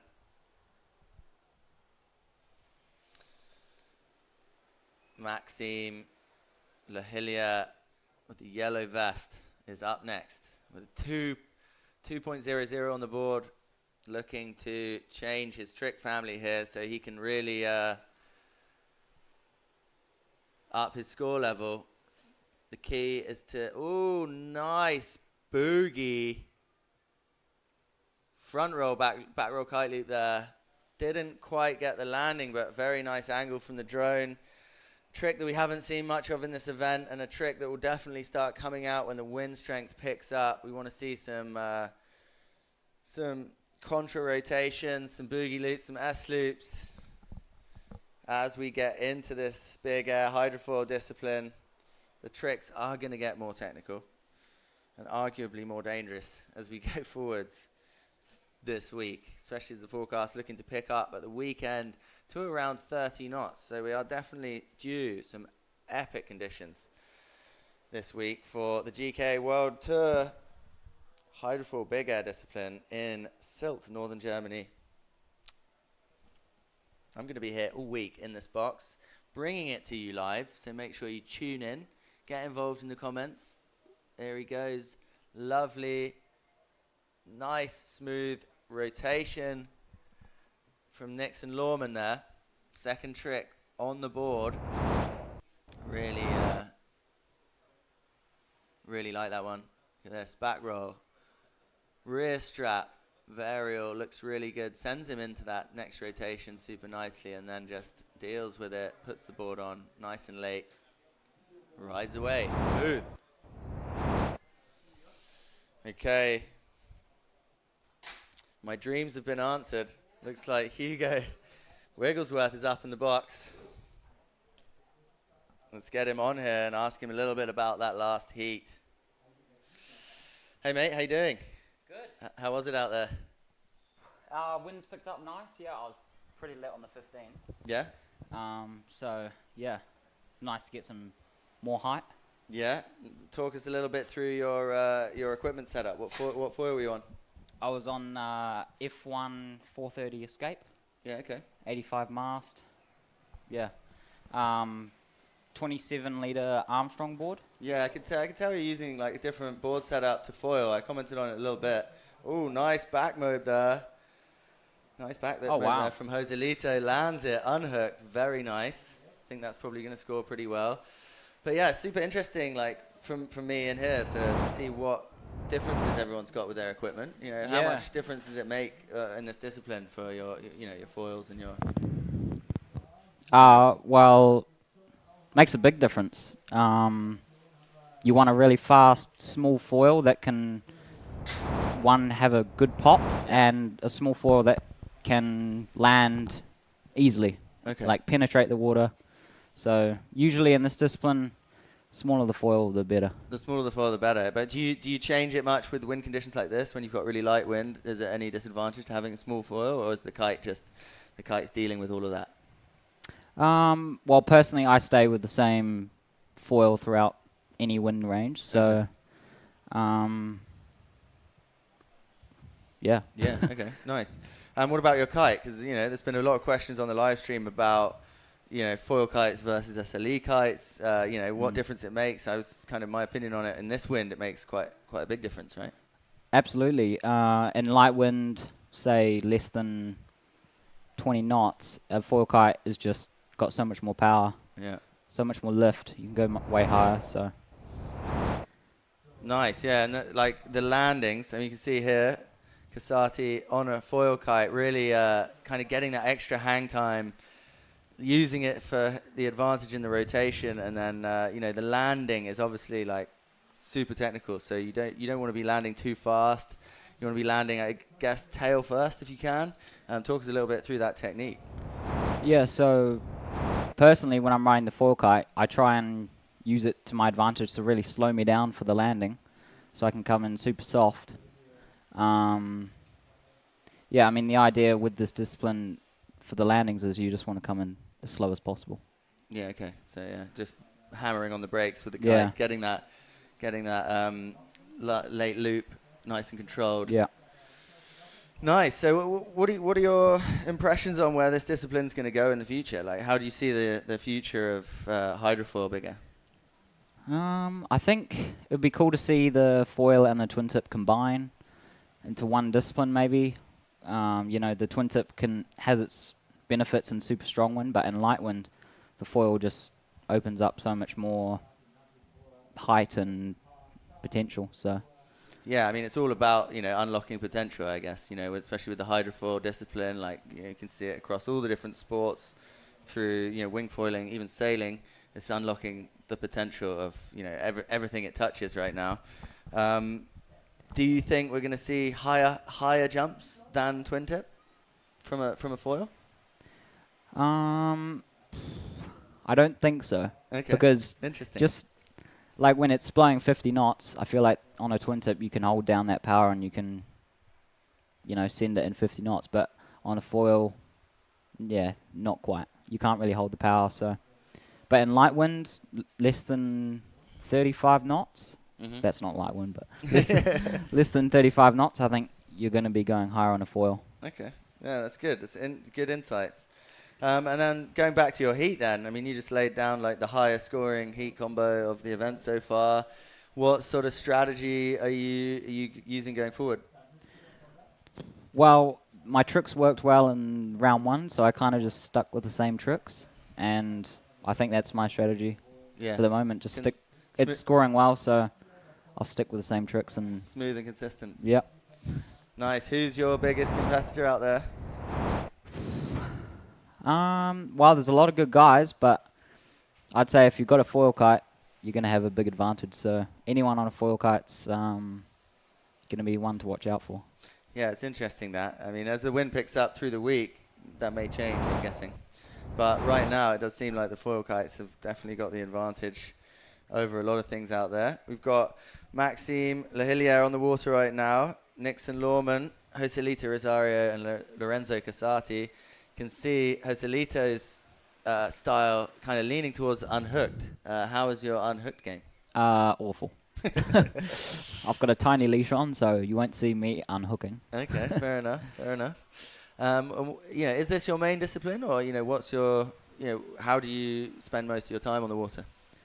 I'd say I'm 50-50 Okay. foil and twin tip at the moment. Purely just because, if it was strong wind every day, I'd probably ride a twin tip most of the time. But it's hard to find those conditions, so the foil was just super fun in light wind. Yeah. So like in your quiver, do you replace your bigger kites with a foil for light wind conditions, or? Also depends on the spot. Like if it's nice flat water, where here it's just deep and choppy, a little bit choppy, so a foil just cruises through the chop much better. Turns into a flat spot. So I kind of just decide on the day on the conditions. Okay. Yeah, but I'm riding big kites on the twin tip and the foil. Okay, nice. And where's your usual home spot? Just where I live. Yeah. Auckland, New Zealand. In the nice. harbour. So a long trip to get here then. Yeah. Here we go. Kasati going again. Big front. Wow, that was a lot. Rotation. Yeah, that was a lot. Talk us through how hard it is to steer the kite when you've done more than 6 rotations. It's very hard. Yeah, because essentially you must lose all steering. You do have some steering, but I'd say you lose about 30%, 40% of your steering. Okay. Yeah. So is that above 6 rotations, or like I imagine? Well, I actually wax my lines. Do you? Yep. Ooh, secret Yeah. behind the scenes tech talk here. Waxed lines. So I think for me it's around 5 rotations. 5 rotations. And then I start to struggle with the friction. So, and I guess there's a sweet spot where you need to wax the line specifically, right? Because it always crosses in the same spot. Yeah, it's usually just about 0 to 3 meters up Above on the your bar. Yeah. That is interesting. Any specific wax? Well, at the moment I'm actually just using Vaseline. Oh wow, okay. So I'm not sure if it's actually good for your lines, but it works. It works, yeah. Makes them slippery. So reducing the friction on the lines is a top tip. I imagine some of the top riders out there that are doing multiple rotations, they all must be doing that, right? I'm not actually sure, but okay, interesting. I assume they are. On this lubricating the lines. That's a new one. I've never heard of that before, but that's definitely a good insight to some of the things and the innovations that are going on here. Because, yeah, I've just been talking a lot about like this as an innovative discipline, and where it could possibly go, and how hydrofoils have kind of changed the game a little bit for that. Because 6 rotations on a twin tip was previously, very difficult to achieve. Past the last few years, now all of a sudden we're seeing like much higher rotations and different things, especially with foiling and the new kite designs and stuff. Yeah, I think most of that comes down to the improvement in gear. Yeah. But also huge improvement in the riders, in the top riders. So.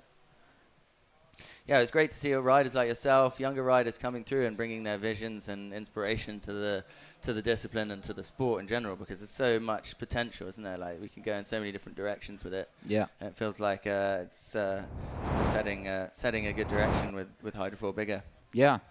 Really looking forward to the rest of the event. So hopefully we get a bit more wind as well. Yeah, it's picking up on the forecast, or at least that's what they say. But mate, thanks so much for coming in. All right, giving thanks, us your Tom. time in the box, and good luck for the rest of the event. Thank you. Good riding out there. All right, cheers. Cheers, mate. Nice. There we go. Heard straight from the horse's mouth that lubricating your lines is the way forward. That is an interesting thing that I'd never personally even considered. There you go. You learn something every day. Looks like I will be getting the Vaseline out. Or not, depending on what the conditions look like. Okay. Here we are back in this heat. Joselito, pink lycra, stomping his signature back mob on the hydrofoil for a 5.90. The judges seem to be fairly consistent with the mid-level scoring on that trick throughout the event so far. Second one he's landed, or third one he's landed, and same 5-point score set. Looking like it's taking him up into the top-level scores, though. He doesn't need much to improve. At the moment, Lorenzo Casati, sitting in first place by the narrowest of margins with 14.83 versus a 14.34. Maxime Lahilia at the back, and the yellow lycra with a 6.57 combined score. And Nixon Lawman from Canada sitting in third with a 9.24. Solid threes across the board. Definitely needs to improve to advance. But as this wind picks up, we are definitely seeing some improved riding as all the riders really stepping up. With just a couple more knots of wind, I think we would really start to see the trick level and skill level improve with some more kite loop variations. It's like Lorenzo there, steezing out the front roll, making it look easy with that last little rotation. Stalling that foil on landing, I mean, that's not a landing. That's a crash. But nice trick through the air. And interesting to see how these riders are dealing with it. Oh, look at that. Nice kite loop. Boogie there. Aiming to up his score level, but not quite taking the landing. It's tough. When the wind's light and you're looping your kite, if you don't get the timing and the positioning of the kite exactly right, it's very, very unlikely that it's going to catch you. So it's a hard trick to land, especially in light winds. Okay, there's Nixon. Oh no, that is Lorenzo. Oh no, that's Nixon.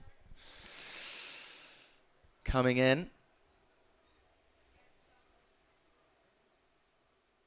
Okay, 13 seconds on the clock for Nixon to do his trick. Let's see it. Here we go. Can he get it in before he times out? Yes. Nice takeoff. Kite loop. Back roll kite loop. Not enough wind to get that kite around. You can see the stool on the kite created by the light wind. Just really tough. Even with a hydrofoil to get that enough line tension through your takeoff and enough upwind pull to keep it consistent through the loop.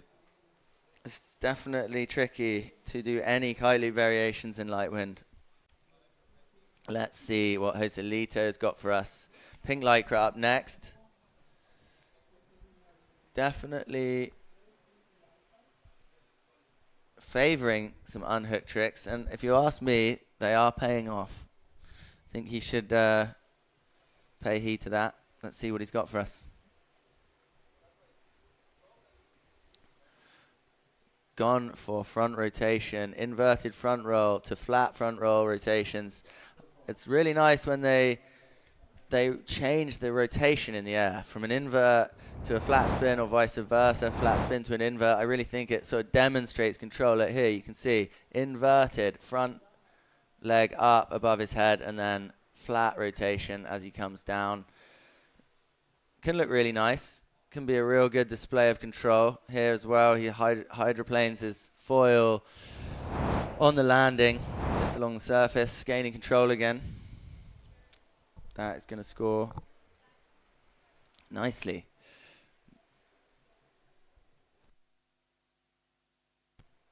Okay, here we go. Casati on his way out. Red lycra, back roll, 1 foot, little can going on there. Into some rotations, wrestling with the controls, but sticks the landing nice and clean. Is that going to improve any of the scores on his scoreline? At the moment, he is sitting in second by the skin of his teeth. Joselito's last score just put him in first place with a 14.97, with a 5.90, a 4.30, and a 4.77 on the board. He's in a good position, but it is not far enough ahead to be safe by any means from Lorenzo. 38 seconds on the clock for Maxime. He needs a third trick family score to bring him into the combo situation. What has he got for us? Nice pop. Little board off. Board spin. Doesn't get the foot back in the front strap and loses control of the kite. He's now a long way downwind from his board. This is a sort of worst case scenario, really, when you crash in a heat situation. And used to be a really bad scenario on the old sea kite days when you get pulled a long way downwind from your board, and it can take you a long time to get back upwind again, body dragging. Luckily with this format, you've got quite a lot of time to yourself to perform your trick, so you can also spend that time recovering your board as well without losing too much time in your heat. Got the safety jet ski out the back on standby. Just keeping an eye on these guys. Okay, Nixon Lawman heading out from Canada. Big front roll rotation. Goes for that inverted board off varial there and loses the grip on the board. Not happy with that. Dropped his board long way upwind. Not happy. You can see he can definitely ride better than he's been riding. He's obviously finding it difficult in this light wind at this spot currently. Here we go, back to Joselito. Oh, fails to pop then. Still 23 seconds on the clock. What's he going to do? He's going to come back in and maybe try that again. Very short amount of time to get that done, but he can probably do it. Let's see, 9 seconds. Has he got this? It's turning direction. It's lining up. 3 seconds. There he goes. He got it in the trick box. Changed the trick that he wanted to do, but knew he had to do it anyway. I don't know whether that's going to improve his scores, because he's already got 3 pretty healthy scores on the board. He's currently sitting in first by a 0.05.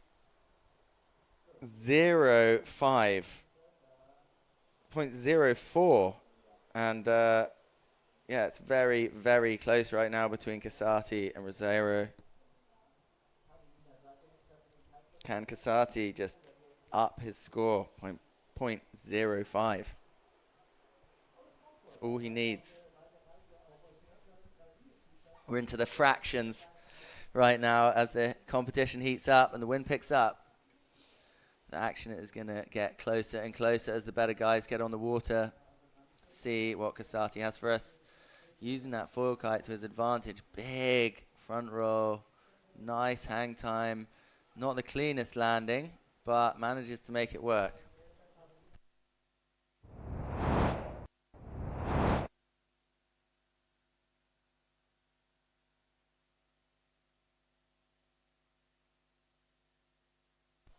Okay, we've got a question coming in from the Foil Life podcast. Big shout out to those guys out in Hawaii. Asking if there's any limitation rules for the foil sets used. Is it only production material allowed? That's a very good question. Something I am not versed in. I haven't read the GKA Hydrofoil Big Air rulebook that closely. But I don't think there are restrictions on the equipment that's used. It's definitely not a one design or limited discipline, and I'm pretty sure it's open to interpretation with what you want to use. Also, like with the amount of equipment that's produced by all of the brands in the kiteboarding industry, there's so many different variations, so many different foil types. You would be hard pressed to find a foil setup that isn't available somewhere. And you know, as we just heard from Hugo there, you know, there's all sorts of different things that you can do to your equipment that can improve the chances of your performance. Waxing your lines or vaselining your lines being the most interesting development that I've heard so far. I've definitely never done it before, and I've never heard of anyone doing it before, but because these guys are rotating so much, they're using special lines and lubricant to reduce the friction and allow them to steer their kite even under more than 6 rotations of spin, which is pretty insane actually.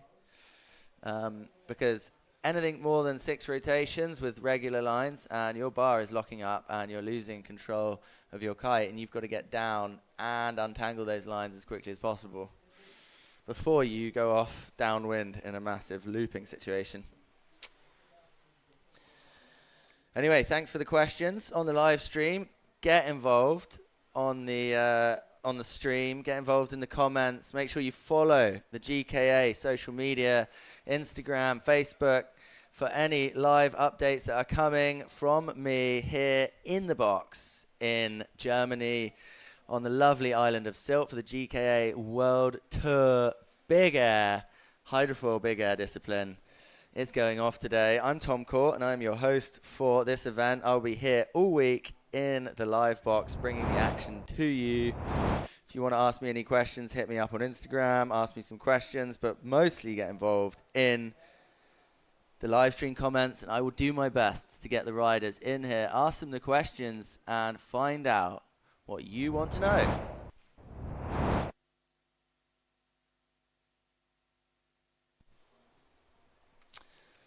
Okay, Joselito in the pink lycra there. It's his turn to do a trick. We've got, he's currently sitting in the lead by the skin of his teeth by 0.04. Lorenzo Casati needs a 0.05 to better him. Doesn't look like he's going to up his score level with tricks like that. He looking to do something different than he's done before, with the 5.90 being scored for his handle pass maneuver, his back mode. So he's done really well with the unhook moves. He's one of the only riders we can see other than Linus Erdmann throwing them so far, but they have been scored highly. I think due to the light wind conditions, variation, scoreline and trick families really coming into play. So the deeper you dig into the rule book, the more interesting it is in terms of the strategy that you should apply to your riding on the water. Here we go. Massive, inverted, double front with a triple quad front. So 2 inverts and 2 flat rotations in that trick. Let's see it again. Straight up on the takeoff, invert that first front roll, invert that second front roll, and then drop down into that closed chain, double rotation, sticking the landing. Very cool. Interesting to know what he's got on his D-Power system there.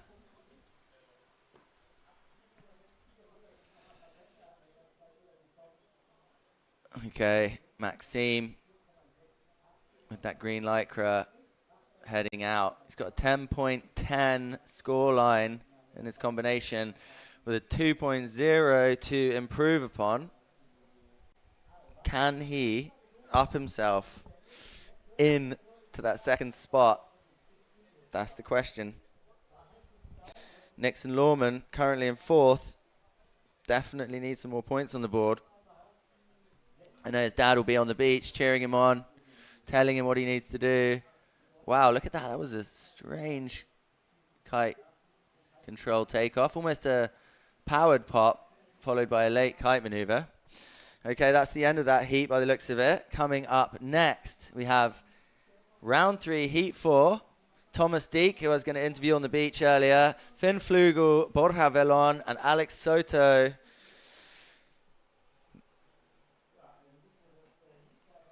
Okay, it's going to be a nice heat, this next one. We've got an interview coming up. Let's go down to the beach and see what they're saying. I was good. I started really good and then I end up not so good. But I reached almost the semi-finals, yeah. That was good. Winning 2 hits, and that was. Yeah, go as far as possible. If I'm lucky and I win, it will be good, but the level is of course high and depend also if you land the tricks, what you want to land, and the wind conditions. I'm good in light wind because where I used to train, there is not much wind. Yeah, I have the advantage that my sponsor, for example, can give me foil kites that performs really good in light wind, and not everyone is allowed to ride them. Yeah. That's good. I'm happy with Pleasant Fair. They have the best year for light wind. So.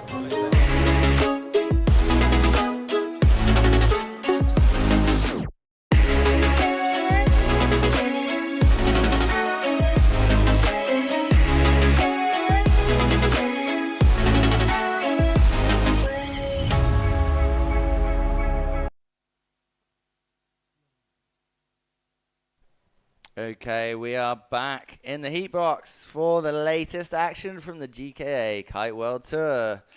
And this hydrofoil big air discipline, one of the more exciting innovations within the sport.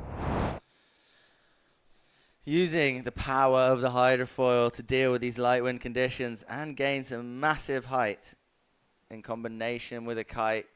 Is there anything that isn't possible? Some of these riders are making it look too easy, but it's only going to get better as this wind picks up. Such a great location here on the beautiful island of Sylt in Westerland in northern Germany. It's the perfect spot for this sort of water sports action.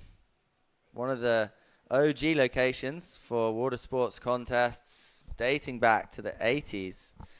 Got a huge history of some windsurfing World Cups, kite surfing World Cups, and supporting our amazing water sports industries with some of the biggest prize money events of all time. Yeah, famous big names like Robbie Nash and all sorts of big named riders gracing these shores over the years to compete against the world's best. We're here again today in this next heat of round 3, heat 4. Tamas Deek opening up the betting with the yellow lycra, 4.37, followed by Finn Flugel. Here he goes. One of the riders to watch here. Nice clean landing. Nice clean landing. Let's have a little replay. All riders compulsory wearing a helmet for this discipline. Little foot strap varial there. Sneaky. Gets his feet back in nice and easy, and then you can really see how these riders are changing their center of rotation by bringing their arms in to the center of the bar and just ramping up that rotation. Really helps them to control it, to generate speed through the spin, and then when they open up again to slow that spin down. Okay, next up is Borja Velon, who we just heard from on that beach interview there. Prepped and ready for these conditions. I heard him talking earlier a little bit about just getting experience in the heats, on the water, and in competition. For him, this is a great event and a great opportunity for that. Riding against some of the best big air hydrofoilers in the world. Just gaining that heat strategy, heat experience, and showing what he's got. Let's see it.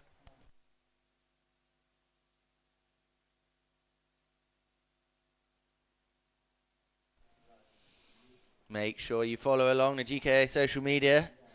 Check the GKA World Tour out on Instagram, TikTok, Facebook, whichever channel you prefer, for the highlights and the best clips of the day, all coming to you as soon as this event, as soon as each day is finished. You'll be hearing interviews, rider feedbacks, best trick clips, all the latest action across all the GKA medias.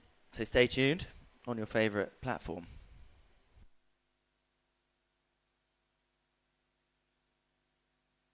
Here we go. Big, nice, clean takeoff.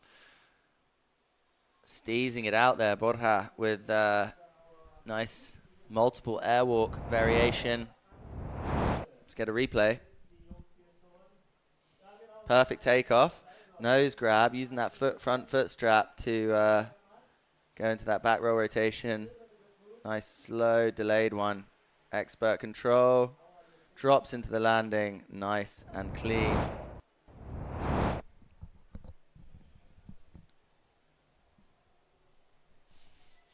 We've got some comments coming in on the live stream. Will they definitely do the semi-finals today? I mean, we're kind of, locked into the conditions here, so we're just playing it by ear, see how the conditions develop. But it is looking good. So wind is picking up. Wind's building through the afternoon, so hopefully we will get to the semi-finals. Here we have Alex Soto throwing down. He's one of the OG kite foil big air riders and one of the original Dominican crew who used to ride freestyle back in the day. So he's got all the tricks in the bag, from highly technical unhook maneuvers two insanely complicated big air combinations, and one of the first riders I've seen doing foil flips and some crazy moves with the hydrofoil.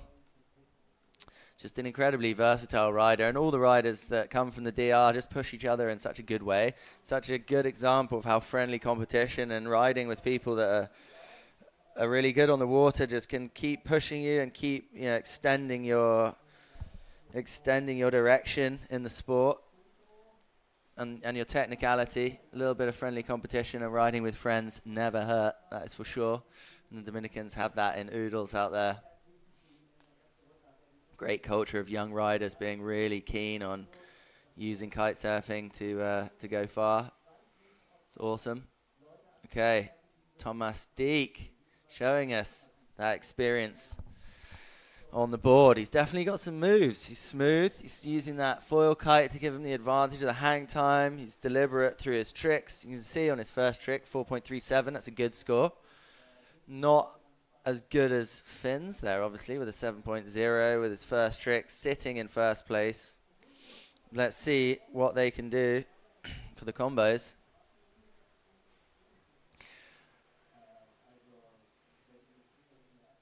There we go, Finn Flugel up next. If you've got any questions for me, let me know. Got any questions for the riders? I'll do my best to get them answered for you. Get involved on the comments in the live stream. And we will bring you the best action that this discipline has to offer right now, especially as the wind picks up throughout the week. Like, these riders are just getting warmed up, getting into their first heats, and progressing into round 3, heat 4 of the GKA World Cup here on Sylt, Germany.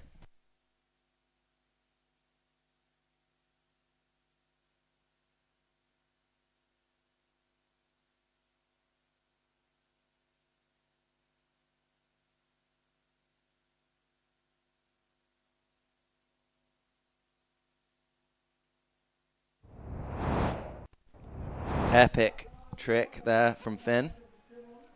See what he's got. Very nice. Very nice. Back roll rotation. Tic-tac. It's pretty technical, the way they're using their foot straps as grab handles. I think it really it's super interesting. And something that I think other disciplines could probably learn from, rather than these sort of huge handles that everybody's using to eliminate the need of sort of bending down too far. Used to be that nobody used handles on boards, but they seem to have crept their way back in as we go forward into the big air discipline and the development of technicality. But these guys don't seem to need them. Okay, up next, Borja Velon. 4.90 on the board. Crowds building up on the beach. Pressure is on. 2 more scoring tricks available. What has he got for us? It's going to be interesting. We're still waiting for scores from Finn. I've got a feeling he's going to drop another biggie after that last trick that he just landed smoothly.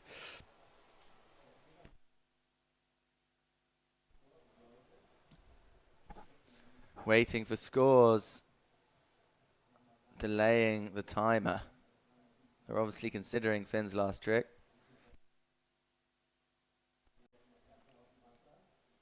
Let's see what they go with. The sun has now officially come out.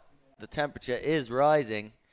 It's a sunny day here in northern Germany, and a perfect day to come down to the beach and watch some hydrofoil big air with us here at the GKA World Tour. Myself, Tom Court, in the commentary box for the live stream. It's an absolute pleasure to be here. Stoked to be amongst the best riders in the world and support the sport that I love and have been riding in for the last 25 years. Such a good, versatile sport with so much potential, and I think we're really seeing that potential exercised here with the hydrofoil big air discipline, dealing with what is essentially really light wind, bad conditions, but making it look really good. There we go. We saw that score drop for Finn there as a 7.13, putting him up to a 14.13 combined total score with only 2 tricks put down. He's set to be one of the highest scorers of the event again here. There we go. Borja, nice front roll rotation, inverted, manages to keep control and land smoothly. Probably wanted another rotation in there, but had to delay it to keep that landing certified. Did it, look, back foot strap, inverted, board off. And I reckon if he'd got his back foot in earlier, he would have probably gone for another rotation, but dealt with it, landed smoothly. These riders are really reacting to what's going on out there. If you don't kite surf, it's often difficult to kind of appreciate what's going on with the kite whilst they're going through these tricks. It really is a sort of complicated and fine-tuned reaction to the kite that you need to have when you're performing these tricks, especially through the landings. You've got to sort of gauge your height, gauge your ascent, and gauge your descent correctly so that you can pull the heli loop at the right time or get your kite into the right position for the landing. So there's a lot of multitasking, not just the trick at hand, but also the kite control, the kite steering, sheeting, and hand switching on the bar that we've seen from a lot of these riders is really very impressive. Waiting for scores there from that last trick. Alex Soto up next.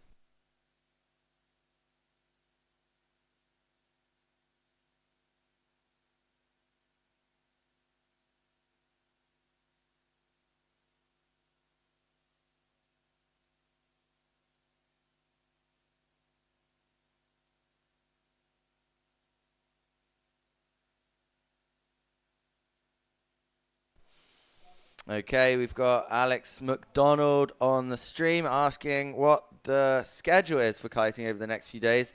The schedule for the event is it's definitely dictated a little bit by the weather forecast. It's looking like today we're going to get as far as we possibly can with the hydrofoil big air.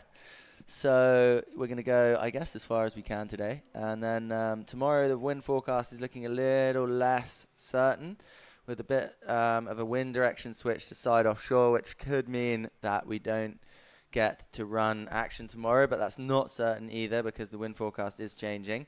But it looks like through Friday, Saturday and Sunday we're going to be getting some epic wind coming through. So if I had to guess, I'm not in charge by the way, but if I had to guess, I would say there's going to be some really good action going forward into the weekend, and probably a long day of action starting pretty early on Sunday to make the most of the strongest wind conditions that we've got here. Because we've got to get the hydrofoil big air done, and then following that is the strapless kite surfing. So they're going to be really leaning into that strong wind at the end of the week with hopefully some big wind swell to go with it.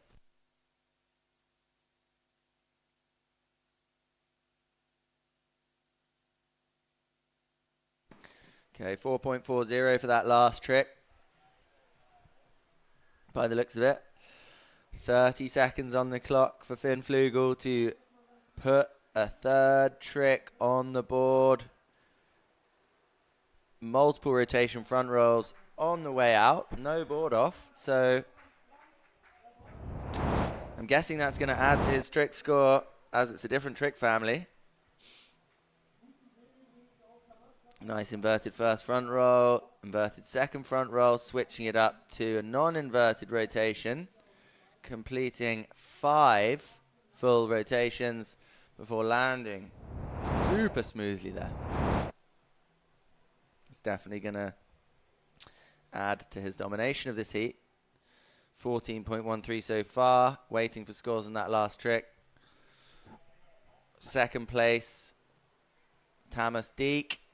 13.70 and 10.23 for Borja Velon in third.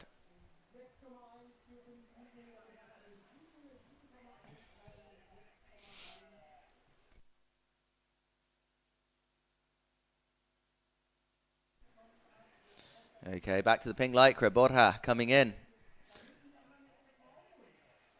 Going into that front roll, going for the board off, not really getting an extension. Nice landing, very nice landing. Managed to land it backwards and switch that board around on the pivot. Good control. Invert on that first front roll. 1 footer. Actually, nice little Steez points there. Coming around, look, landing the foil backwards and then just pivoting it into the position to ride off.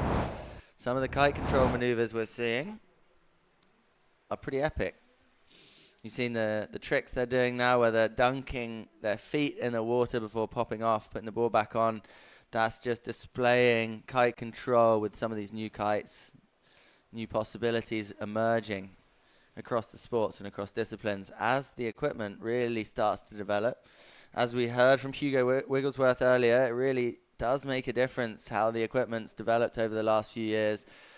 Not just the young riders coming into the sport and sharing with us their sort of enthusiasm and inspiration for the new directions that this could go, but also, you know, the designers and the people involved in designing the equipment really getting involved to changing materials, tweaking designs. We've gone from, you know, physical tweaking designs and bridle changes and finding out how kites fly best in that regard, to changing materials and really improving the technology behind these new kites to improve their performance. So it's super interesting, and that's really going to lead us to a bright future across multiple disciplines, in my opinion.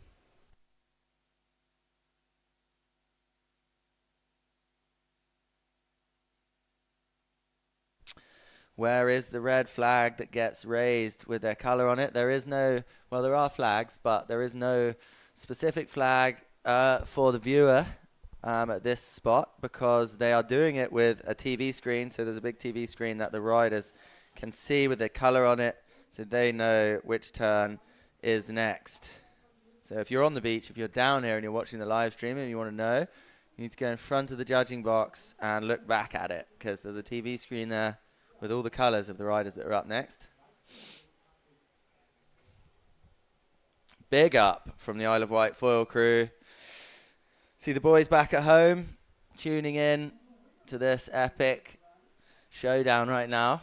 Hydrofoil Big Air kite surfing discipline, round 3, heat 4 of the GKA World Tour here in Sylt, Germany. It's a pleasure for me to be part of it, to be here commentating on this development of the sport and these epic riders, some of the best riders in the world from all over the world. People coming in from New Zealand, Dominican Republic, Brazil, Germany. We've got the German foil team. Here we have Finn Flugel from Germany going out. 24 seconds on the clock. What's he got for us? Looks like we may have missed that trick on the live stream. Let's see if we can get a replay on that one. Here we go. Finn Flugel going out. Front roll, take off. Back foot strap, board off. Spinning that board round like an axe.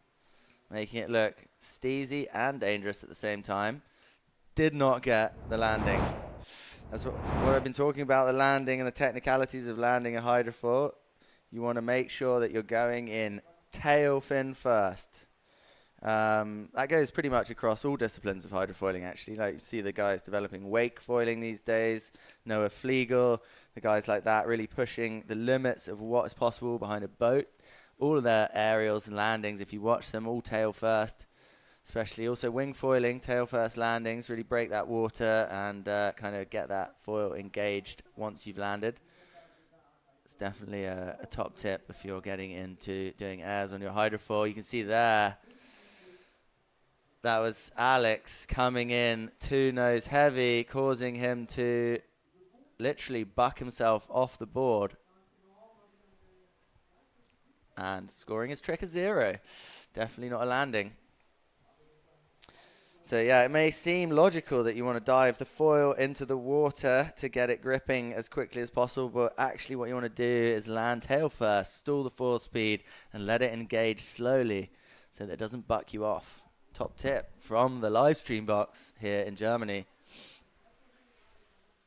Okay, Tomas Deek going out, busting a trick, nice easy one. He's got a pretty good scoreline with 13.70 right now. It's not good enough to compete with Finn, but he's definitely displayed some pretty competent riding out there. Very nice style, very nice execution, clean landings. Will that up his scoreline? That's the question. Needs to better a 4.37 to increase his overall score. Going up against Finn with a 20.23 combined score. Again, up there with some of the highest scores. Not quite as high as Hugo Wigglesworth's on the last round, but pretty good. Waiting for scores there from that last trick.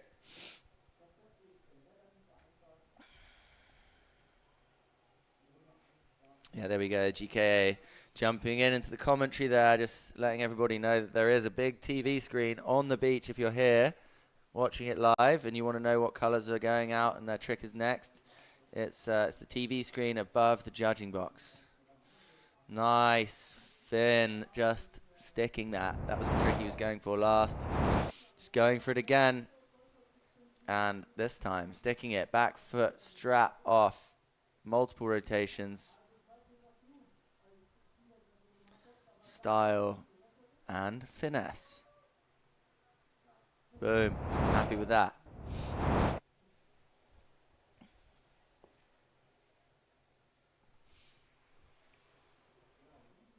That fly surfer, foil kite there. Just doing the work. Borja Velon up next, 37 seconds on the clock. Pink rash vest. Let's see what he's got for us. It's good to hear from him on the beach just before this round. Obviously ready for it. Putting in a lot of work, training for the event. He's got the kite for the job, the light wind machine. See what he's got. Early pop. Nice. There we go. That's that foil flip. Mast grab, end over end, foil flip. Board back on. First one we've seen landed so far this event. Let's see how the judges score that. It's definitely a level of danger, I would say, involved in this. Look at that. Throws the board, catches it by the front of the mast. I'm assuming the back of that mast would probably cut his fingers off. So, not bad. I mean, wouldn't catch me doing it. Very, very nicely executed trick. Let's see what the judges are going to make of that.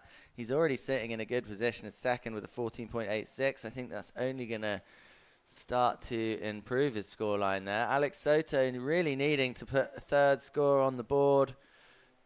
And then if he scores higher than a 5-0, he's also going to be in a very good position. So Alex is not out of this yet.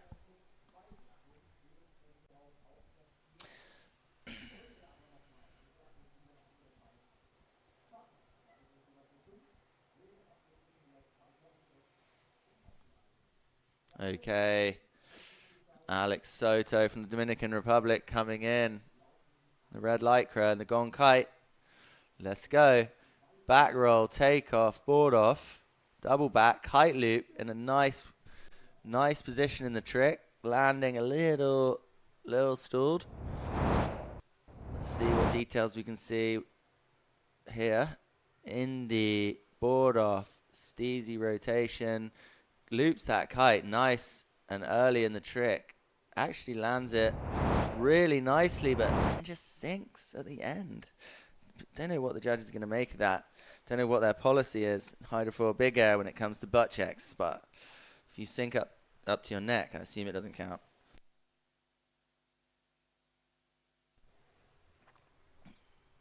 Back to the top of the box.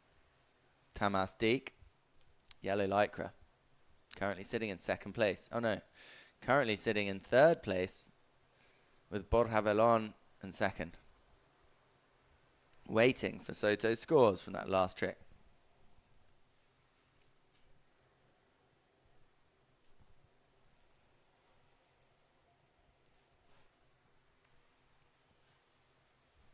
Here we go. Countdown is on for his trick attempt. Back roll, board off rodeo. Squeezing the double rotation in. Landing it pretty smoothly. Was nice. Here we go. See up close and personal. It's the hand switch. Oh, he even does a little peace sign in there. I mean, for me personally, that's Steve's points. Boom. Really amazing what these guys have time to do in the air. Even throwing in the peace sign.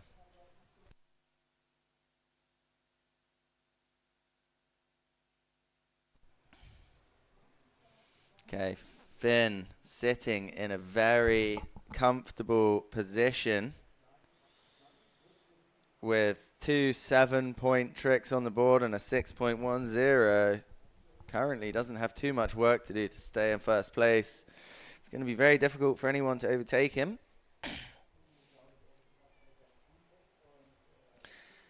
Borja would need to improve at least 2 of his major scores to get up there.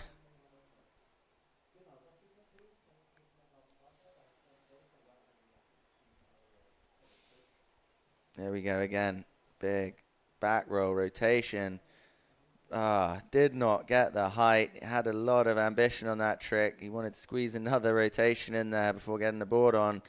Just didn't stay up long enough. But we saw what he was going for. One thing we've seen from Finn so far is he'll probably land it in the next go. Back to Borja.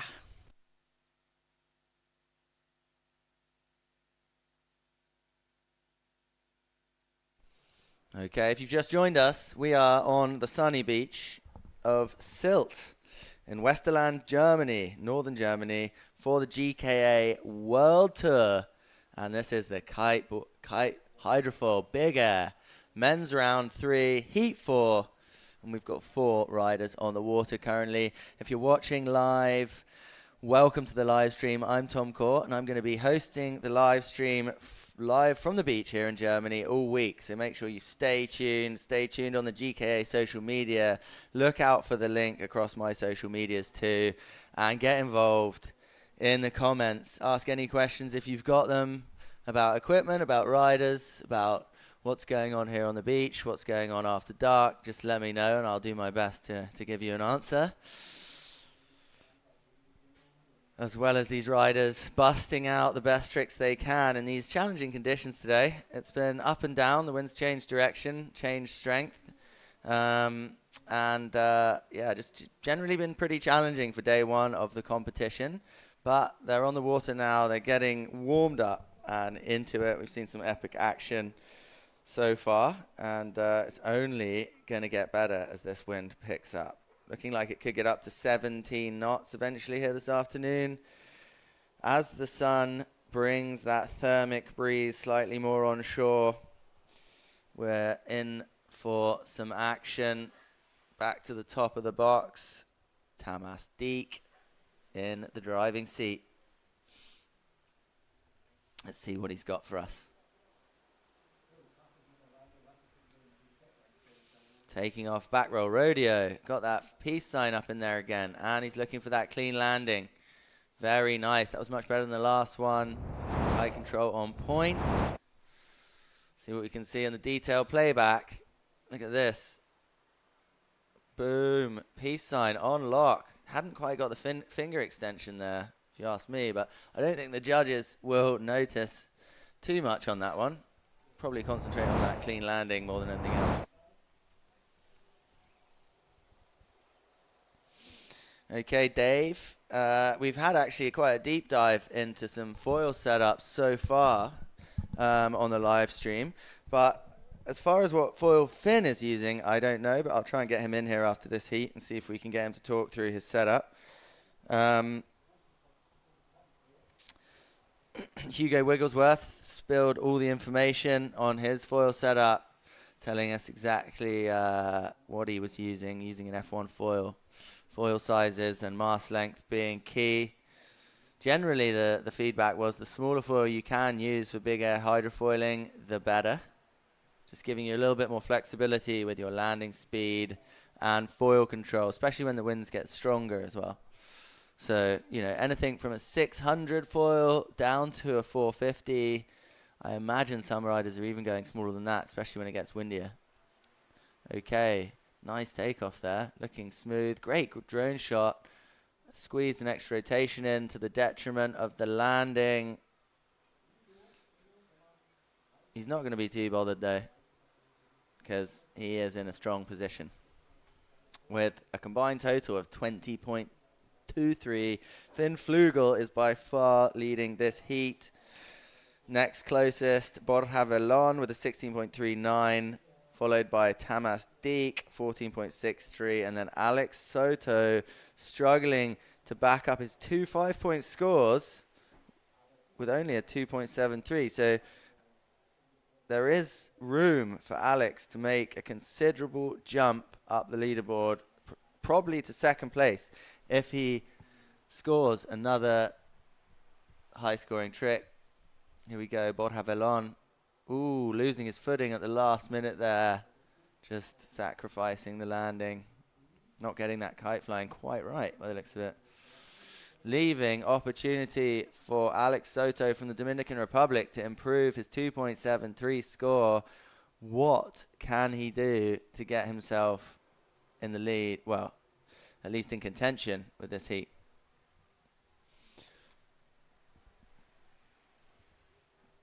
I mean, if he got a 10-point score, he would be in the lead, but I don't see that happening. Currently, let's see.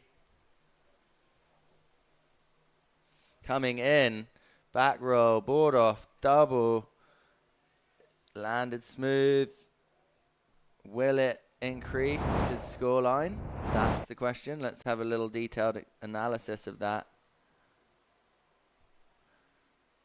Ooh, nice. He didn't get too much extension or anything, but if there was a kite loop in that, because I couldn't see the kite, it could be a high-scoring maneuver. But now, let's go to a quick commercial break whilst we wait for those scores to come in.